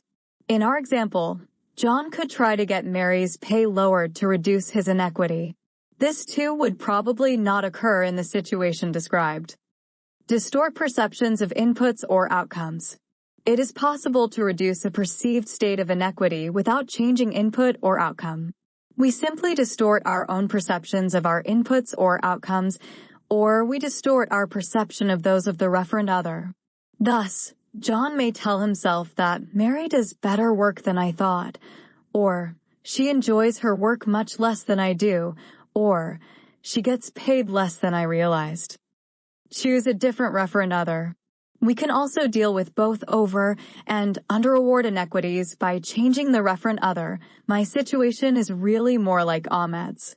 This is the simplest and most powerful way to deal with perceived inequity. It requires neither actual nor perceptual changes in anybody's input or outcome, and it causes us to look around and assess our situation more carefully. For example, John might choose as a referent other Bill, who installs dashboards but makes less money than John. Leave the situation. A final technique for dealing with a perceived state of inequity involves removing ourselves from the situation. We can choose to accomplish this through absenteeism, transfer, or termination. This approach is usually not selected unless the perceived inequity is quite high or other attempts at achieving equity are not readily available. Most automobile workers are paid quite well for their work. John is unlikely to find an equivalent job, so it is also unlikely that he will choose this option. Implications of equity theory. Equity theory is widely used, and its implications are clear. In the vast majority of cases, employees experience or perceive underaward inequity rather than overaward. As discussed above, few of the behaviors that result from underaward inequity are good for employers. Thus, employers try to prevent unnecessary perceptions of inequity. They do this in a number of ways. They try to be as fair as possible in allocating pay. That is, they measure performance levels as accurately as possible, then give the highest performers the highest pay increases. Second, most employers are no longer secretive about their pay schedules. People are naturally curious about how much they are paid relative to others in the organization. This doesn't mean that employers don't practice discretion. They usually don't reveal specific employees' exact pay. But they do tell employees the minimum and maximum pay levels for their jobs and the pay scales for the jobs of others in the organization. Such practices give employees a factual basis for judging equity. Supervisors play a key role in creating perceptions of equity. Playing favorites ensures perceptions of inequity. Employees want to be rewarded on their merits, not the whims of their supervisors. In addition, supervisors need to recognize differences in employees in their reactions to inequity. Some employees are highly sensitive to inequity, and a supervisor needs to be especially cautious around them. Point 26. Everyone is sensitive to reward allocation. Point 27, but equity sensitives are even more sensitive. A major principle for supervisors, then, is simply to implement fairness. Never base punishment or reward on whether or not you like an employee. Reward behaviors that contribute to the organization and discipline those that do not. Make sure employees understand what is expected of them and praise them when they do it. These practices make everyone happier and your job easier. Goal theory. No theory is perfect. If it was, it wouldn't be a theory. It would be a set of facts. Theories are sets of propositions that are right more often than they are wrong, but they are not infallible. However, the basic propositions of goal theory * come close to being infallible. Indeed, it is one of the strongest theories in organizational behavior. The basic goal-setting model. Goal theory states that people will perform better if they have difficult, specific, accepted performance goals or objectives. Point 28. 29. The first and most basic premise of goal theory is that people will attempt to achieve those goals that they intend to achieve. Thus, if we intend to do something, like get an A on an exam, we will exert effort to accomplish it. Without such goals, our effort at the task, studying, required to achieve the goal is less. Students whose goals are to get as study harder than students who don't have this goal, we all know this. This doesn't mean that people without goals are unmotivated. It simply means that people with goals are more motivated. The intensity of their motivation is greater, and they are more directed. The second basic premise is that difficult goals result in better performance than easy goals. This does not mean that difficult goals are always achieved, but our performance will usually be better when we intend to achieve harder goals. Your goal of an A in classical mechanics at Caltech may not get you your A, but it may earn you a B+, which you wouldn't have gotten otherwise. Difficult goals cause us to exert more effort, and this almost always results in better performance. Another premise of goal theory is that specific goals are better than vague goals. We often wonder what we need to do to be successful. Have you ever asked a professor, "What do I need to do to get an A in this course?" If she responded, "Do well on the exams," you weren't much better off for having asked. This is a vague response. Goal theory says that we perform better when we have specific goals. Had your professor told you the key thrust of the course, to turn in all the problem sets, to pay close attention to the essay questions on exams, and to aim for scores in the 90s, you would have something concrete on which to build a strategy. A key premise of goal theory is that people must accept the goal. Usually we set our own goals, but sometimes others set goals for us. Your professor telling you your goal is to score at least a 90% on your exams doesn't mean that you'll accept this goal. Maybe you don't feel you can achieve scores in the 90s. Or you've heard that 90 isn't good enough for an A in this class. This happens in work organizations quite often.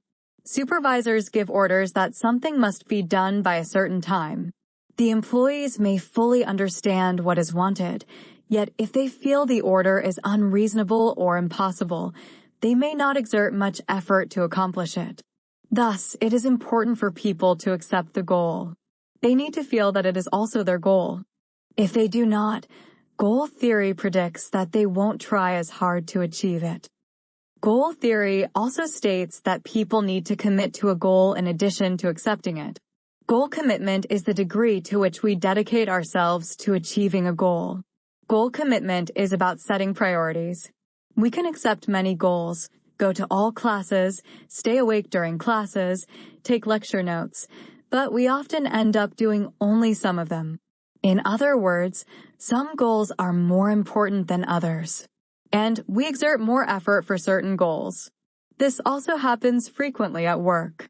A software analyst's major goal may be to write a new program. Her minor goal may be to maintain previously written programs. It is minor because maintaining old programs is boring, while writing new ones is fun. Goal theory predicts that her commitment, and thus her intensity, to the major goal will be greater. Allowing people to participate in the goal-setting process often results in higher goal commitment. This has to do with ownership. And when people participate in the process, they tend to incorporate factors they think will make the goal more interesting, challenging, and attainable. Thus, it is advisable to allow people some input into the goal-setting process. Imposing goals on them from the outside usually results in less commitment and acceptance. The basic goal-setting model is shown in Exhibit 7.12. The process starts with our values. Values are our beliefs about how the world should be or act, and often include words like should or ought. We compare our present conditions against these values. For example, Randy holds the value that everyone should be a hard worker. After measuring her current work against this value, Randy concludes that she doesn't measure up to her own value. Following this, her goal-setting process begins. Randy will set a goal that affirms her status as a hard worker. Exhibit 7.12 lists the 4 types of goals. Some goals are self-set. Randy decides to word process at least 70 pages per day. Participative goals are jointly set. Randy goes to her supervisor, and together they set some appropriate goals for her. In still other cases, goals are assigned. Her boss tells her that she must word process at least 60 pages per day. The 4th type of goal, which can be self-set, jointly determined, or assigned, is a do-your-best goal. But note this goal is vague, so it usually doesn't result in the best performance. An illustration shows the process of successful goal setting through the basic goal setting model. Exhibit 7.12 The goal setting process, attribution. Copyright Rice University, OpenStax, under CC BY 4.0 license. Depending on the characteristics of Randy's goals, she may or may not exert a lot of effort. For maximum effort to result, her goals should be difficult, specific, accepted, and committed to. Then, if she has sufficient ability and lack of constraints, maximum performance should occur. Examples of constraints could be that her old computer frequently breaks down or her supervisor constantly interferes. The consequence of endeavoring to reach her goal will be that Randy will be satisfied with herself. Her behavior is consistent with her values. She'll be even more satisfied if her supervisor praises her performance and gives her a pay increase. In Randy's case, her goal achievement resulted in several benefits. However, this doesn't always happen. If goals are not achieved, people may be unhappy with themselves, and their employer may be dissatisfied as well. Such an experience can make a person reluctant to accept goals in the future. Thus, setting difficult yet attainable goals cannot be stressed enough. Goal theory can be a tremendous motivational tool. In fact, many organizations practice effective management by using a technique called Management by Objectives, MBO. MBO is based on goal theory and is quite effective when implemented consistently with goal theory's basic premises. Despite its many strengths, several cautions about goal theory are appropriate. Locke has identified most of them. Point 31st, setting goals in one area can lead people to neglect other areas. Randy may word process 70 pages per day, but neglect her proofreading responsibilities. It is important that goals be set for most major duties. Second, goal setting sometimes has unintended consequences. For example, employees set easy goals so that they look good when they achieve them. Or it causes unhealthy competition between employees. Or an employee sabotages the work of others so that only she has goal achievement. Some managers use goal setting in unethical ways. They may manipulate employees by setting impossible goals. This enables them to criticize employees even when the employees are doing superior work and, of course, causes much stress. Goal setting should never be abused. Perhaps the key caution about goal setting is that it often results in too much focus on quantified measures of performance. Qualitative aspects of a job or task may be neglected because they aren't easily measured. Managers must keep employees focused on the qualitative aspects of their jobs as well as the quantitative ones. Finally, setting individual goals in a teamwork environment can be counterproductive. Point 31 Where possible, it is preferable to have group goals in situations where employees depend on one another in the performance of their jobs. The cautions noted here are not intended to deter you from using goal theory. We note them so that you can avoid the pitfalls. Remember, employees have a right to reasonable performance expectations and the rewards that result from performance, and organizations have a right to expect high performance levels from employees. Goal theory should be used to optimize the employment relationship. Goal theory holds that people will exert effort to accomplish goals if those goals are difficult to achieve, accepted by the individual, and specific in nature. Expectancy theory.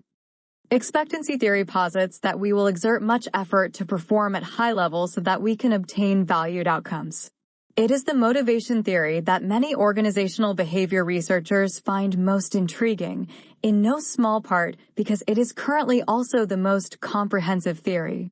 Expectancy theory ties together many of the concepts and hypotheses from the theories discussed earlier in this chapter. In addition, it points to factors that other theories miss. Expectancy theory has much to offer the student of management and organizational behavior. Expectancy theory is sufficiently general that it is useful in a wide variety of situations. Choices between job offers, between working hard or not so hard, between going to work or not, virtually any set of possibilities can be addressed by expectancy theory. Basically, the theory focuses on two related issues. When faced with two or more alternatives, which will we select? Once an alternative is chosen, how motivated will we be to pursue that choice? Expectancy theory thus focuses on the two major aspects of motivation, direction, which alternative, and intensity, how much effort to implement the alternative. The attractiveness of an alternative is determined by our expectations of what is likely to happen if we choose it. The more we believe that the alternative chosen will lead to positively valued outcomes, the greater its attractiveness to us. Expectancy theory states that, when faced with two or more alternatives, we will select the most attractive one. And, the greater the attractiveness of the chosen alternative, the more motivated we will be to pursue it. Our natural hedonism, discussed earlier in this chapter, plays a role in this process. We are motivated to maximize desirable outcomes, a pay raise, and minimize undesirable ones, discipline. Expectancy theory goes on to state that we are also logical in our decisions about alternatives. It considers people to be rational. People evaluate alternatives in terms of their pros and cons, and then choose the one with the most pros and fewest cons. The basic expectancy model. The three major components of expectancy theory reflect its assumptions of hedonism and rationality: effort-performance expectancy, performance outcome expectancy, and valences. The effort-performance expectancy, abbreviated E1, is the perceived probability that effort will lead to performance, or EP. Performance here means anything from doing well on an exam to assembling 100 toasters a day at work. Sometimes people believe that no matter how much effort they exert, they won't perform at a high level. They have weak E1S. Other people have strong E1S and believe the opposite, that is, that they can perform at a high level if they exert high effort. You all know students with different E1S, those who believe that if they study hard they'll do well, and those who believe that no matter how much they study they'll do poorly. People develop these perceptions from prior experiences with the task at hand and from self-perceptions of their abilities. The core of the E1 concept is that people don't always perceive a direct relationship between effort level and performance level. The performance outcome expectancy, E2, is the perceived relationship between performance and outcomes, or PO. Point one: many things in life happen as a function of how well we perform various tasks. E2 addresses the question, what will happen if I perform well? Let's say you get an A in your classical mechanics course at Caltech. You'll be elated, your classmates may envy you, and you are now assured of that plum job at NASA. But let's say you got a D. Whoops, that was the last straw for the dean. Now you've flunked out and you're reduced to going home to live with your parents. Perish the thought. Likewise, E2 perceptions develop in organizations, although hopefully not as drastically as your beleaguered career at Caltech. People with strong E2S believe that if they perform their jobs well, they'll receive desirable outcomes, good pay increases, praise from their supervisor, and a feeling that they're really contributing. In the same situation, people with weak E2S will have the opposite perceptions, that high performance levels don't result in desirable outcomes and that it doesn't really matter how well they perform their jobs as long as they don't get fired. Valences are the easiest of the expectancy theory concepts to describe. Valences are simply the degree to which we perceive an outcome as desirable, neutral, or undesirable. Highly desirable outcomes, a 25% pay increase, are positively valent. Undesirable outcomes, being disciplined, are negatively valent. Outcomes that we're indifferent to, where you must park your car, have neutral valences. Positively and negatively valent outcomes abound in the workplace. Pay increases and freezes, praise and criticism, recognition and rejection, promotions and demotions. And as you would expect, people differ dramatically in how they value these outcomes. Our needs, values, goals, and life situations affect what valence we give an outcome.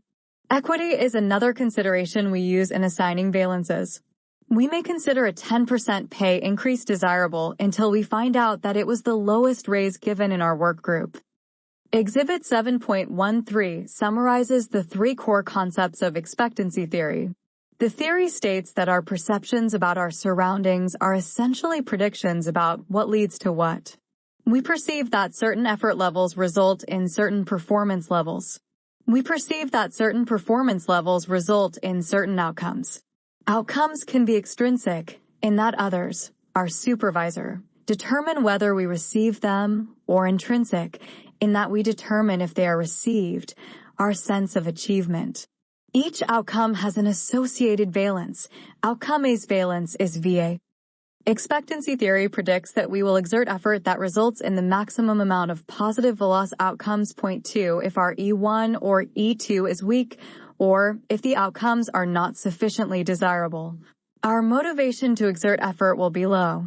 Stated differently, an individual will be motivated to try to achieve the level of performance that results in the most rewards. An illustration depicts the expectancy theory of motivation. Exhibit 7.13 The expectancy theory of motivation, attribution, copyright Rice University, OpenStax, under CC BY 4.0 license. VO is the valence of the outcome. The effort level with the greatest force associated with it will be chosen by the individual. Implications of expectancy theory. Expectancy theory has major implications for the workplace. Basically, expectancy theory predicts that employees will be motivated to perform well on their jobs under 2 conditions. The first is when employees believe that a reasonable amount of effort will result in good performance. The second is when good performance is associated with positive outcomes and low performance is associated with negative outcomes. If neither of these conditions exists in the perceptions of employees, their motivation to perform will be low. Why might an employee perceive that positive outcomes are not associated with high performance? Or that negative outcomes are not associated with low performance? That is, why would employees develop weak E2S? This happens for a number of reasons. The main one is that many organizations subscribe too strongly to a principle of equality, not to be confused with equity. They give all of their employees equal salaries for equal work, equal pay increases every year. These are known as across-the-board pay raises, and equal treatment wherever possible. Equality-focused organizations reason that some employees getting more than others leads to disruptive competition and feelings of inequity. In time, employees in equality-focused organizations develop weak E2S because no distinctions are made for differential outcomes. If the best and the worst salespeople are paid the same, in time they will both decide that it isn't worth the extra effort to be a high performer. Needless to say, this is not the goal of competitive organizations and can cause the demise of the organization as it competes with other firms in today's global marketplace. Expectancy theory states that to maximize motivation, organizations must make outcomes contingent on performance. This is the main contribution of expectancy theory. It makes us think about how organizations should distribute outcomes. If an organization or a supervisor believes that treating everyone the same will result in satisfied and motivated employees, they will be wrong more times than not. From equity theory, we know that some employees, usually the better performing ones, will experience under-reward inequity. From expectancy theory, we know that employees will see no difference in outcomes for good and poor performance, so they will not have as much incentive to be good performers. Effective organizations need to actively encourage the perception that good performance leads to positive outcomes, bonuses, promotions, and that poor performance leads to negative ones, discipline, termination. Remember, there is a big difference between treating employees equally and treating them equitably. What if an organization ties positive outcomes to high performance and negative outcomes to low performance? Employees will develop strong E2S. But will this result in highly motivated employees? The answer is maybe. We have yet to address employees' E1S. If employees have weak E1S, they will perceive that high or low effort does not result in high performance, and thus will not exert much effort. It is important for managers to understand that this can happen despite rewards for high performance. Task-related abilities are probably the single biggest reason why some employees have weak E1S. Self-efficacy is our belief about whether we can successfully execute some future action or task or achieve some result. High self-efficacy employees believe that they are likely to succeed at most or all of their job duties and responsibilities. And as you would expect, low self-efficacy employees believe the opposite. Specific self-efficacy reflects our belief in our capability to perform a specific task at a specific level of performance. If we believe that the probability of our selling $30,000 of Jackrabbit slippers in 1 month is 0.90, our self-efficacy for this task is high. Specific self-efficacy is our judgment about the likelihood of successful task performance measured immediately before we expend effort on the task. As a result, specific self-efficacy is much more variable than more enduring notions of personality. Still, there is little doubt that our state-based beliefs are some of the most powerful motivators of behavior. Our efficacy expectations at a given point in time determine not only our initial decision to perform or not a task, but also the amount of effort we will expend and whether we will persist in the face of adversity. 32 Self-efficacy has a strong impact on the E1 factor. As a result, self-efficacy is one of the strongest determinants of performance in any particular task situation. 33. Employees develop weak E1S for 2 reasons. First, they don't have sufficient resources to perform their jobs. Resources can be internal or external. Internal resources include what employees bring to the job, such as prior training, work experience, education, ability, and aptitude, and their understanding of what they need to do to be considered good performers. The second resource is called role perceptions, how employees believe their jobs are done, and how they fit into the broader organization. If employees don't know how to become good performers, they will have weak E1S. External resources include the tools, equipment, and labor necessary to perform a job. The lack of good external resources can also cause E1S to be weak. The second reason for weak E1S is an organization's failure to measure performance accurately.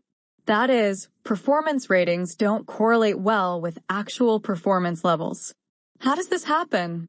Have you ever gotten a grade that you felt didn't reflect how much you learned? This also happens in organizations. Why are ratings sometimes inaccurate? Supervisors, who typically give out ratings, well, they're human. Perhaps they're operating under the mistaken notion that similar ratings for everyone will keep the team happy. Perhaps they're unconsciously playing favorites. Perhaps they don't know what good and poor performance levels are. Perhaps the measurements they're expected to use don't fit their product/team/people. Choose one or all of these. Rating people is rarely easy. Whatever the cause of rating errors, some employees may come to believe that no matter what they do, they will never receive a high performance rating. They may in fact believe that they are excellent performers, but that the performance rating system is flawed. Expectancy theory differs from most motivation theories because it highlights the need for accurate performance measurement. Organizations cannot motivate employees to perform at a high level if they cannot identify high performers. Organizations exert tremendous influence over employee choices in their performance levels and how much effort to exert on their jobs. That is, organizations can have a major impact on the direction and intensity of employees' motivation levels. Practical applications of expectancy theory include strengthening the effort performance expectancy by selecting employees who have the necessary abilities, providing proper training, providing experiences of success, clarifying job responsibilities, etc. Strengthening the performance outcome expectancy with policies that specify that desirable behavior leads to desirable outcomes and undesirable behavior leads to neutral or undesirable outcomes. Consistent enforcement of these policies is key. Workers must believe in the contingencies. Systematically evaluating which outcomes employees value. The greater the valence of outcomes offered for a behavior, the more likely employees will commit to that alternative. By recognizing that different employees have different values and that values change over time, organizations can provide the most highly valued outcomes. Ensuring that effort actually translates into performance by clarifying what actions lead to performance and by appropriate training. Ensuring appropriate worker outcomes for performance through reward schedules, extrinsic outcomes, and appropriate job design, so the work experience itself provides intrinsic outcomes. Examining the level of outcomes provided to workers. Are they equitable, given the workers' inputs? Are they equitable in comparison to the way other workers are treated? By recognizing that different employees have different values and that values change over time, organizations can provide the most highly valued outcomes. Measuring performance levels as accurately as possible, making sure that workers are capable of being high performers. Managing change. Differences in motivation across cultures. The disgruntled employee is hardly a culturally isolated feature of business, and quitting before leaving takes the same forms, regardless of country. Cross-cultural signaling, social norms, and simple language barriers can make the task of motivation for the global manager confusing and counterintuitive. Communicating a passion for a common vision, coaching employees to see themselves as accountable and as owning their work, or attempting to create a motivational ecosystem can all fall flat with simple missed cues, bad translations, or tone-deaf approaches to a 1,000-year-old culture. Keeping employees motivated by making them feel valued and appreciated is not just a Western idea. The Ghanaian blog site Starfmonline emphasizes that employee motivation and associated work quality improve when employees feel valued, trusted, challenged, and supported in their work. Conversely, when employees feel like a tool rather than a person, or feel unengaged with their work, then productivity suffers.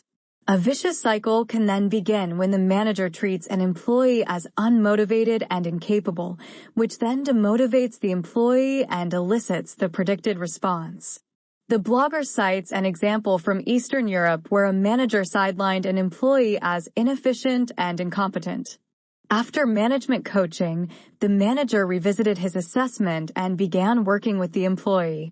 As he worked to facilitate the employee's efficiency and motivation, the employee went from being the lowest performer to a valuable team player.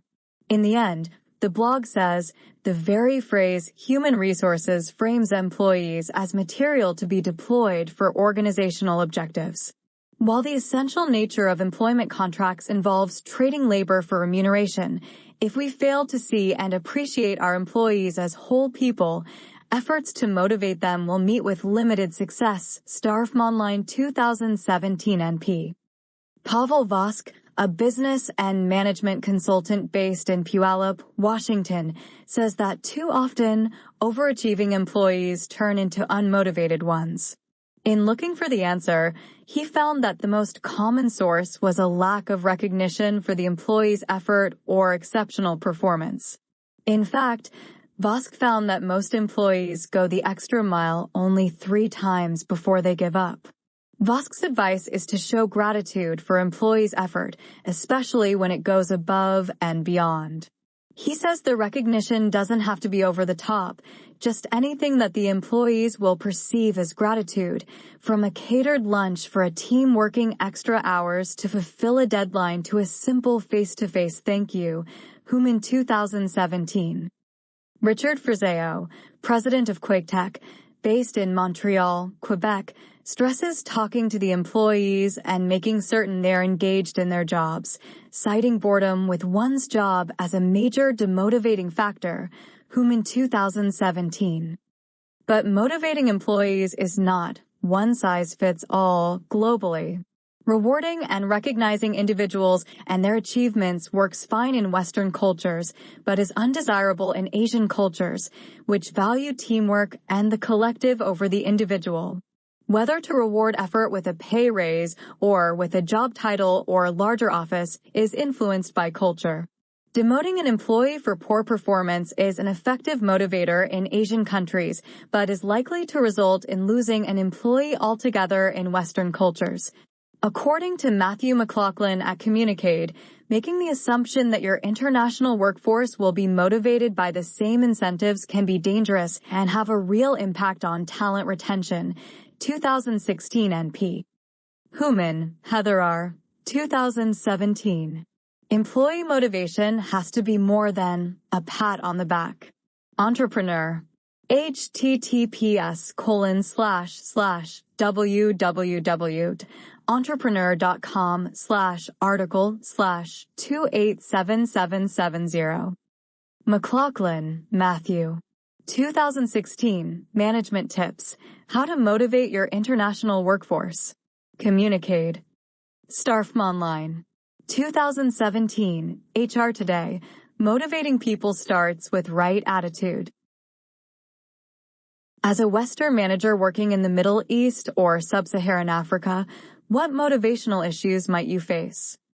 What problems would you expect a manager from a Confucian culture to encounter managing employees in America? In Europe? What regional, cultural, or ethnic issues do you think managers have to navigate within the United States? Expectancy theory, an integrative theory of motivation. More so than any other motivation theory, expectancy theory can be tied into most concepts of what and how people become motivated. Consider the following examples. Need theories state that we are motivated to satisfy our needs. We positively value outcomes that satisfy unmet needs, negatively value outcomes that thwart the satisfaction of unmet needs, and assign neutral values to outcomes that do neither. In effect, the need theories explain how valences are formed. Operant conditioning theories state that we will probably repeat a response, behavior, in the future that was reinforced in the past, that is, followed by a positively valued consequence or the removal of a negatively valued consequence. This is the basic process involved in forming performance outcome expectancies.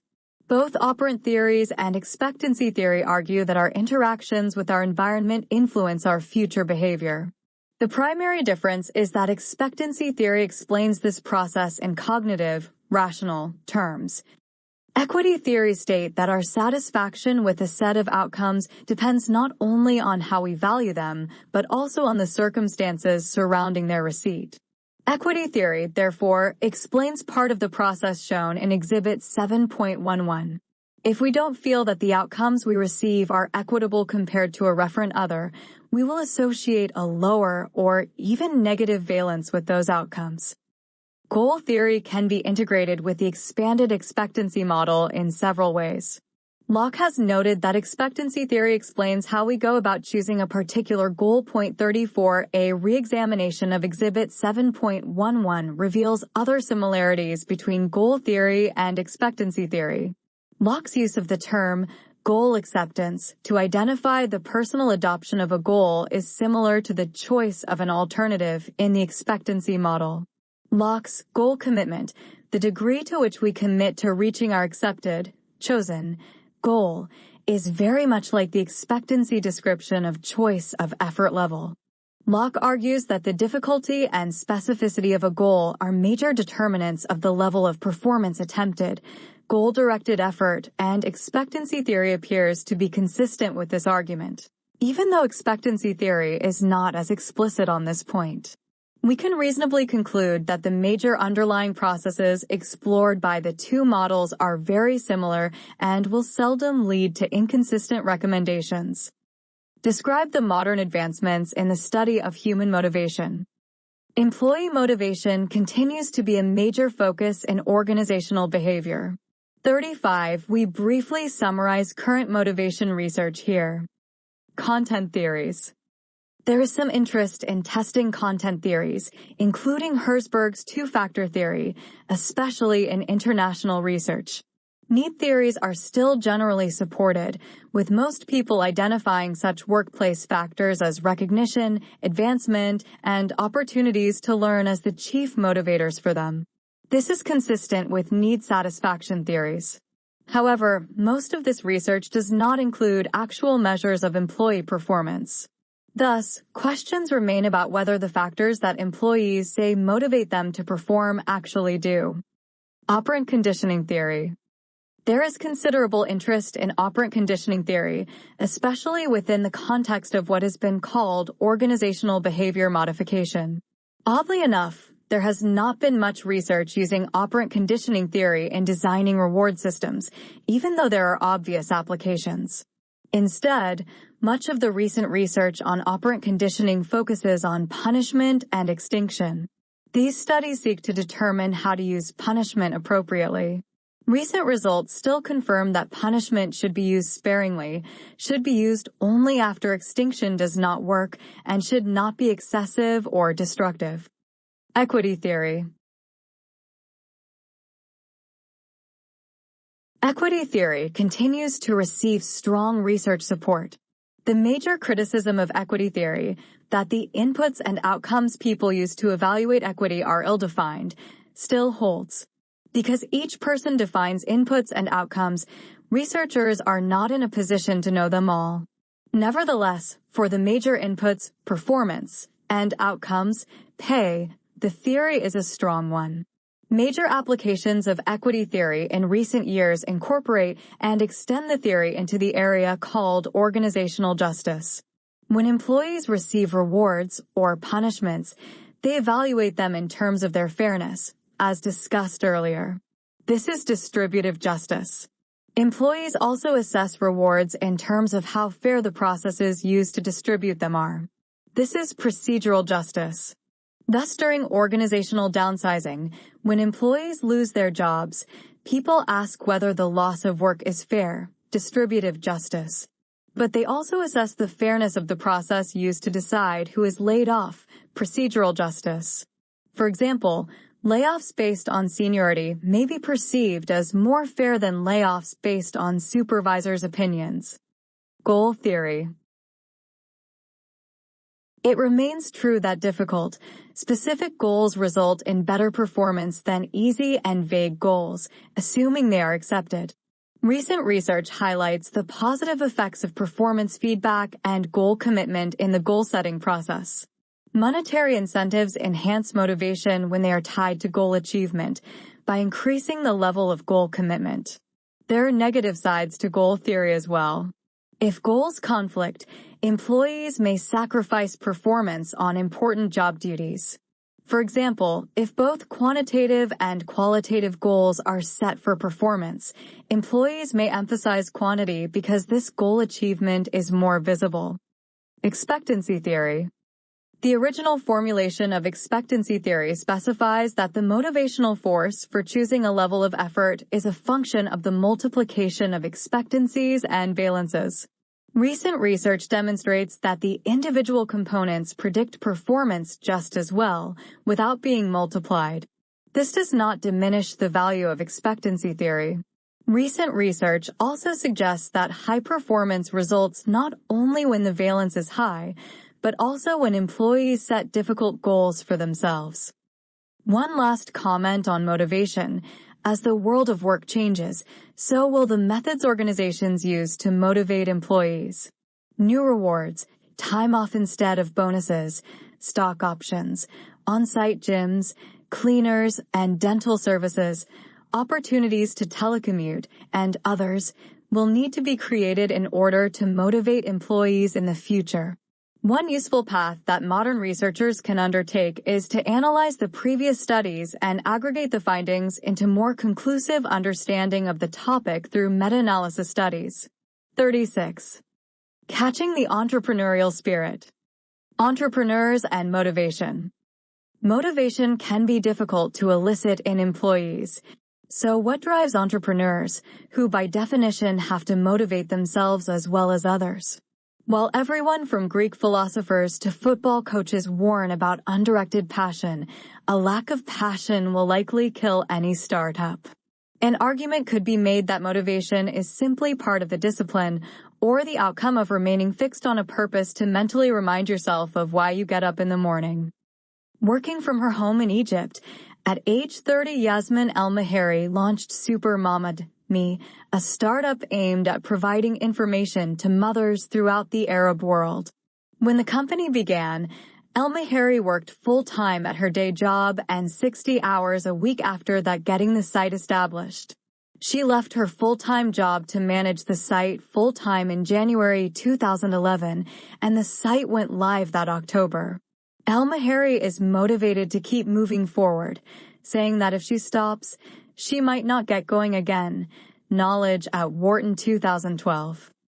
For El-Maheri, the motivation didn't come from a desire to work for a big company or travel the world and secure a master's degree from abroad. She had already done that. Rather, she said she was motivated to do something that is useful, and I want to do something on my own. Knowledge at Wharton 2012 NP. Lauren Lipcon, who founded a company called Injury Funds Now, attributes her ability to stay motivated to 3 factors: purpose, giving back, and having fun outside of work. Lipcon believes that most entrepreneurs are not motivated by money, but by a sense of purpose.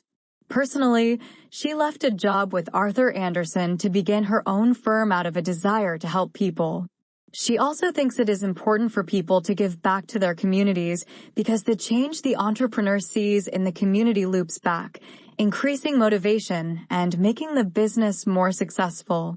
Lipcon believes that having a life outside of work helps keep the entrepreneur motivated. She particularly advocates for physical activity, which not only helps the body physically, but also helps keep the mind sharp and able to focus. Rashid 2017. But do all entrepreneurs agree on what motivates them? A July 17, 2017 survey on the Hairpreneur blog site asked 23 different entrepreneurs what motivated them. 7 of the 23 referred to some sense of purpose in what they were doing as a motivating factor, with one response stressing the importance of discovering one's personal why. Of the remaining entrepreneurs, answers varied from keeping a positive attitude, 3 responses, and finding external sources, 3 responses, to meditation and prayer, 2 responses. One entrepreneur said his greatest motivator was fear. The fear of being in the same place financially 1 year in the future causes me to take action and also alleviates my fear of risk. Hear from Entrepreneurs 2017 NP. Only one of the 23 actually cited money and material success as a motivating factor to keep working. However it is described, entrepreneurs seem to agree that passion and determination are key factors that carry them through the grind of the day-to-day.